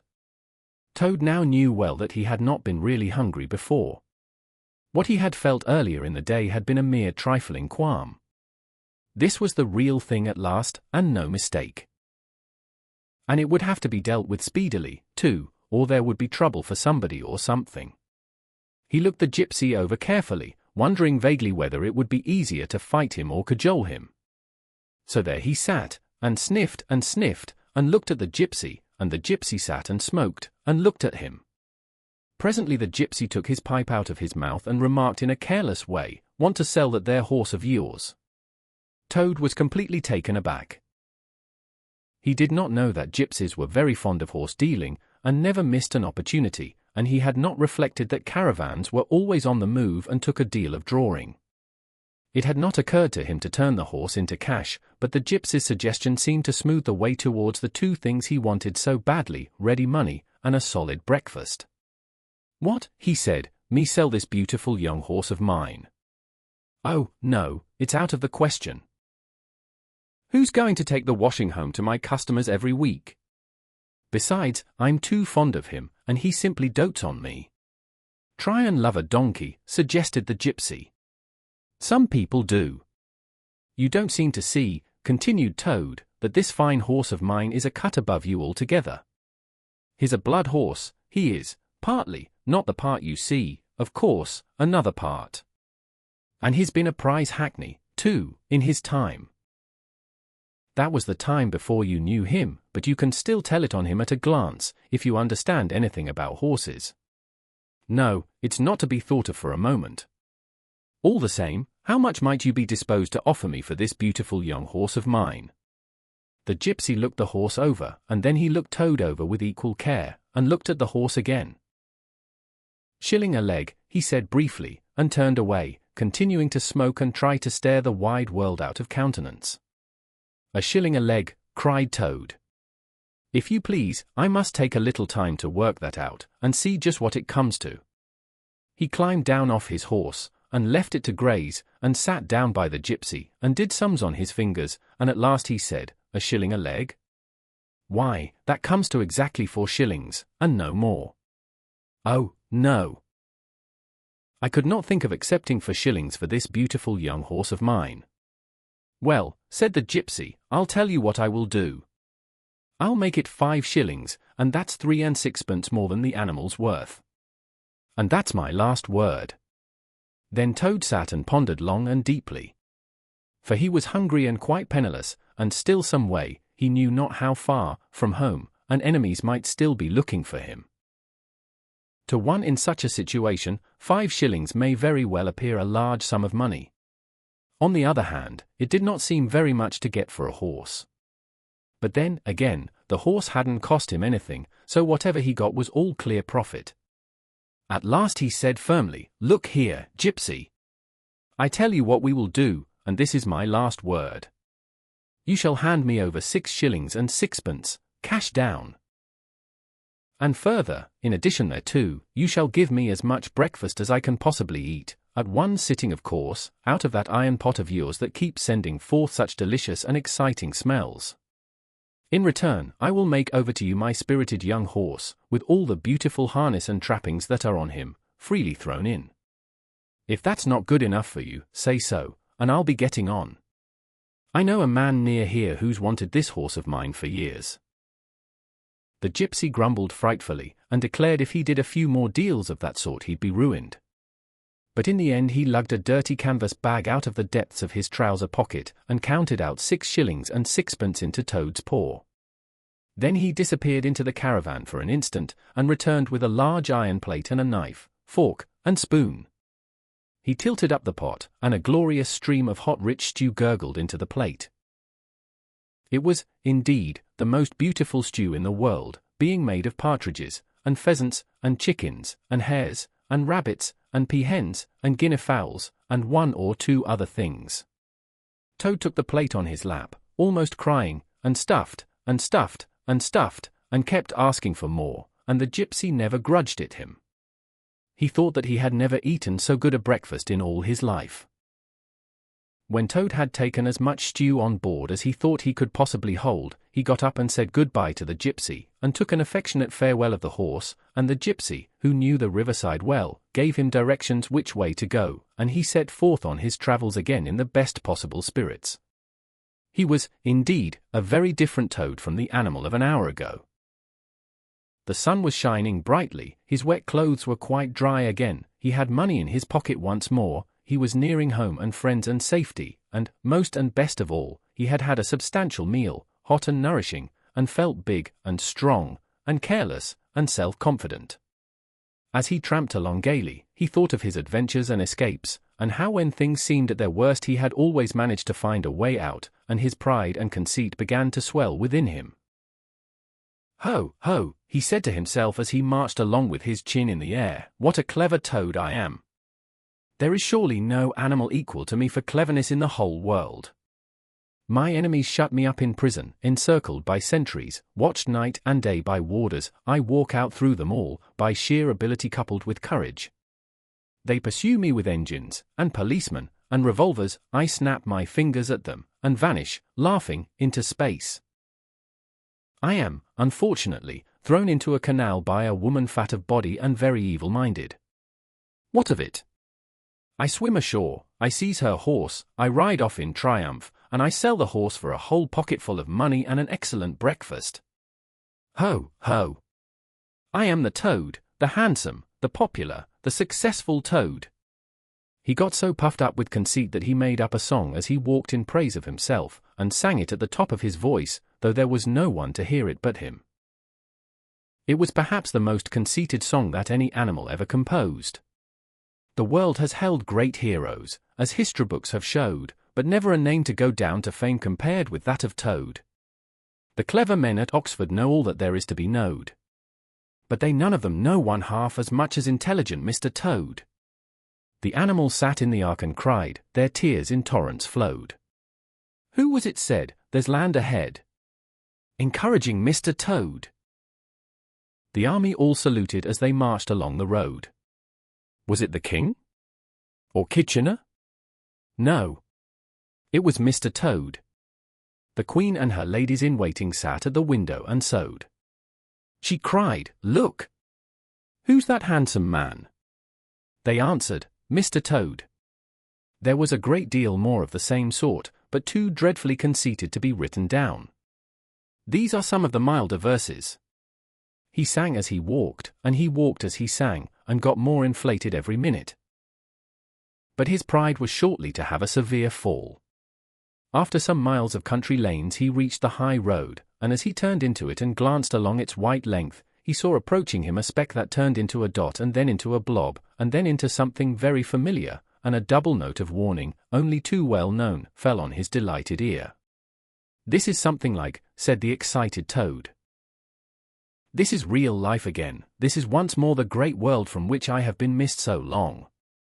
I will hail them, my brothers of the wheel, and pitch them a yarn of the sort that has been so successful hitherto, and they will give me a lift, of course, and then I will talk to them some more, and, perhaps, with luck, it may even end in my driving up to Toad Hall in a motor car. That will be one in the eye for Badger. He stepped confidently out into the road to hail the motor car, which came along at an easy pace, slowing down as it neared the lane, when suddenly he became very pale, his heart turned to water, his knees shook and yielded under him, and he doubled up and collapsed with a sickening pain in his interior. And well he might, the unhappy animal, for the approaching car was the very one he had stolen out of the yard of the Red Lion Hotel on that fatal day when all his troubles began. And the people in it were the very same people he had sat and watched at luncheon in the coffee room. He sank down in a shabby, miserable heap in the road, murmuring to himself in his despair, it's all up. It's all over now. Chains and policemen again. Prison again. Dry bread and water again. Oh, what a fool I have been. What did I want to go strutting about the country for, singing conceited songs, and hailing people in broad day on the high road, instead of hiding till nightfall and slipping home quietly by back ways? Oh hapless Toad! Oh ill-fated animal! The terrible motor car drew slowly nearer and nearer, till at last he heard it stop just short of him. Two gentlemen got out and walked round the trembling heap of crumpled misery lying in the road, and one of them said, "Oh dear! This is very sad. Here is a poor old thing, a washerwoman apparently, who has fainted in the road. Perhaps she is overcome by the heat, poor creature, or possibly she has not had any food today.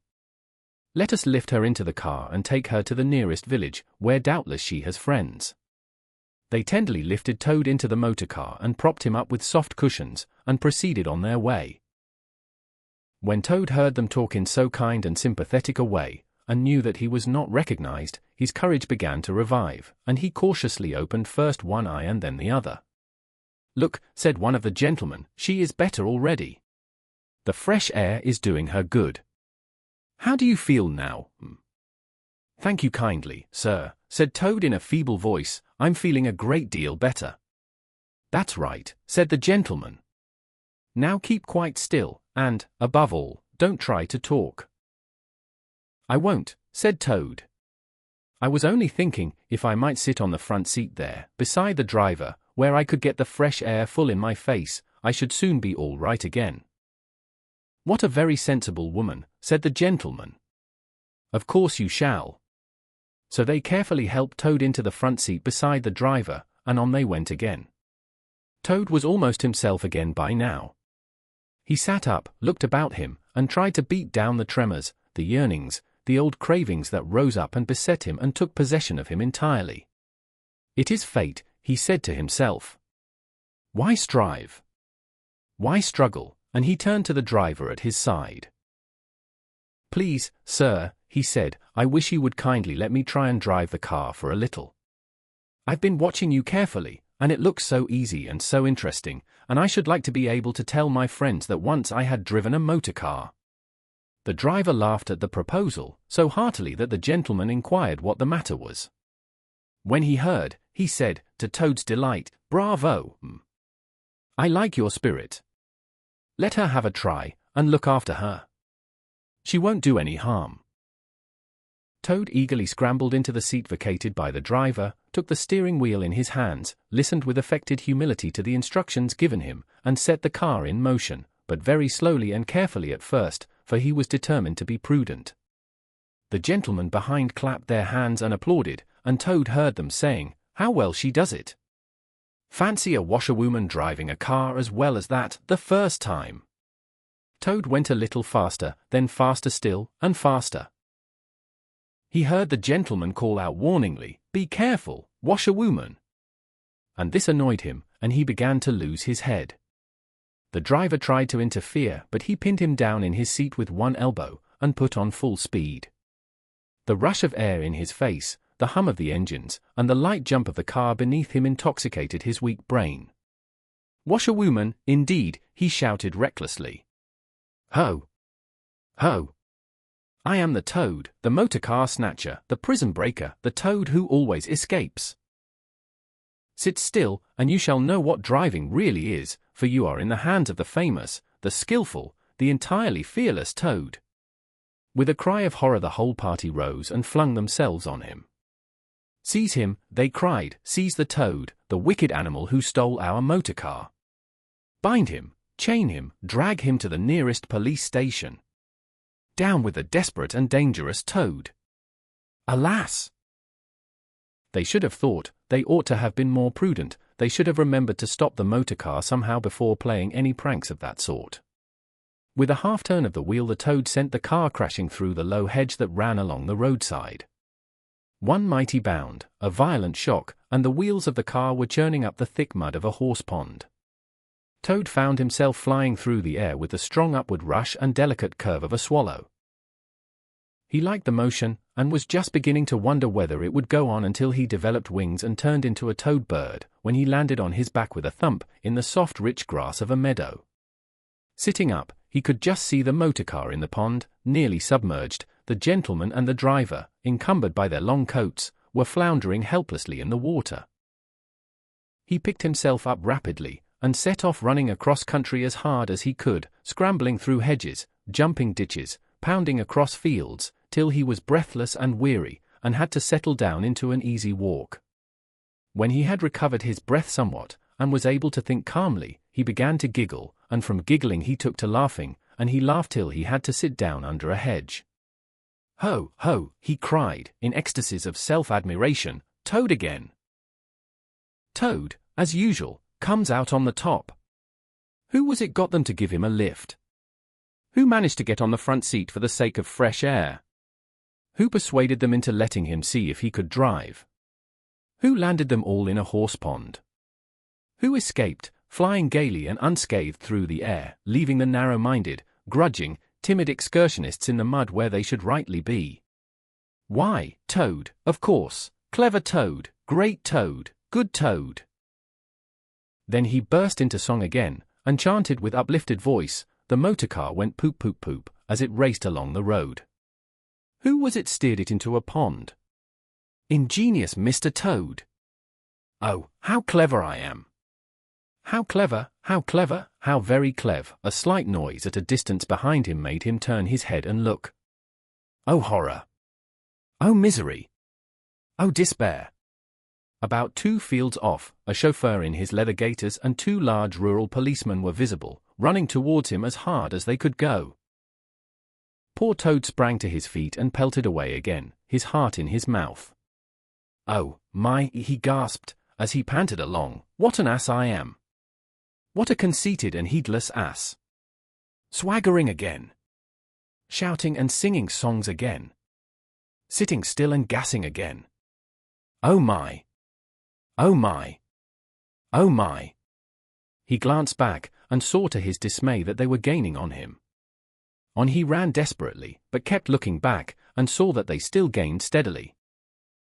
He did his best, but he was a fat animal, and his legs were short, and still they gained. He could hear them close behind him now.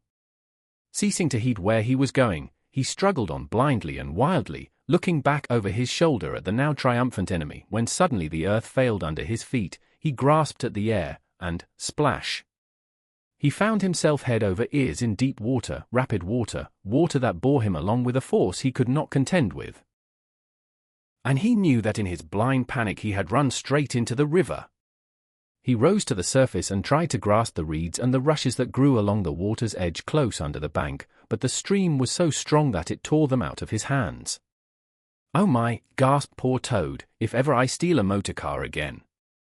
If ever I sing another conceited song," then down he went, and came up breathless and spluttering. Presently he saw that he was approaching a big dark hole in the bank, just above his head, and as the stream bore him past he reached up with a paw and caught hold of the edge and held on. Then slowly and with difficulty he drew himself up out of the water, till at last he was able to rest his elbows on the edge of the hole. There he remained for some minutes, puffing and panting, for he was quite exhausted. As he sighed and blew and stared before him into the dark hole, some bright small thing shone and twinkled in its depths, moving towards him. As it approached, a face grew up gradually around it, and it was a familiar face. Brown and small, with whiskers. Grave and round, with neat ears and silky hair. It was the water rat. Chapter 11. Like summer tempests came his tears. The rat put out a neat little brown paw, gripped Toad firmly by the scruff of the neck, and gave a great hoist and a pull. And the waterlogged Toad came up slowly but surely over the edge of the hole, till at last he stood safe and sound in the hole, streaked with mud and weed to be sure, and with the water streaming off him, but happy and high-spirited as of old, now that he found himself once more in the house of a friend, and dodgings and evasions were over, and he could lay aside a disguise that was unworthy of his position and wanted such a lot of living up to. "Oh, Ratty," he cried. "I've been through such time since I saw you last, you can't think. Such trials, such sufferings, and all so nobly borne. Then such escapes, such disguises, such subterfuges, and all so cleverly planned and carried out. Been in prison, got out of it, of course. Been thrown into a canal, swam ashore. Stole a horse, sold him for a large sum of money. Humbugged everybody, made OM all do exactly what I wanted. Oh, I am a smart Toad, and no mistake. What do you think my last exploit was?" "Just hold on till I tell you, Toad," said the water rat, gravely and firmly. "You go off upstairs at once, and take off that old cotton rag that looks as if it might formerly have belonged to some washerwoman, and clean yourself thoroughly, and put on some of my clothes, and try and come down looking like a gentleman if you can, for a more shabby, bedraggled, disreputable-looking object than you are I never set eyes on in my whole life. Now, stop swaggering and arguing, and be off. I'll have something to say to you later." Toad was at first inclined to stop and do some talking back at him. He had had enough of being ordered about when he was in prison, and here was the thing being begun all over again, apparently, and by a rat, too. However, he caught sight of himself in the looking-glass over the hat-stand, with the rusty black bonnet perched rakishly over one eye, and he changed his mind and went very quickly and humbly upstairs to the rat's dressing-room.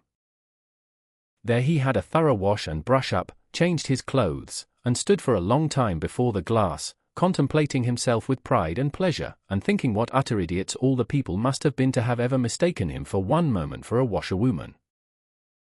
By the time he came down again luncheon was on the table, and very glad Toad was to see it, for he had been through some trying experiences and had taken much hard exercise since the excellent breakfast provided for him by the gypsy.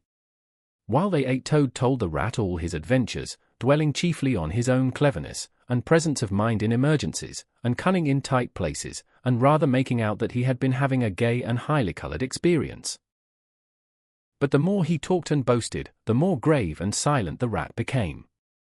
When at last Toad had talked himself to a standstill, there was silence for a while, and then the rat said, "Now, Toady, I don't want to give you pain, after all you've been through already, but, seriously, don't you see what an awful ass you've been making of yourself?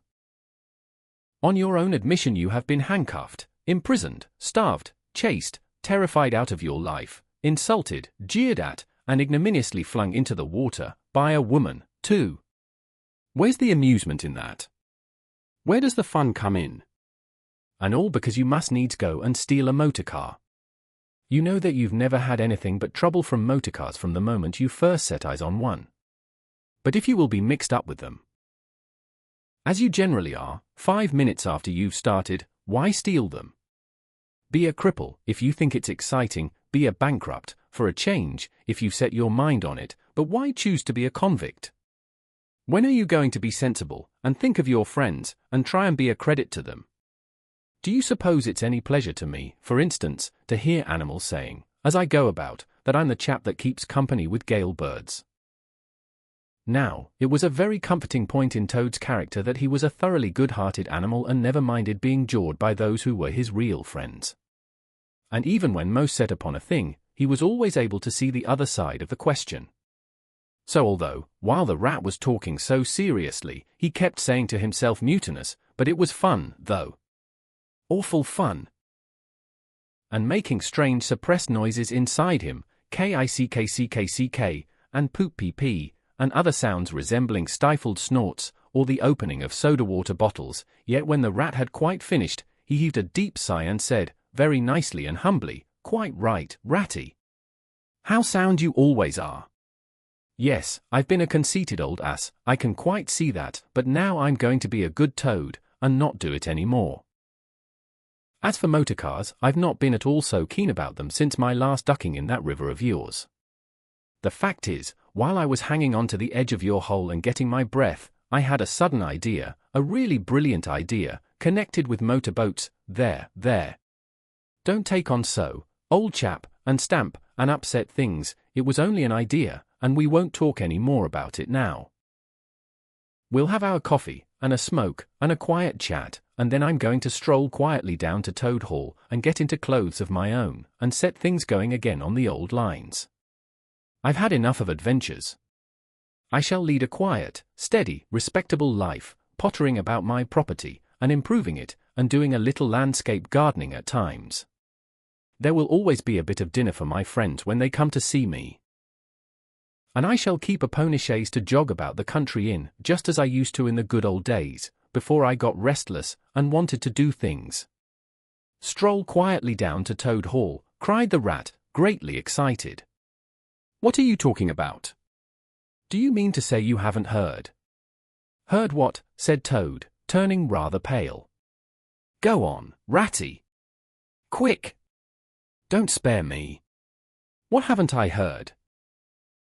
Do you mean to tell me, shouted the rat, thumping with his little fist upon the table, that you've heard nothing about the stoats and weasels? What, the wild woodus? Cried Toad, trembling in every limb. No, not a word. What have they been doing? And how they've been and taken Toad Hall, continued the rat. Toad leaned his elbows on the table, and his chin on his paws, and a large tear welled up in each of his eyes, overflowed and splashed on the table, plop. Plop. Go on, Ratty, he murmured presently, tell me all. The worst is over. I am an animal again. I can bear it. When you got into that trouble of yours, said the rat, slowly and impressively, I mean, when you disappeared from society for a time, over that misunderstanding about a machine, you know, Toad merely nodded. Well, it was a good deal talked about down here, naturally, continued the rat, not only along the riverside, but even in the wildwood. Animals took sides, as always happens. The riverbankers stuck up for you, and said you had been infamously treated, and there was no justice to be had in the land nowadays. But the wildwood animal said hard things, and served you right, and it was time this sort of thing was stopped. And they got very cocky, and went about saying you were done for this time. You would never come back again, never, never. Toad nodded once more, keeping silence. That's the sort of little beasts they are, the rat went on. But Mole and Badger, they stuck out, through thick and thin, that you would come back again soon, somehow. They didn't know exactly how, but somehow. Toad began to sit up in his chair again, and to smirk a little. They argued from history, continued the rat. They said that no criminal laws had ever been known to prevail against cheek and plausibility such as yours, combined with the power of a long purse. So they arranged to move their things into Toad Hall, and sleep there, and keep it aired, and have it all ready for you when you turned up. They didn't guess what was going to happen, of course, still, they had their suspicions of the wildwood animals. Now I come to the most painful and tragic part of my story. One dark night, it was a very dark night, and blowing hard, too, and raining simply cats and dogs. A band of weasels, armed to the teeth, crept silently up the carriage drive to the front entrance. Simultaneously, a body of desperate ferrets, advancing through the kitchen garden, possessed themselves of the backyard and offices, while a company of skirmishing stoats who stuck at nothing occupied the conservatory and the billiard room, and held the French windows opening onto the lawn. The mole and the badger were sitting by the fire in the smoking room, telling stories, and suspecting nothing, for it wasn't a night for any animals to be out in, when those bloodthirsty villains broke down the doors and rushed in upon them from every side. They made the best fight they could, but what was the good? They were unarmed, and taken by surprise, and what can two animals do against hundreds? They took and beat them severely with sticks, those two poor faithful creatures, and turned them out into the cold and the wet, with many insulting and uncalled-for remarks. Here the unfeeling Toad broke into a snigger, and then pulled himself together and tried to look particularly solemn. And the wildwooders have been living in Toad Hall ever since, continued the Rat, and going on simply anyhow. Lying in bed half the day, and breakfast at all hours, and the place in such a mess, I'm told, it's not fit to be seen. Eating your grub, and drinking your drink, and making bad jokes about you, and singing vulgar songs, about prisons and magistrates, and policemen, horrid personal songs, with no humour in them. And they're telling the tradespeople and everybody that they've come to stay for good. Oh, have they? Said Toad, getting up and seizing a stick. I'll jolly soon see about that. It's no good, Toad, called the Rat after him. You'd better come back and sit down, you'll only get into trouble. But the Toad was off, and there was no holding him. He marched rapidly down the road, his stick over his shoulder, fuming and muttering to himself in his anger, till he got near his front gate, when suddenly there popped up from behind the palings a long yellow ferret with a gun. Who comes there? Said the ferret sharply.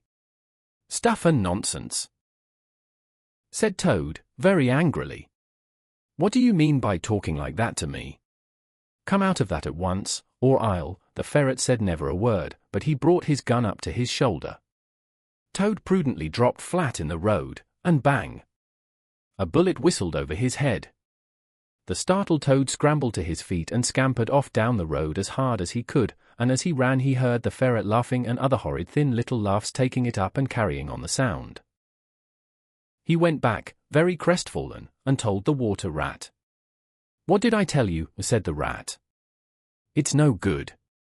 They've got sentries posted, and they are all armed. You must just wait. Still, Toad was not inclined to give in all at once. So he got out the boat and set off rowing up the river to where the garden front of Toad Hall came down to the waterside. Arriving within sight of his old home, he rested on his oars and surveyed the land cautiously. All seemed very peaceful and deserted and quiet.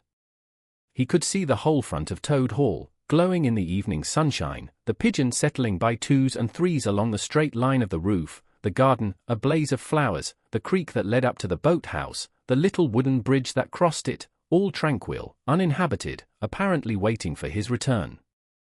He would try the boathouse first, he thought. Very warily he paddled up to the mouth of the creek, and was just passing under the bridge, when— crash! A great stone, dropped from above, smashed through the bottom of the boat. It filled and sank, and Toad found himself struggling in deep water. Looking up, he saw two stoats leaning over the parapet of the bridge and watching him with great glee. It will be your head next time, Toady, they called out to him. The indignant Toad swam to shore, while the stoats laughed and laughed, supporting each other, and laughed again, till they nearly had 2 fits, that is, 1 fit each, of course. The Toad retraced his weary way on foot, and related his disappointing experiences to the water rat once more. Well, what did I tell you? Said the rat very crossly. And now, look here. See what you've been and done. Lost me my boat that I was so fond of, that's what you've done. And simply ruined that nice suit of clothes that I lent you. Really, Toad, of all the trying animals, I wonder you managed to keep any friends at all. The Toad saw at once how wrongly and foolishly he had acted. He admitted his errors and wrong-headedness and made a full apology to Rat for losing his boat and spoiling his clothes. And he wound up by saying, with that frank self-surrender which always disarmed his friend's criticism and won them back to his side, "Ratty, I see that I have been a headstrong and a willful Toad. Henceforth, believe me, I will be humble and submissive, and will take no action without your kind advice and full approval." "If that is really so," said the good-natured Rat, already appeased, "then my advice to you is, considering the lateness of the hour, to sit down and have your supper, which will be on the table in a minute, and be very patient. For I am convinced that we can do nothing until we have seen the Mole and the Badger, and heard their latest news, and held conference and taken their advice in this difficult matter." Yes, of course, the Mole and the Badger," said Toad, lightly. "What's become of them, the dear fellows? I had forgotten all about them." "Well may you ask," said the Rat reproachfully. "While you were riding about the country in expensive motor cars, and galloping proudly on blood horses, and breakfasting on the fat of the land, those two poor devoted animals have been camping out in the open, in every sort of weather, living very rough by day and lying very hard by night, watching over your house, patrolling your boundaries, keeping a constant eye on the stoats and the weasels, scheming and planning and contriving how to get your property back for you. You don't deserve to have such true and loyal friends, Toad, you don't, really. Some day, when it's too late, you'll be sorry you didn't value them more while you had them." "I'm an ungrateful beast, I know," sobbed Toad, shedding bitter tears. "Let me go out and find them, out into the cold, dark night, and share their hardships, and try and prove hold on a bit. Surely I heard the chink of dishes on a tray. Supper's here at last, hooray! Come on, Ratty." The Rat remembered that poor Toad had been on prison fare for a considerable time, and that large allowances had therefore to be made. He followed him to the table accordingly, and hospitably encouraged him in his gallant efforts to make up for past privations. They had just finished their meal and resumed their armchairs, when there came a heavy knock at the door. Toad was nervous, but the Rat, nodding mysteriously at him, went straight up to the door and opened it, and in walked Mr. Badger. He had all the appearance of one who for some nights had been kept away from home and all its little comforts and conveniences. His shoes were covered with mud, and he was looking very rough and tousled, but then he had never been a very smart man, the Badger, at the best of times. He came solemnly up to Toad, shook him by the paw, and said, "Welcome home, Toad." "Alas! What am I saying? Home, indeed! This is a poor homecoming. Unhappy Toad." Then he turned his back on him, sat down to the table, drew his chair up, and helped himself to a large slice of cold pie. Toad was quite alarmed at this very serious and portentous style of greeting, but the Rat whispered to him, "Never mind, don't take any notice, and don't say anything to him just yet. He's always rather low and despondent when he's wanting his victuals. In half an hour's time he'll be quite a different animal." So they waited in silence, and presently there came another and a lighter knock. The Rat, with a nod to Toad, went to the door and ushered in the Mole, very shabby and unwashed, with bits of hay and straw sticking in his fur. "Hooray! Here's old Toad," cried the Mole, his face beaming. "Fancy having you back again." And he began to dance round him. "We never dreamt you would turn up so soon. Why, you must have managed to escape, you clever, ingenious, intelligent Toad." The Rat, alarmed, pulled him by the elbow, but it was too late. Toad was puffing and swelling already. "Clever? Oh, no," he said. "I'm not really clever, according to my friends. I've only broken out of the strongest prison in England, that's all. And captured a railway train and escaped on it, that's all. And disguised myself and gone about the country humbugging everybody, that's all. Oh, no. I'm a stupid ass, I am." I'll tell you one or two of my little adventures, Mole, and you shall judge for yourself. Well, well, said the Mole, moving towards the supper table, supposing you talk while I eat. Not a bite since breakfast. Oh my! Oh my! And he sat down and helped himself liberally to cold beef and pickles. Toad straddled on the hearthrug, thrust his paw into his trouser pocket and pulled out a handful of silver. Look at that, he cried, displaying it. That's not so bad, is it, for a few minutes' work? And how do you think I done it, Mole? Horse dealing. That's how I done it. Go on, Toad, said the Mole, immensely interested. Toad, do be quiet, please, said the Rat. And don't you egg him on, Mole, when you know what he is, but please tell us as soon as possible what the position is, and what's best to be done, now that Toad is back at last. The position's about as bad as it can be, replied the Mole grumpily, and as for what's to be done, why, blessed if I know. The Badger and I have been round and round the place, by night and by day, always the same thing. Sentries posted everywhere, guns poked out at us, stones thrown at us, always an animal on the lookout, and when they see us, my! How they do laugh! That's what annoys me most. It's a very difficult situation, said the Rat, reflecting deeply. But I think I see now, in the depths of my mind, what Toad really ought to do. I will tell you. He ought to, no, he oughtn't, shouted the Mole, with his mouth full. Nothing of the sort. You don't understand. What he ought to do is, he ought to, well, I shan't do it, anyway, cried Toad, getting excited. I'm not going to be ordered about by you fellows. It's my house we're talking about, and I know exactly what to do, and I'll tell you. I'm going to. By this time they were all three talking at once, at the top of their voices, and the noise was simply deafening, when a thin, dry voice made itself heard, saying, "Be quiet at once, all of you," and instantly everyone was silent. It was the Badger, who, having finished his pie, had turned round in his chair and was looking at them severely. When he saw that he had secured their attention, and that they were evidently waiting for him to address them, he turned back to the table again and reached out for the cheese. And so great was the respect commanded by the solid qualities of that admirable animal, that not another word was uttered until he had quite finished his repast and brushed the crumbs from his knees. The Toad fidgeted a good deal, but the Rat held him firmly down. When the Badger had quite done, he got up from his seat and stood before the fireplace, reflecting deeply. At last he spoke. "Toad," he said severely. "You bad, troublesome little animal. Aren't you ashamed of yourself? What do you think your father, my old friend, would have said if he had been here tonight, and had known of all your goings-on?"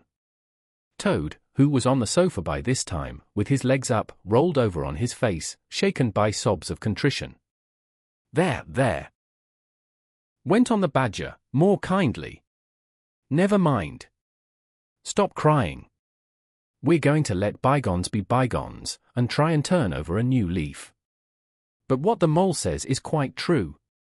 The Stoats are on guard, at every point, and they make the best sentinels in the world. It's quite useless to think of attacking the place. They're too strong for us.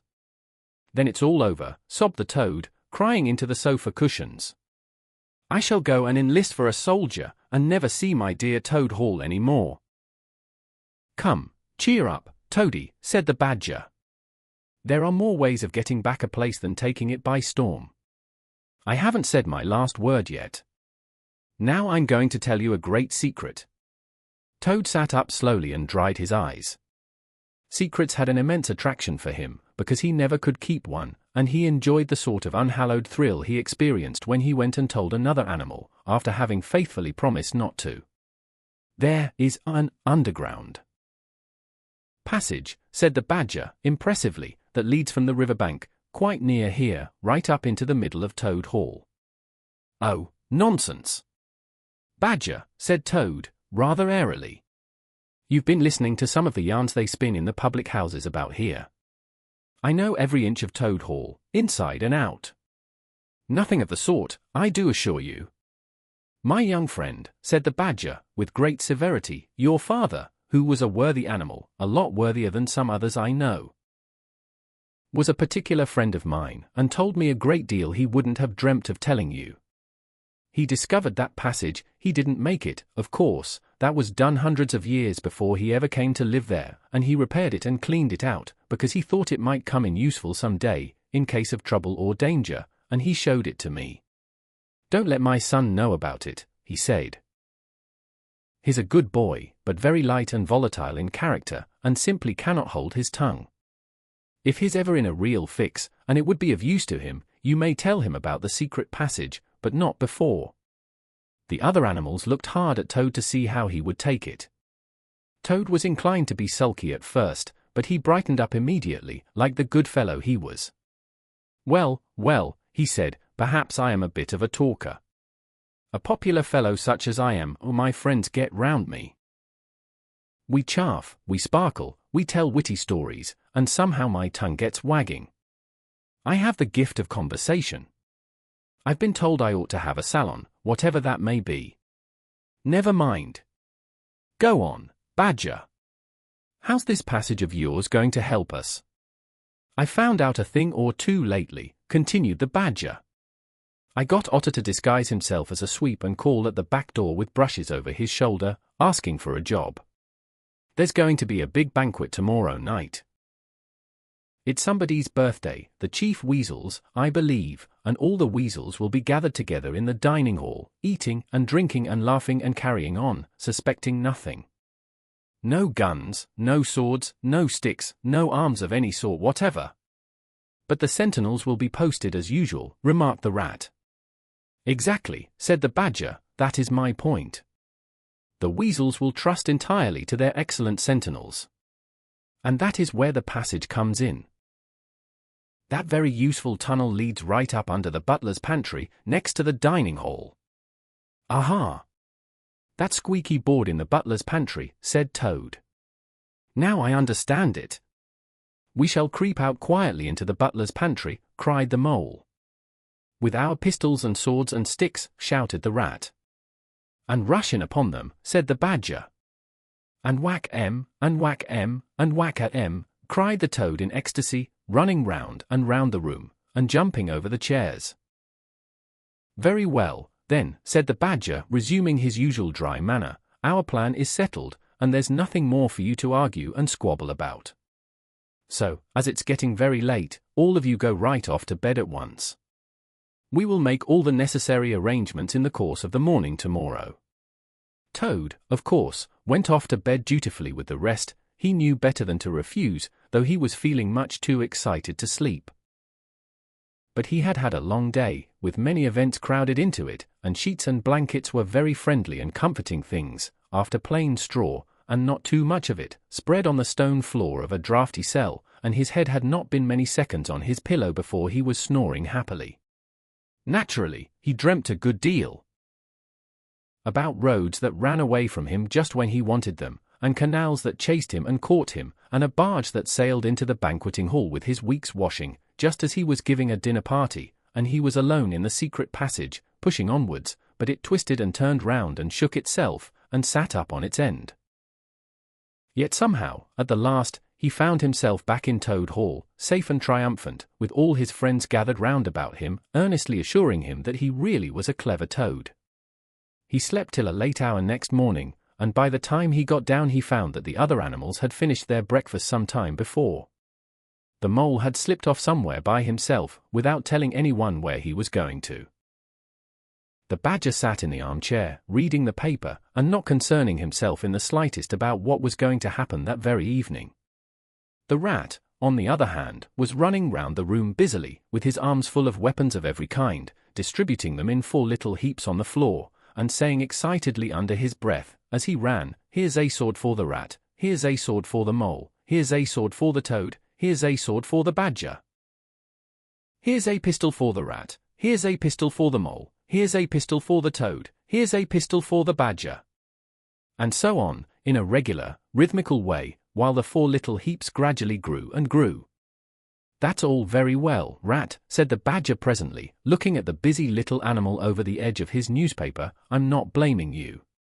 But just let us once get past the stoats, with those detestable guns of theirs, and I assure you we shan't want any swords or pistols. We four, with our sticks, once we're inside the dining hall, why, we shall clear the floor of all the lot of them in 5 minutes. I'd have done the whole thing by myself, only I didn't want to deprive you fellows of the fun. It's as well to be on the safe side, said the rat reflectively, polishing a pistol barrel on his sleeve and looking along it. The toad, having finished his breakfast, picked up a stout stick and swung it vigorously, belaboring imaginary animals. I'll learn M to steal my house, he cried. I'll learn M, I'll learn M. Don't say it, learn M, Toad, said the rat, greatly shocked. It's not good English. What are you always nagging at Toad for? Inquired the badger, rather peevishly. What's the matter with his English? It's the same what I use myself, and if it's good enough for me, it ought to be good enough for you. I'm very sorry, said the rat humbly. Only I think it ought to be a teach M, not a learn M. But we don't want to teach them, replied the badger. We want to learn M, learn M, learn M. And what's more, we're going to do it, too. Oh, very well, have it your own way, said the rat. He was getting rather muddled about it himself, and presently he retired into a corner, where he could be heard muttering, learn M, teach M, learn M, till the badger told him rather sharply to leave off. Presently the mole came tumbling into the room, evidently very pleased with himself. I've been having such fun, he began at once, I've been getting a rise out of the stoats. I hope you've been very careful, Mole, said the rat anxiously. I should hope so, too, said the mole confidently. I got the idea when I went into the kitchen, to see about Toad's breakfast being kept hot for him. I found that old washerwoman dress that he came home in yesterday, hanging on a towel horse before the fire. So I put it on, and the bonnet as well, and the shawl, and off I went to Toad Hall, as bold as you please. The sentries were on the lookout, of course, with their guns and their who comes there and all the rest of their nonsense. Good morning, gentlemen, says I, very respectful. Want any washing done today? They looked at me very proud and stiff and haughty, and said, go away, washerwoman. We don't do any washing on duty.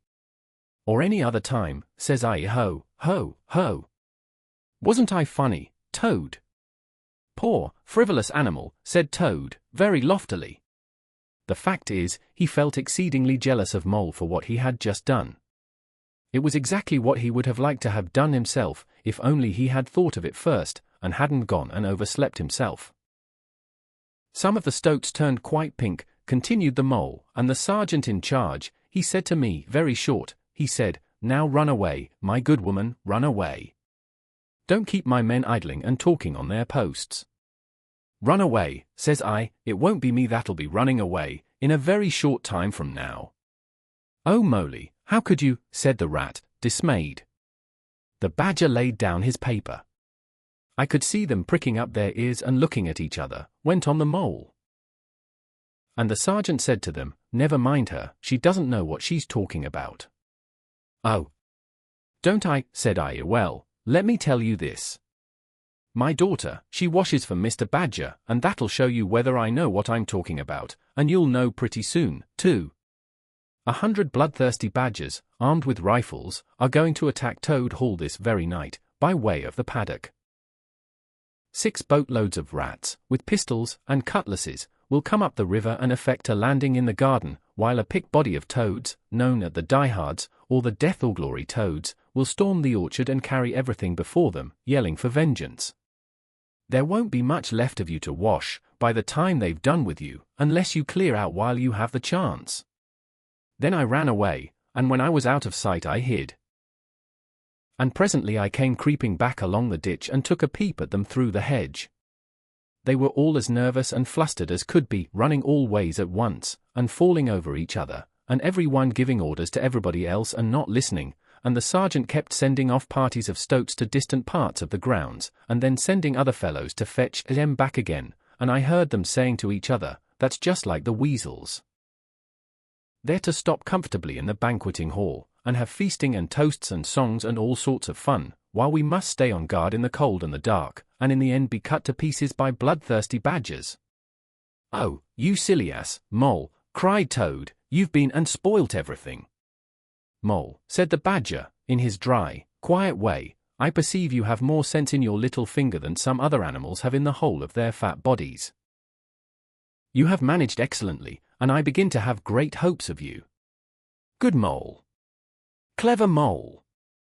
The Toad was simply wild with jealousy, more especially as he couldn't make out for the life of him what the Mole had done that was so particularly clever, but, fortunately for him, before he could show temper or expose himself to the Badger's sarcasm, the bell rang for luncheon. It was a simple but sustaining meal, bacon and broad beans, and a macaroni pudding. And when they had quite done, the Badger settled himself into an armchair, and said, "Well, we've got our work cut out for us tonight, and it will probably be pretty late before we're quite through with it, so I'm just going to take 40 winks, while I can." And he drew a handkerchief over his face and was soon snoring. The anxious and laborious Rat at once resumed his preparations, and started running between his 4 little heaps, muttering, "Here's a belt for the Rat, here's a belt for the Mole, here's a belt for the Toad, here's a belt for the Badger," and so on, with every fresh accoutrement he produced, to which there seemed really no end. So the Mole drew his arm through Toad's, led him out into the open air, shoved him into a wicker chair, and made him tell him all his adventures from beginning to end, which Toad was only too willing to do. The Mole was a good listener, and Toad, with no one to check his statements or to criticize in an unfriendly spirit, rather let himself go. Indeed, much that he related belonged more properly to the category of what might have happened had I only thought of it in time instead of 10 minutes afterwards. Those are always the best and the raciest adventures, and why should they not be truly ours, as much as the somewhat inadequate things that really come off? Chapter 12, The Return of Ulysses. When it began to grow dark, the Rat, with an air of excitement and mystery, summoned them back into the parlor, stood each of them up alongside of his little heap, and proceeded to dress them up for the coming expedition. He was very earnest and thoroughgoing about it, and the affair took quite a long time. First, there was a belt to go round each animal, and then a sword to be stuck into each belt, and then a cutlass on the other side to balance it. Then a pair of pistols, a policeman's truncheon, several sets of handcuffs, some bandages and sticking plaster, and a flask and a sandwich case. The Badger laughed good-humoredly and said, "All right, Ratty. It amuses you and it doesn't hurt me. I'm going to do all I've got to do with this here stick." But the Rat only said, "Please, Badger. You know I shouldn't like you to blame me afterwards and say I had forgotten anything." When all was quite ready, the Badger took a dark lantern in one paw, grasped his great stick with the other, and said, "Now then, follow me. Mole first, 'cause I'm very pleased with him, Rat next, Toad last. And look here, Toady. Don't you chatter so much as usual, or you'll be sent back, as sure as fate." The Toad was so anxious not to be left out that he took up the inferior position assigned to him without a murmur, and the animals set off. The Badger led them along by the river for a little way, and then suddenly swung himself over the edge into a hole in the river bank, a little above the water. The Mole and the Rat followed silently, swinging themselves successfully into the hole as they had seen the Badger do, but when it came to Toad's turn, of course he managed to slip and fall into the water with a loud splash and a squeal of alarm. He was hauled out by his friends, rubbed down and wrung out hastily, comforted, and set on his legs, but the Badger was seriously angry, and told him that the very next time he made a fool of himself he would most certainly be left behind. So at last they were in the secret passage, and the cutting-out expedition had really begun. It was cold, and dark, and damp, and low, and narrow, and poor Toad began to shiver, partly from dread of what might be before him, partly because he was wet through. The lantern was far ahead, and he could not help lagging behind a little in the darkness. Then he heard the Rat call out warningly, "Come on, Toad," and a terror seized him of being left behind, alone in the darkness, and he came on with such a rush that he upset the Rat into the Mole and the Mole into the Badger, and for a moment all was confusion. The Badger thought they were being attacked from behind, and, as there was no room to use a stick or a cutlass, drew a pistol, and was on the point of putting a bullet into Toad. When he found out what had really happened he was very angry indeed, and said, now this time that tiresome Toad shall be left behind." But Toad whimpered, and the other two promised that they would be answerable for his good conduct, and at last the Badger was pacified, and the procession moved on. Only this time the Rat brought up the rear with a firm grip on the shoulder of Toad. So they groped and shuffled along, with their ears pricked up and their paws on their pistols, till at last the Badger said, "We ought by now to be pretty nearly under the hall." Then suddenly they heard, far away as it might be, and yet apparently nearly over their heads, a confused murmur of sound, as if people were shouting and cheering and stamping on the floor and hammering on tables. The Toad's nervous terrors all returned, but the Badger only remarked placidly, "They're going it, the weasels." The passage now began to slope upwards, they groped onward a little further, and then the noise broke out again, quite distinct this time, and very close above them. "Ore, they heard, and the stamping of little feet on the floor, and the clinking of glasses as little fists pounded on the table. "What a time they're having," said the Badger. "Come on." They hurried along the passage till it came to a full stop, and they found themselves standing under the trapdoor that led up into the butler's pantry. Such a tremendous noise was going on in the banqueting hall that there was little danger of their being overheard. The Badger said, "Now, boys, all together," and the four of them put their shoulders to the trapdoor and heaved it back. Hoisting each other up, they found themselves standing in the pantry, with only a door between them and the banqueting hall, where their unconscious enemies were carousing. The noise, as they emerged from the passage, was simply deafening. At last, as the cheering and hammering slowly subsided, a voice could be made out saying, "Well, I do not propose to detain you much longer." Great applause, but before I resume my seat, renewed cheering. "I should like to say one word about our kind host, Mr. Toad. We all know Toad. Great laughter, good Toad, modest Toad, honest Toad." Shrieks of merriment. "Only just let me get at him," muttered Toad, grinding his teeth. "Hold hard a minute," said the Badger, restraining him with difficulty. "Get ready, all of you. Let me sing you a little song," went on the voice, "which I have composed on the subject of Toad." Prolonged applause. Then the Chief Weasel, for it was he, began in a high, squeaky voice, "Toad he went a-pleasuring gaily down the street." The Badger drew himself up, took a firm grip of his stick with both paws, glanced round at his comrades, and cried, "The hour is come. Follow me," and flung the door open wide. My! What a squealing and a squeaking and a screeching filled the air. Well might the terrified weasels dive under the tables and spring madly up at the windows. Well might the ferrets rush wildly for the fireplace and get hopelessly jammed in the chimney. Well might tables and chairs be upset, and glass and china be sent crashing on the floor, in the panic of that terrible moment when the four heroes strode wrathfully into the room. The mighty Badger, his whiskers bristling, his great cudgel whistling through the air, Mole, black and grim, brandishing his stick and shouting his awful war cry, "A mole! A mole! Rat!" Desperate and determined, his belt bulging with weapons of every age and every variety, Toad, frenzied with excitement and injured pride, swollen to twice his ordinary size, leaping into the air and emitting toad whoops that chilled them to the marrow. Toad he went a-pleasuring, he yelled. "I'll pleasure him," and he went straight for the Chief Weasel. They were but four in all, but to the panic-stricken weasels the hall seemed full of monstrous animals, grey, black, brown and yellow, whooping and flourishing enormous cudgels, and they broke and fled with squeals of terror and dismay, this way and that, through the windows, up the chimney, anywhere to get out of reach of those terrible sticks. The affair was soon over. Up and down, the whole length of the hall, strode the four friends, whacking with their sticks at every head that showed itself, and in 5 minutes the room was cleared. Through the broken windows the shrieks of terrified weasels escaping across the lawn were borne faintly to their ears. On the floor lay prostrate some dozen or so of the enemy, on whom the Mole was busily engaged in fitting handcuffs. The Badger, resting from his labours, leant on his stick and wiped his honest brow. "Mole," he said, "you're the best of fellows.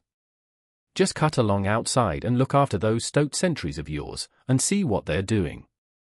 I've an idea that, thanks to you, we shan't have much trouble from them tonight." The Mole vanished promptly through a window, and the Badger bade the other two set a table on its legs again, pick up knives and forks and plates and glasses from the debris on the floor, and see if they could find materials for a supper. "I want some grub, I do," he said, in that rather common way he had of speaking. "Stir your stumps, Toad, and look lively.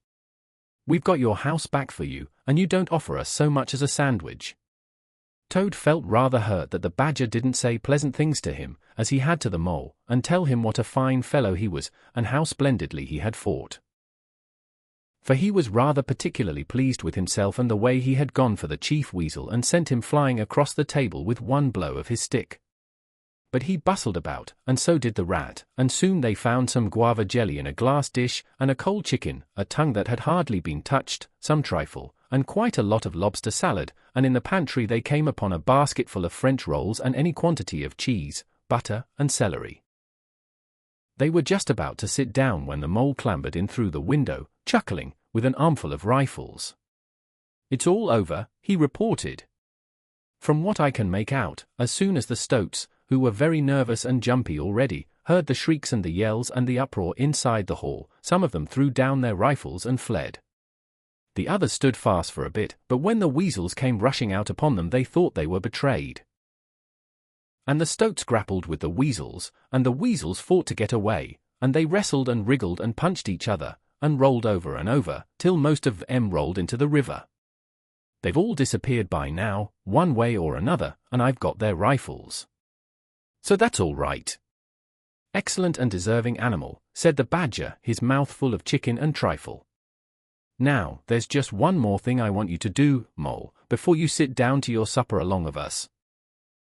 And I wouldn't trouble you, only I know I can trust you to see a thing done, and I wish I could say the same of everyone I know. I'd send Rat, if he wasn't a poet. I want you to take those fellows on the floor there upstairs with you, and have some bedrooms cleaned out and tidied up and made really comfortable. See that they sweep under the beds, and put clean sheets and pillowcases on, and turn down one corner of the bedclothes, just as you know it ought to be done. And have a can of hot water, and clean towels, and fresh cakes of soap, put in each room. And then you can give them a licking apiece, if it's any satisfaction to you, and put them out by the back door, and we shan't see any more of them, I fancy. And then come along and have some of this cold tongue. It's first rate. I'm very pleased with you, Mole." The good-natured Mole picked up a stick, formed his prisoners up in a line on the floor, gave them the order quick march, and led his squad off to the upper floor. After a time, he appeared again, smiling, and said that every room was ready, and as clean as a new pin. "And I didn't have to lick them, either," he added. I thought, on the whole, they had had licking enough for one night, and the Weasels, when I put the point to them, quite agreed with me, and said they wouldn't think of troubling me. They were very penitent, and said they were extremely sorry for what they had done, but it was all the fault of the Chief Weasel and the Stoats, and if ever they could do anything for us at any time to make up, we had only got to mention it. So I gave them a roll apiece, and led them out at the back, and off they ran, as hard as they could. Then the Mole pulled his chair up to the table, and pitched into the cold tongue. And Toad, like the gentleman he was, put all his jealousy from him, and said heartily, "Thank you kindly, dear Mole, for all your pains and trouble tonight, and especially for your cleverness this morning." The Badger was pleased at that, and said, "There spoke my brave Toad." So they finished their supper in great joy and contentment, and presently retired to rest between clean sheets, safe in Toad's ancestral home, won back by matchless valor, consummate strategy, and a proper handling of sticks. The following morning, Toad, who had overslept himself as usual, came down to breakfast disgracefully late, and found on the table a certain quantity of eggshells, some fragments of cold and leathery toast, a coffee-pot 3/4 empty, and really very little else. Which did not tend to improve his temper, considering that, after all, it was his own house. Through the French windows of the breakfast room he could see the Mole and the Water Rat sitting in wicker chairs out on the lawn, evidently telling each other stories, roaring with laughter and kicking their short legs up in the air. The Badger, who was in an armchair and deep in the morning paper, merely looked up and nodded when Toad entered the room. But Toad knew his man, so he sat down and made the best breakfast he could, merely observing to himself that he would get square with the others sooner or later. When he had nearly finished, the Badger looked up and remarked rather shortly, "I'm sorry, Toad, but I'm afraid there's a heavy morning's work in front of you. You see, we really ought to have a banquet at once, to celebrate this affair. It's expected of you, in fact, it's the rule." "Oh, all right," said the Toad, readily. "Anything to oblige. Though why on earth you should want to have a banquet in the morning I cannot understand. But you know I do not live to please myself, but merely to find out what my friends want, and then try and arrange it for them, you dear old Badger." "Don't pretend to be stupider than you really are," replied the Badger, crossly, "and don't chuckle and splutter in your coffee while you're talking, it's not manners. What I mean is, the banquet will be at night, of course, but the invitations will have to be written and got off at once, and you've got to write 'em. Now, sit down at that table, there's stacks of letter paper on it, with Toad Hall at the top in blue and gold, and write invitations to all our friends, and if you stick to it we shall get them out before luncheon. And I'll bear a hand, too, and take my share of the burden. I'll order the banquet." "What?" cried Toad, dismayed. "Me stop indoors and write a lot of rotten letters on a jolly morning like this, when I want to go around my property, and set everything and everybody to rights, and swagger about and enjoy myself? Certainly not. I'll see you, stop a minute, though. Why, of course, dear Badger. What is my pleasure or convenience compared with that of others? You wish it done, and it shall be done. Go, Badger, order the banquet, order what you like. Then join our young friends outside in their innocent mirth, oblivious of me and my cares and toils. I sacrifice this fair morning on the altar of duty and friendship." The Badger looked at him very suspiciously, but Toad's frank, open countenance made it difficult to suggest any unworthy motive in this change of attitude. He quitted the room, accordingly, in the direction of the kitchen, and as soon as the door had closed behind him, Toad hurried to the writing table. A fine idea had occurred to him while he was talking. He would write the invitations, and he would take care to mention the leading part he had taken in the fight, and how he had laid the chief weasel flat, and he would hint at his adventures, and what a career of triumph he had to tell about, and on the flyleaf he would set out a sort of a program of entertainment for the evening, something like this, as he sketched it out in his head: speech by Toad. There will be other speeches by Toad during the evening. Address. B.Y. Toad synopsis, our prison system, the waterways of Old England, horse dealing, and how to deal, property, its rights and its duties, back to the land, a typical English squire. Song. By Toad. Composed by himself. Other compositions. B.Y. Toad will be sung in the course of the evening by the composer. The idea pleased him mightily, and he worked very hard and got all the letters finished by noon, at which hour it was reported to him that there was a small and rather bedraggled weasel at the door, inquiring timidly whether he could be of any service to the gentleman. Toad swaggered out and found it was one of the prisoners of the previous evening, very respectful and anxious to please. He patted him on the head, shoved the bundle of invitations into his paw, and told him to cut along quick and deliver them as fast as he could, and if he liked to come back again in the evening, perhaps there might be a shilling for him, or, again, perhaps there mightn't, and the poor weasel seemed really quite grateful, and hurried off eagerly to do his mission. When the other animals came back to luncheon, very boisterous and breezy after a morning on the river, the mole, whose conscience had been pricking him, looked doubtfully at Toad, expecting to find him sulky or depressed. Instead, he was so uppish and inflated that the mole began to suspect something, while the rat and the badger exchanged significant glances. As soon as the meal was over, Toad thrust his paws deep into his trouser pockets, remarked casually, "Well, look after yourselves, you fellows. Ask for anything you want," and was swaggering off in the direction of the garden, where he wanted to think out an idea or two for his coming speeches, when the rat caught him by the arm. Toad rather suspected what he was after, and did his best to get away, but when the badger took him firmly by the other arm he began to see that the game was up. The two animals conducted him between them into the small smoking room that opened out of the entrance hall, shut the door, and put him into a chair. Then they both stood in front of him, while Toad sat silent and regarded them with much suspicion and ill humor. "Now, look here, Toad," said the rat. It's about this banquet, and very sorry I am to have to speak to you like this. But we want you to understand clearly, once and for all, that there are going to be no speeches and no songs. Try and grasp the fact that on this occasion we're not arguing with you, we're just telling you. Toad saw that he was trapped. They understood him, they saw through him, they had got ahead of him. His pleasant dream was shattered. "Mayn't I sing them just one little song?" he pleaded piteously. "No, not one little song," replied the rat firmly, though his heart bled as he noticed the trembling lip of the poor disappointed Toad. "It's no good, Toady. You know well that your songs are all conceit and boasting and vanity, and your speeches are all self-praise and gross exaggeration and gas," put in the Badger, in his common way. "It's for your own good, Toady," went on the rat. "You know you must turn over a new leaf sooner or later, and now seems a splendid time to begin, a sort of turning point in your career. Please don't think that saying all this doesn't hurt me more than it hurts you." Toad remained a long while plunged in thought. At last he raised his head, and the traces of strong emotion were visible on his features. "You have conquered, my friends," he said in broken accents.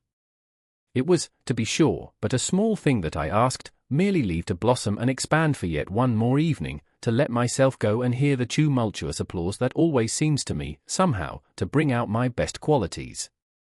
However, you are right, I know, and I am wrong. Henceforth I will be a very different Toad.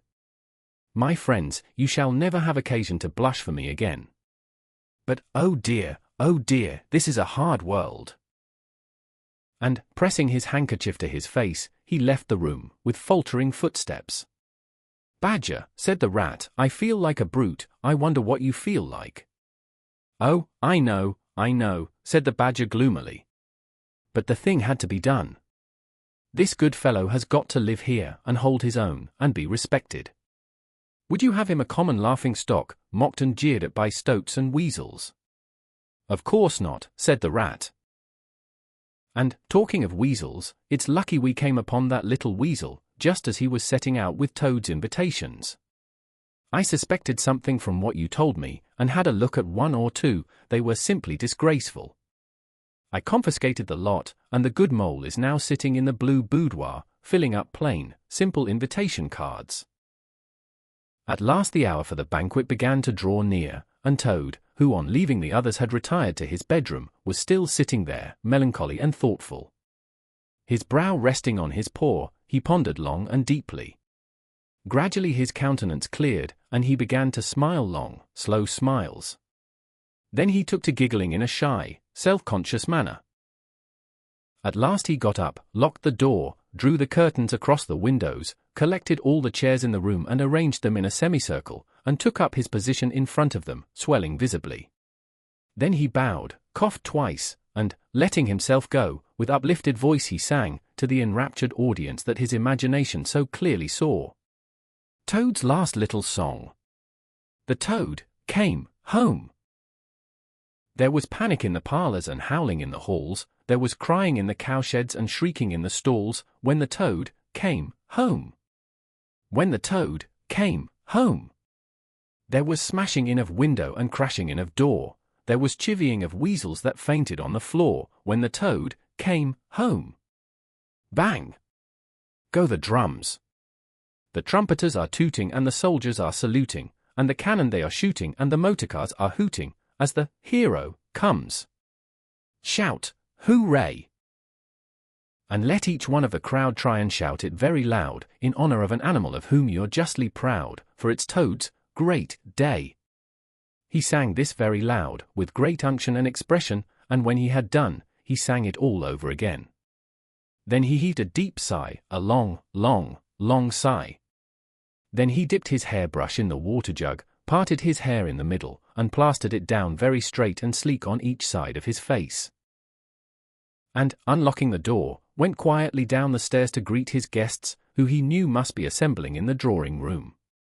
All the animals cheered when he entered, and crowded round to congratulate him and say nice things about his courage, and his cleverness, and his fighting qualities, but Toad only smiled faintly, and murmured, "Not at all." Or, sometimes, for a change, on the contrary. Otter, who was standing on the hearthrug, describing to an admiring circle of friends exactly how he would have managed things had he been there, came forward with a shout, threw his arm round Toad's neck, and tried to take him round the room in triumphal progress, but Toad, in a mild way, was rather snubby to him, remarking gently, as he disengaged himself, Badgers was the mastermind, the mole and the water rat bore the brunt of the fighting. I merely served in the ranks and did little or nothing. The animals were evidently puzzled and taken aback by this unexpected attitude of his, and Toad felt, as he moved from one guest to the other, making his modest responses, that he was an object of absorbing interest to every one. The Badger had ordered everything of the best, and the banquet was a great success. There was much talking and laughter and chaff among the animals, but through it all Toad, who of course was in the chair, looked down his nose and murmured pleasant nothings to the animals on either side of him.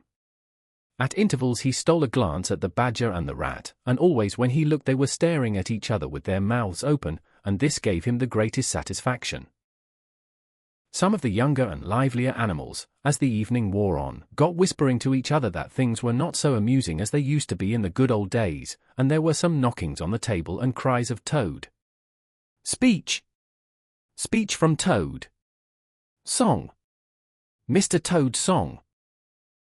But Toad only shook his head gently, raised one paw in mild protest, and, by pressing delicacies on his guests, by topical small talk, and by earnest inquiries after members of their families not yet old enough to appear at social functions, managed to convey to them that this dinner was being run on strictly conventional lines.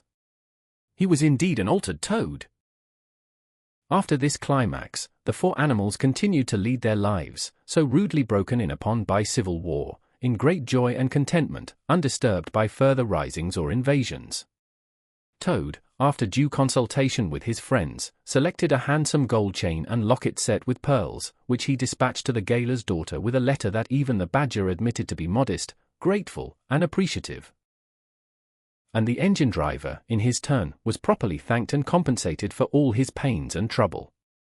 Under severe compulsion from the Badger, even the barge woman was, with some trouble, sought out and the value of her horse discreetly made good to her, though Toad kicked terribly at this, holding himself to be an instrument of fate, sent to punish fat women with mottled arms who couldn't tell a real gentleman when they saw one.